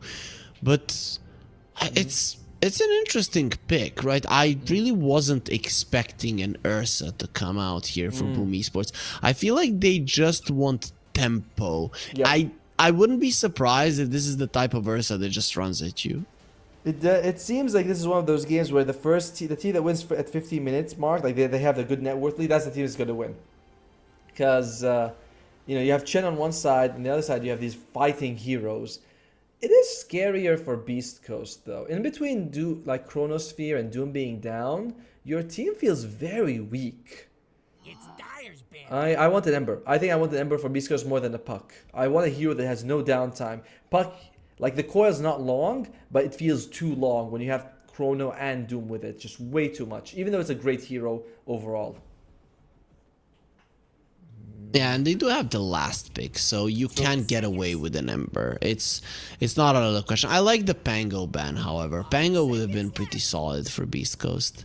All right, what do you want for Boom here? They have the next pick. Pango's already gone. Primal Beast is gone. Kunkka's gone. The man's alone do it. That's interesting. Yeah, okay. So again, there's still the Puck and the Ember if they want to go for it. Which is probably the most likely two heroes I'm seeing. Although in the previous game we were also sort of hyping up the Puck. We're like, Puck him up! And then neither team wanted it at the end. 5 seconds. Yeah, I think Boom Esports should just not ban out the Puck, pick the Ember. Or actually ban out the Puck, pick the Ember. That would be nice. Then you're gonna force Beast Coast into something like a Storm Spirit, which you naturally don't want to go for. Yeah, although it also is a low downtime hero, so I feel like it's not the worst thing. Imagine Beast Coast at the end they pick up TA, and you're like, really? You pick up TA? You know what they could go for? They could go for a Lesh or a DP on Beast Coast. And by the way, exactly what we were thinking. How was happening? Do you see that? Ember gets banned. You take up the Puck for yourself. I am somewhat surprised that Beast Coast sort of allowed this to happen. You had 2 bans as well. You could have banned up both of these, but they were like... 10 seconds. Obviously, the teams have different strategies, so maybe they just know the game better. They know the teams better. They're like, this is, they're okay with this. Beast Coast... Ironically, the DP. TA... okay, DP... Nah, the Exorcism's too long cooldown, man. Yeah, but you do need the silence for the Puck, right? You lane well versus the Puck. You have some push. You are tanky, and you have some saves. I would like to see it. And there's not that much burst on Boom Esports other than the sharpshooter. I don't want to see the DP. Which means they probably will. They go for the Void Spirit. Okay, all right. And they get a Spirit, which is cool. It's a Spirit with no downtime, which is good. They need it, but I don't think this is a matchup that the Puck minds at all. Puck is like, oh, another Spirit to smack around. I mean, out of all of the spirits, Puck, it's hardest for the Puck to catch the Ember, but it's easiest for the Void Spirit to catch the Puck. I think that's how they were looking towards it. They needed something to control the Puck. It was out of the question that you don't do it. The problem I see here is that Slatums is just on a roll, and I think Lumpy is starting to shake in his boots, right? And this is a skill-based matchup. I've seen so many times this matchup go the way of the puck, even though every single puck player I have ever talked to told me that he hates laning versus the voice read, but they still sometimes manage to do it quite nicely. You know what Lumpy needs to do? He needs to get a triple kill, write in all chat, put in the question mark, and he'll win. I've seen this. I've seen that strategy. It's a winning strategy. You reverse sweep them with this every time. You just have to be 2 games down in the grand finals. Okay.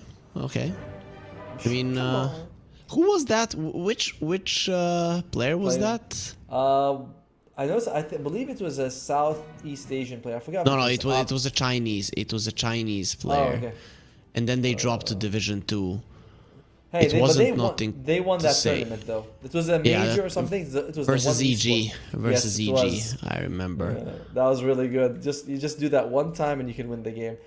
All right, so which team are we looking for? Beastcoast has a very weird mix and match of heroes, right? Doom and Faceless Void very slow, but Void Spirit and Chen very fast. The other side is very much a run at you draft with like Ursa, Mars, Hoodwinks, Crystal Bay Pug. These guys can fight non-stop basically.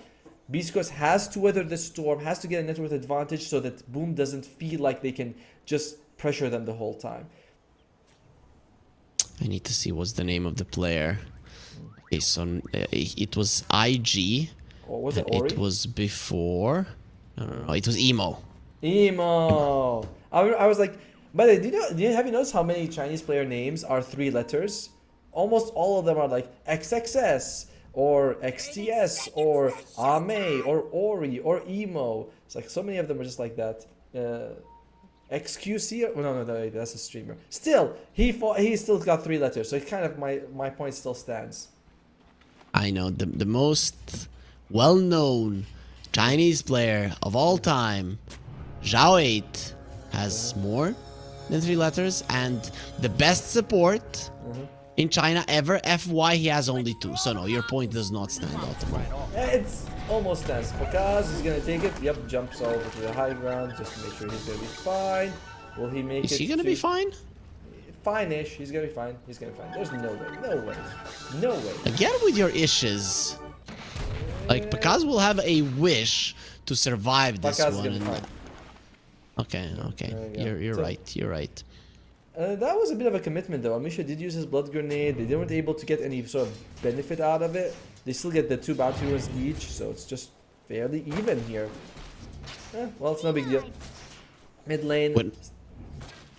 Whenever I see that Ursa's attack damage, I feel so bad for the guy playing it. Like, how do you CS with 44 damage? Like, how do you ever do it? Yeah, it's one of those things where it's like, if we buff it, it seems unfair because you have overpower and fury strikes. But if, we leave it as is, and CSing is kind of garbage. A lot of times I see players just hit the creep once or twice before they intend to actually last hit, because they know how garbage the damage is. It's pretty cute how he is. Yeah, Fuzzy Wuzzy, literally, and that's who you would put up against a Tiger and bet on him. That's actually insane. Talk to me about the side lanes in general. Who do you prefer? Why do you prefer them? And where are we going to be seeing the most action? All right, so bot lane, Ursa, Crystal Main, very powerful, very strong duo. Up against a Doom, not really the laning god that he was. I mean, it's not like he was that amazing at laning before, but he's like a 3.5 out of 10 in terms of laning strength. But Techies is very strong, so he could help him out. Overall, though, heavily favoring Boom in this one. Courier, juicy for Mr. Pakaz. Really? You're gonna be ranking Doom that low on the laning phase? I feel like he's quite decent. He's speedy, has high armor, good stats, good animation. Going for the Ursa. Gonna get frozen. There's the blast off, and well, this 3.5 laner.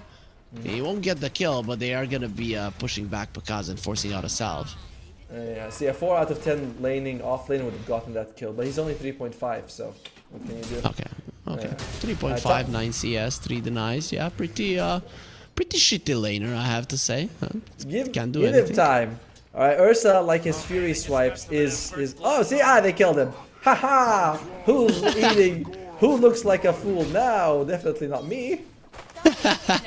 They do get the first blood on El Misho, but Vitaly is also gonna get smacked here. Those Fury swipes, they can get quite deep as well, and that's why you're the analyst, Automo, and I'm just a dumb play-by-play. For the record, Harry Freak is way more accomplished as a player than me, both MMR and competitively. I don't know why I get paired up with you as an analyst, but I'm like, he's better. What are you guys doing? Nah, I think nowadays I'm not better at the game. If we would play together, you would probably get mad at me or something. But That's not true. I'd be very happy if you were against me. In the meantime, though, Boom Esports top lane, we didn't get the chance to discuss it. It feels very similar to the bottom lane, where you have one amazing laner paired up with sort of a substandard core, which is the Chen, who is a god, and Faceless Void, who's kind of like, you know, especially with the time dilation nerfs, and he's up against a very scary duo, the Mars and the Hoodwink. So again, Boom, very, very, very strong duo. And their lanes are starting to look well. I mean, Yeah. the Puck is winning the mid lane, the Mars is winning the top lane, Ursa is starting to come out ahead in the bottom as well, as they did pull the wave a little bit closer to the tower, so it's easier for him to CS at night. Being a little bit annoyed there by the cobbled form, and the speed aura is always nasty to deal with. You think you can escape, but you cannot. Yeah, it is shaping up very nicely for Boom. However, when you look at it, it's not like Beastcoast is behind. They are also okay. They just gave away first blood, which is not the biggest deal. And this is a farming draft from Beastcoast. So coming out fair, close to even is good. This is a good result for them, although Lumpy, he is really going for this. That's a big mistake for Boom, to be honest. They could have secured that rune. They're gonna get the kill for it, so I guess it's really not all that bad. They also go through two raindrop charges. El Misho in a lot of trouble. Panda going for him. He doesn't really have the mana. Is El Misho gonna turn around on the career? Yep. No, he's not, because he's gonna die before that happens. And again, it's Boom Esports just getting everything they want. They're winning in CS, they're winning in kills, they are winning in everything. As Vitaly next on the menu, the blood grenade does not connect. He has 6-7 Fury swipes. That's gonna be a problem, especially with Panda coming from the side. And they don't even need anything, they're just gonna run him down. I gotta applaud our observer. He actually clicked on the hero just as the blood grenade was landing, so we know if it was on it or not. So, observers, definitely the third casters. They just don't have like a voice. So you know, kudos to you, man. That was really cool that we could see the blood grenade landed or not. Didn't matter. I have to say this Qualifier and the NA, Knight is gonna die, get smacked. But in terms of observing, this was one of the best that I've ever had. Oh. Easy. 10 stick charges keep him alive, though. He's gonna be low, which is not good. Speaking of low, Illich is quite Well done. low as well. They get the double kill. Penitence is always nice with the Faceless Void, as you're gonna get more bashes. That was really well done by Beastcoast, getting something on the board here. And they do take it spawn out with advantage over that. Almisha does lose his life. Vitaly probably soon after, yeah. So even though they are losing this bottom lane heavily, getting something top, it's okay. You know, it's not like the complete disaster. It's like, okay, we get something, they get something. It is a trade-off. I mean, Chen lanes are just sometimes gonna be problematic. Faceless Void, not the strongest of laners, but creeps always change it up. And Mars is pretty bad at dealing with units. By the way, you know who's having a really tough time? It's Lumpy. He is 1,000 gold behind Slams right now. It's pretty bad. Sorry about that. Yeah, that doesn't get much worse than that. The Puck has 16 denies. I mean, I could understand in the previous game when there was a Monkey King versus the Primal Beast. Now in this matchup, it really should not be the case. I apologize for that again. I do like what Doom is going for in the Beastcoast side. Oh, wait, 1 second here. Could be a kill. Yeah, oh dear, that's too bad. Yeah, and Vitaly is actually going for the Veil first. I like this. You're not going for Hand of Mice, Octarine. You recognize that you have to fight. It's good for him that he's going for it. It's still a tough situation. You're still going to be very late in getting it, but it's nice that he's going for it. Yeah, the lanes are already quite grim. If you would go for a Midas versus the Ursa lineup, he would outfarm you so much with a Battle Fury and you would be in trouble. Your lineup is this early mid-game to mid-game lineup with the Chen that you're going to be pushing forward. That's where I'm afraid the most, because the hero that should be getting kills, being the Void Spirit, is having such a tough time. You need Yeah. levels and you need at least one item on this hero to be able to do something. Great creep by Vitaly, by the way. He takes the tornado creep. Oh no, sorry, I thought that was the wild wing, the push. That's bad. Top lane. They break the coil, they're gonna have the follow-up silence, and actually the Faceless Void will survive. That Divine Favor really coming in handy. Mars is the only one that dies in that engagement.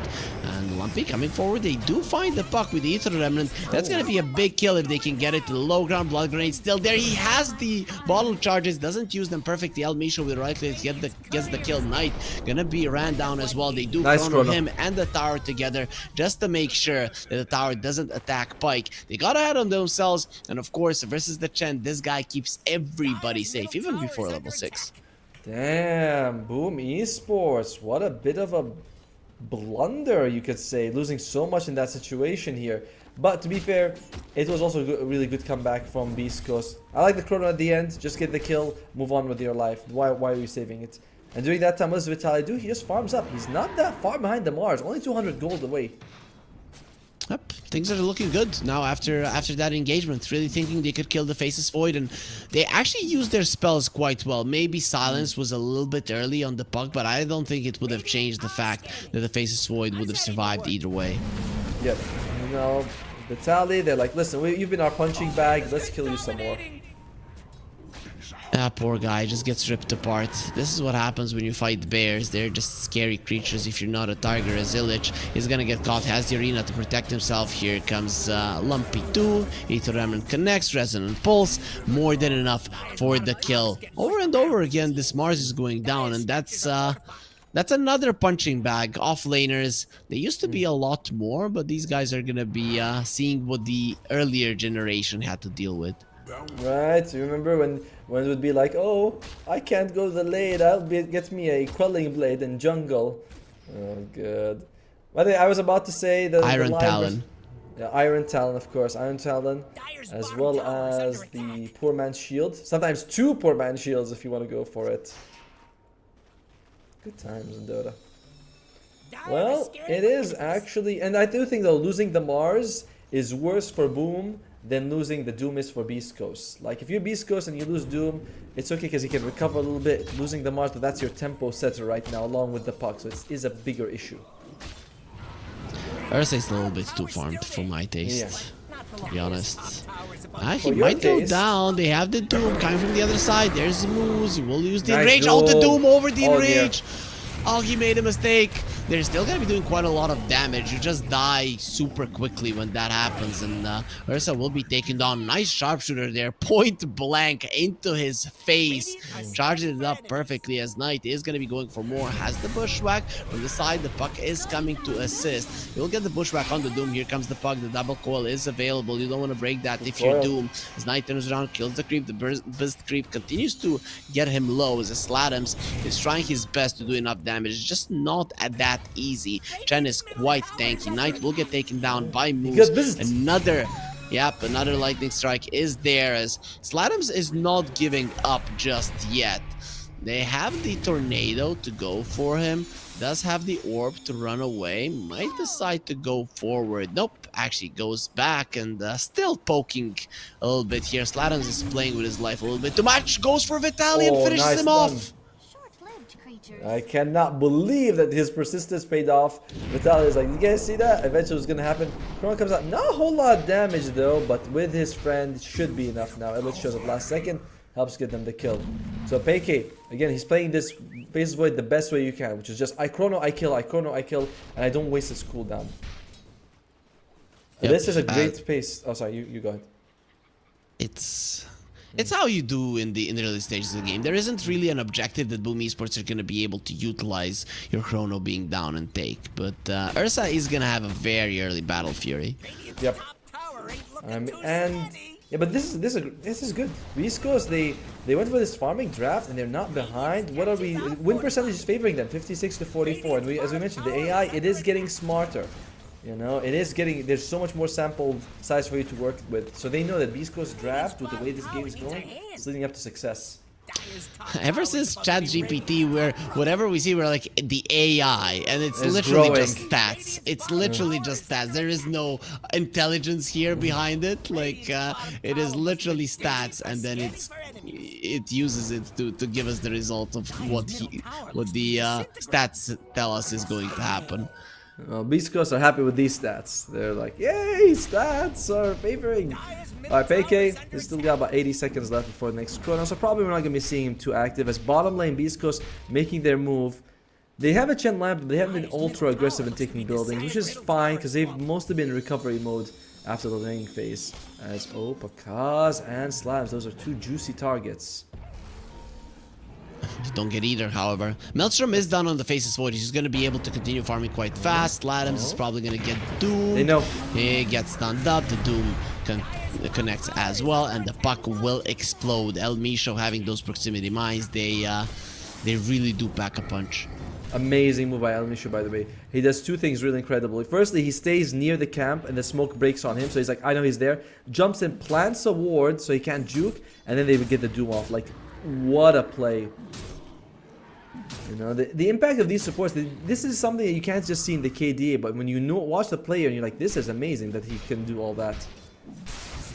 And Beastcoast, for the first time in the series, they're actually allowed to play the game. Even though the laning phase, it looked like was gonna get out of control in favor of Boom Esports, they did a great job. But look at Ursa, just the stacks were there, and suddenly he is 1,000 gold out of the Faceless Void, even though just a second ago they were so close to each other. In terms of item rounds around up here, anyway, we have a fight, we'll do that later. Yep, and that's gonna be the Void Spirit caught. The Hand of God might allow him to live. Freezing Field, a little bit too much damage. El Misho jumps in. In the previous game, he was dying all the time. And Slatams, he finishes off the kill with an orb.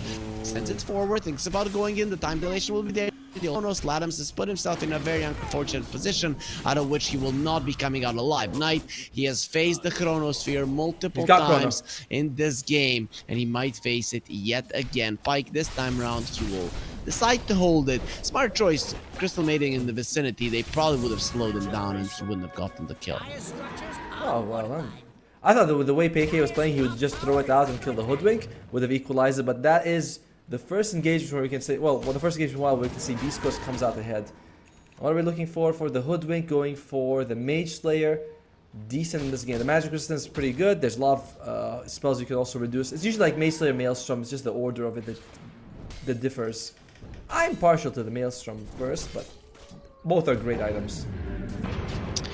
So the Doom is going for a Blink Dagger. That's pretty much to be expected. Good. Is he gonna be finding a Centaur creep? Is that what you want?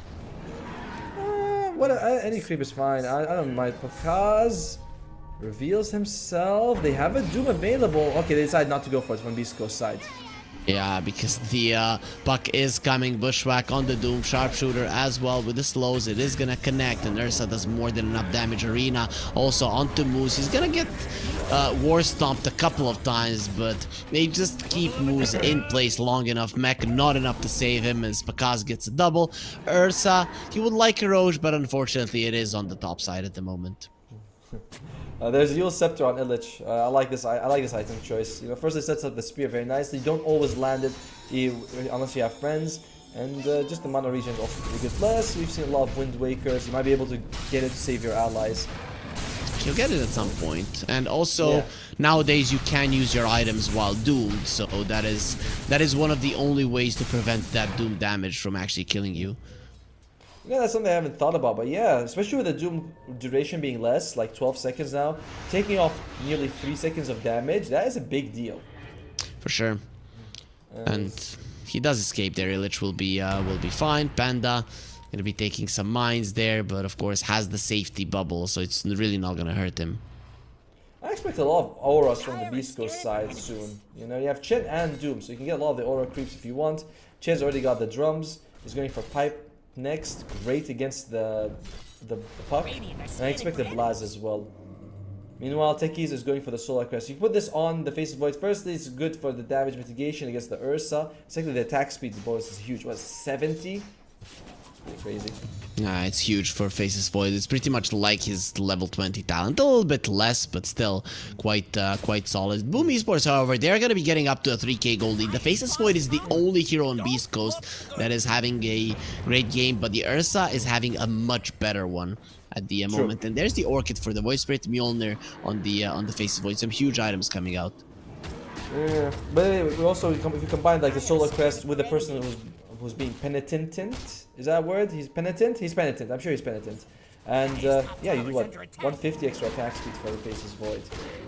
Oh, this is a good time to come and steal. Oh, he missed the silence! And he missed the Ether Element. Lumpy, his hands are shaking because the game wasn't going bad. Look at Panda just running in. He lets it go. He's Okay, dead. he's gonna be exploding. But the Bushwhack connects onto Doom. Here comes Illich as well. Nice Some Serena Doom heals. onto him. Will stop the spear. There's the Sharpshooter, Hand of God, keeping them alive. And there's has the BKB. Uses the overpower as well. Running forward. He's gonna be targeted. Let's see, Pike, what is he gonna do?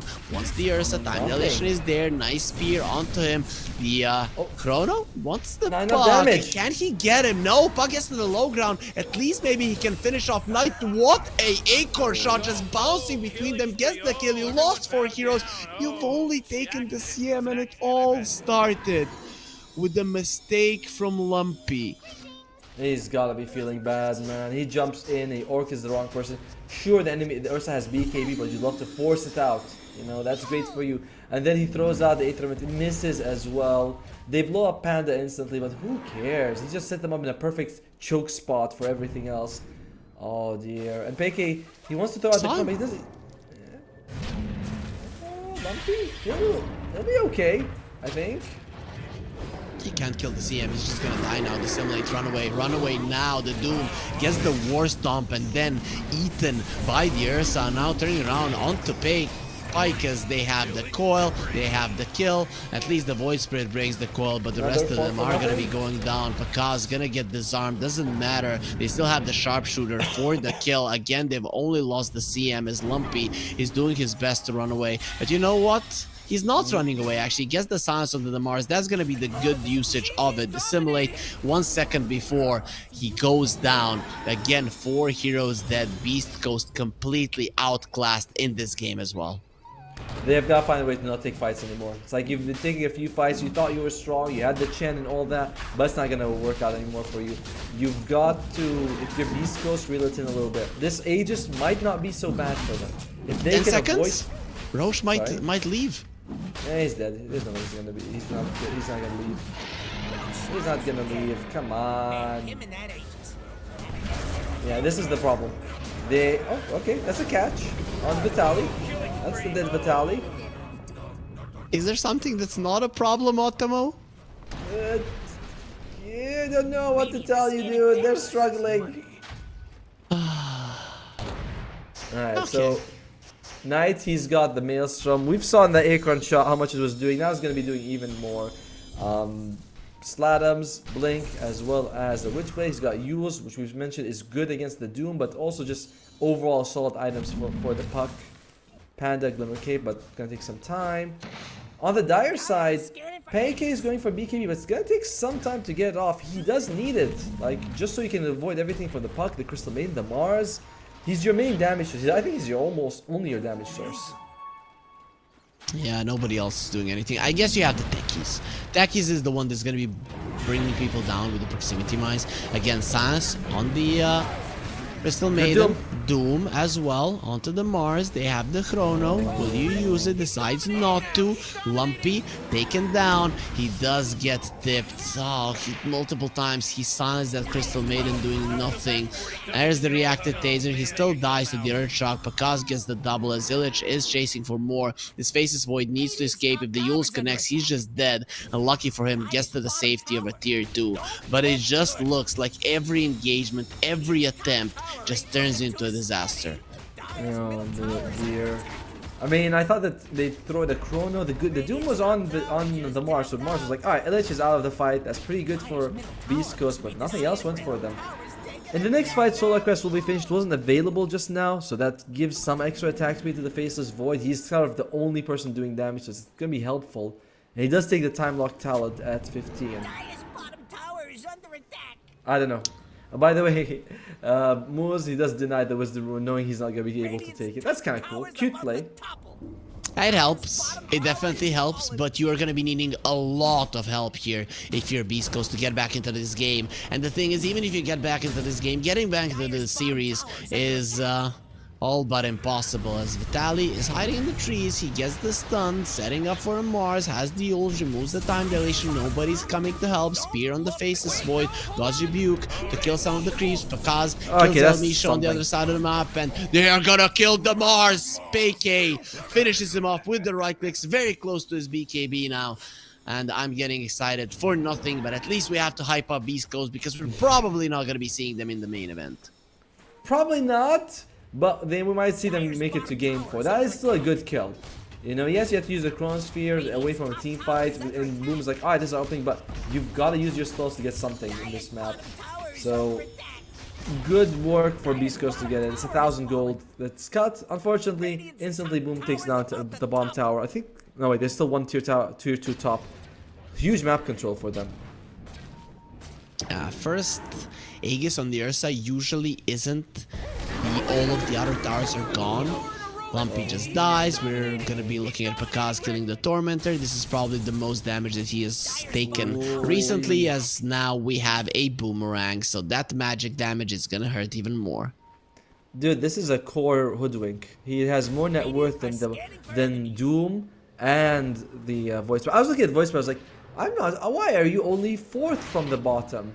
And then you go, oh yeah, it Hoodwinks all the way at the top. So out of the top 5 net worth, 4 of them are Boom's Esports heroes. He started from the bottom on the Void Spirit. Oh yeah, before this he was like 4th at the bottom, but oh dear. Oh dear. BKB is getting delivered at the moment, but it's not delivered just yet. The courier finds out that his lord is dead and will be returning that package from whence it came. Vitaly gonna be caught, Enrage gonna be used by Pakaz. He has another overpower, takes him down easily. BKB and the Aegis at the ready. Moose, you don't want it. You don't want to fight this guy. I know that you can control some animals, but not this animal. This is a really strong animal. Going for a TP out, has the BKB still. Pakaz will survive. At least they forced out something. That's something for them, but they lost 2 of their cores across the map. As now we can see that Illich takes over PK's in his place. The puck will do so very shortly as well. Oh god, it's another death. No, he might live. Oh, okay. Don't write him off just yet. I mean, Lumpy.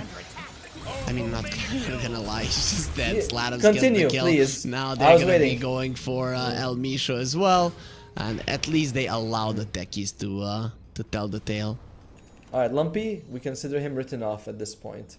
Mars, he's got the BKB, so even if you get caught in the Chrono, a lot of the magic damage from Beastcoast side is not gonna matter. And you already have physical damage mitigation. Sure, it's from the front, but you know, it's still something. Forces the Void Spirit to go around you.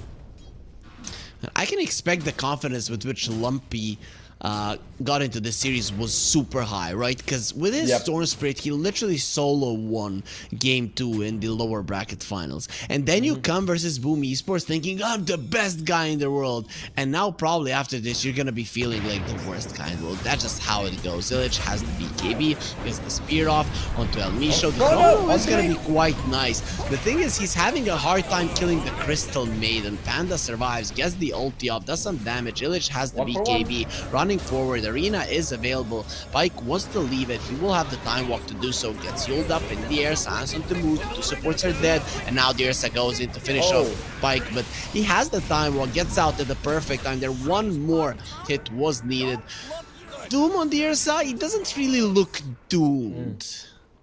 No, he waited a long time for. I thought he'd actually jump and doom Illich. You know, he was probably waiting maybe to catch the puck or something, but I thought he'd just catch Illich. Instead, Illich gets his spells off after that, because he had that option. He was standing outside, he's looking at him, he's like, alright, I'll wait for a better opportunity. Turned out to be the wrong choice. Beastcoast lose another 3-for-1 engagement. 23,000 in favor of Boom. Lumpy wants to go for a Sanjin Kai. The stats resistance is good, but I thought you might want a Yule Scepter instead. It's a tough situation. You have to think about which defensive item is best on your tempo. He's fourth from the from last spot, you know, so he's actually doing much better than earlier. There's 3 supports that he managed to overtake in terms of net worth. I mean, one of them is his, like, Chen was having a better time than him. All right, looks like maybe getting it. El Misho gets you up. Nice move by Robin Hood over there. Robin Hood uses a bow and arrow, not a. William Tell then. Okay, cool. Using a What crossbow. do you call this weapon? The crossbow? Yeah, crossbow. Yeah, that's true. Come on, dude. You can I ask me that. forgot because crossbow is like an item or a weapon if you're weak and you don't have the upper body strength for a bow, so it's not for a manly guy like me. You know, I mean, you can always crank it up with your leg. There's like a bunch of different ways to load a crossbow.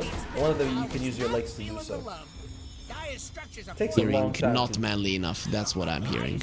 As Illich protects these creeps with the bulwark, they also use the glyph, that is gonna be the tier 3 dead.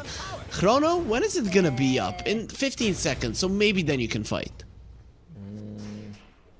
Yeah, you lose. Oh god, I think there was the mood on as well for Boom Esports. They just keep getting everything. Moose, he has the pipage. That is actually a big deal. You know, all this magic damage on Boom gets reduced. Oh, okay, tasty. I'm very good at imitating a cow, you know. So you want to hear me say moose in my cow imitation voice? No.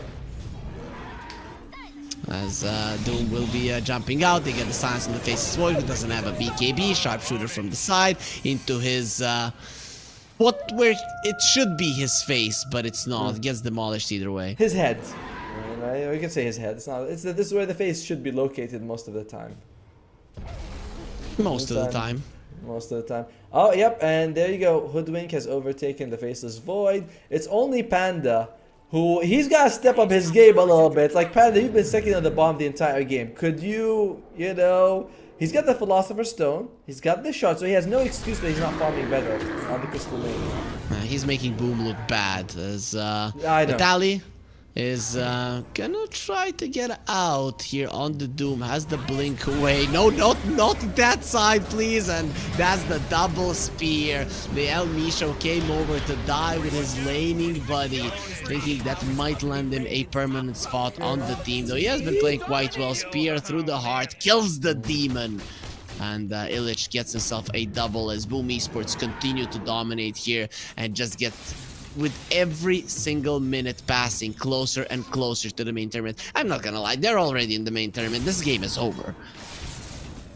Yes, but for the sake of the cast, we have to kind of pretend it may not be. Oh, okay. So still a chance for Beastcoast to come back here. Optimo What was is- the best what is play the for win- them to go for. The win percentage says they have a 2% chance. That's not 0. You know, it's much higher. They gotta find the Doom target that they can land on. I don't know who that's going to be, honestly. Like, who exactly are you dooming and killing? None of the cores seem doomable, because firstly he's got his enrage, and secondly he's got the Lincoln Sphere as well.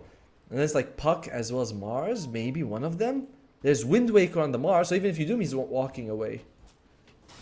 I mean, and if you do somebody else, they're getting Wind Waked. Wind Woken? How about that one? Yeah, that is very true. There you go, Wind Woken. Yeah, it's just, maybe you doom a support, get them out, take a 5 versus 4, chrono someone else. That could be a better option, actually, because you're not really going to be using your Wind Waker to save supports most of the time. Nice dodge there. Bike threatening with the chrono too, and if you shouldn't now. threaten, just get it out. Even if it's on nobody, it might allow you to escape. There's the Doom onto the Puck. The question is if you can even kill him, and they will get him. Ursa also dropping low. He has the Aegis, but he also has very sharp claws and very sharp teeth as well. Plus a huge appetite ready to gobble up every single one of the Beastcoast heroes. At least the Doom lives. At least, and they do get a kill on Puck. So, it's something. Like, we could see that there is ways to do it. And, oh man, PK, he is conservative with that BKB. You know, a lot of times you're thinking, you could use it. Early game, he was fine with Chronosphere. He's like, anyone I say a Chrono.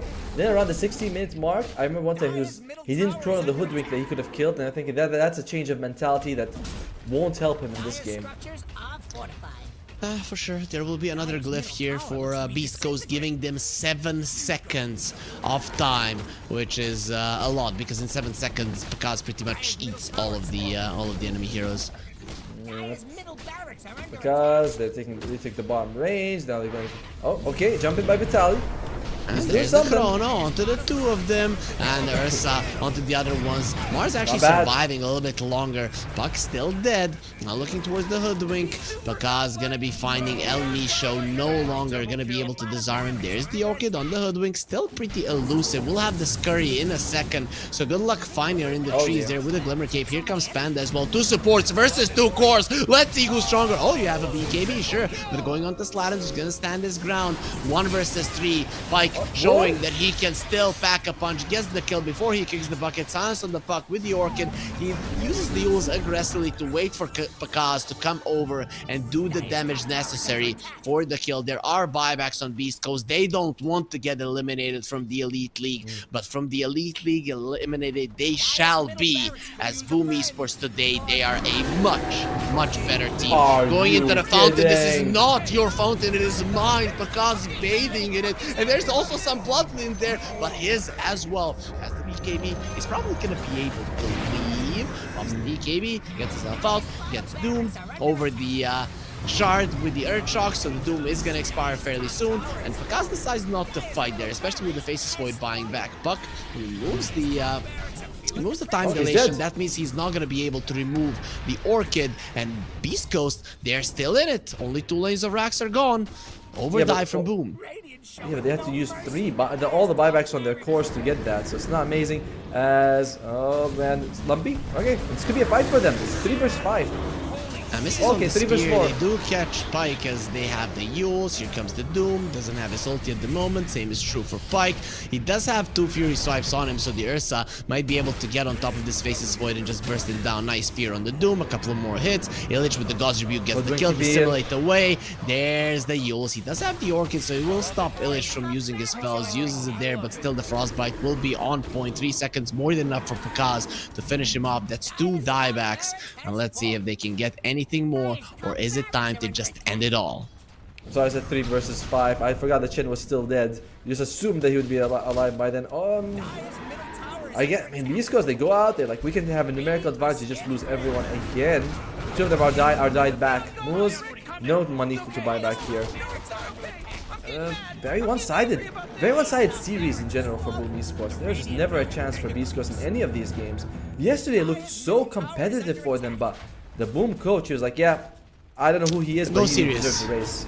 No, he's like, yeah, can you guys play seriously today? These guys can't do anything. There's Ursa within rage. He's going for the Faceless Void. Gonna get Chronon. Haha, you went too far. And the Ursa will die, but it's the fountain that kills him. Shared bounty of 3,000 gold. The Faceless Void, they still want to go for him. Want to show that this fountain does not belong to him. However, creeps are killing the throne a little bit before Beast Coast admit their defeat. Mars misses on the spear, Wind Waker away, nice blast off into the 3 of them. Stun from the Doom, nice use from the Puck, will save him from it, as now they're focusing on the throne. The arena will come out. Puck is doing his best to make sure that this there throne you go. falls and to take his team to the main tournament of Elite League. Congratulations to Boom Esports for making it look easy. That's a 5-win.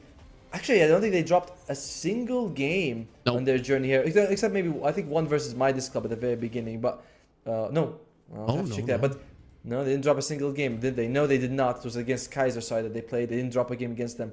So 9-0 score for Boom Esports in this qualifier. Impressive finals as well. No one looked even close to them. Beast Coast yesterday they performed okay, but maybe fatigue was a factor. Maybe I don't know what it was.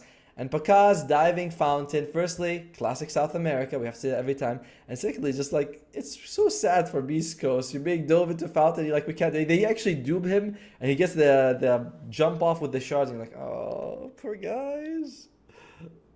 Well played for them. Coming into South America, I thought this was gonna be close, right? And it Yeah. really was close between the other teams. I felt like Beast Coast, they could lose to Midas Club.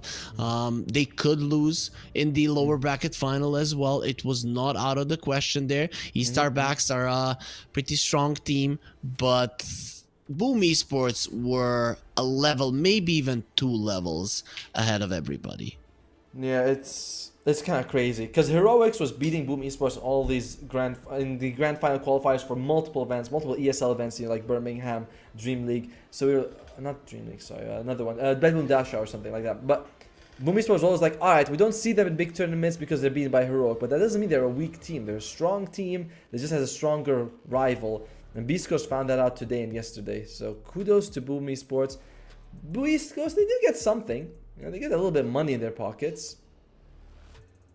And you know what we get? We get the full 16 Invited. teams that are going to be in Yeah. the Swiss stage of the Elite League. Of course, we have 8 teams that are waiting for them in the group stage as well. Only 8 of these teams will be going against those 8. And then that group stage is going to be hella long. And in the end, we are going to be having a short playoff. That is going to be the way that Elite League will go. You said you really like that there's going to be 24 teams. It is going to be a bloodbath of a tournament, guys. Just to remind you, it is going to be starting on the 31st of March and is going to be lasting until the 15th of April. There's $960,000 left in the prize pool, as we did give 40,000 to the second or the third place teams here in the closed qualifiers. Otomo, we have the chance to end this one. How did you like the qualifiers? What are you looking for in the main tournament? And is this gonna be one of the best series in the year, as we're gonna have 3 of these? Oh, it's really good. It's really good that we're having so much of this scene. I loved doing the qualifiers. The timing was a bit rough for me, but it was still very enjoyable to work on it with our observer, with the production, of course, with you, Harry Freak. It's always fun to be together, and it is also cool that we're seeing so many not new, but companies investing in the scene, making these tournaments. So shout out to ESB for making it happen. Yeah, it is. It is looking like it's gonna be a great tournament. A lot of teams. To remind you once again, 31st of March, that is when we will start. You saw the 16 teams that are gonna be in the Swiss stage. Of course, you can check it out online. The 8 teams that are directly invited into the group stage. It's going to be a hell of a tournament. It was a hell of a qualifier. Hopefully, you could follow a lot of the regions. If not, as much as possible is always going to be nice. Be sure to follow our channels here. Follow the social media so that you know when we are live and on which channels. Until next time, we'll see you. Bye-bye.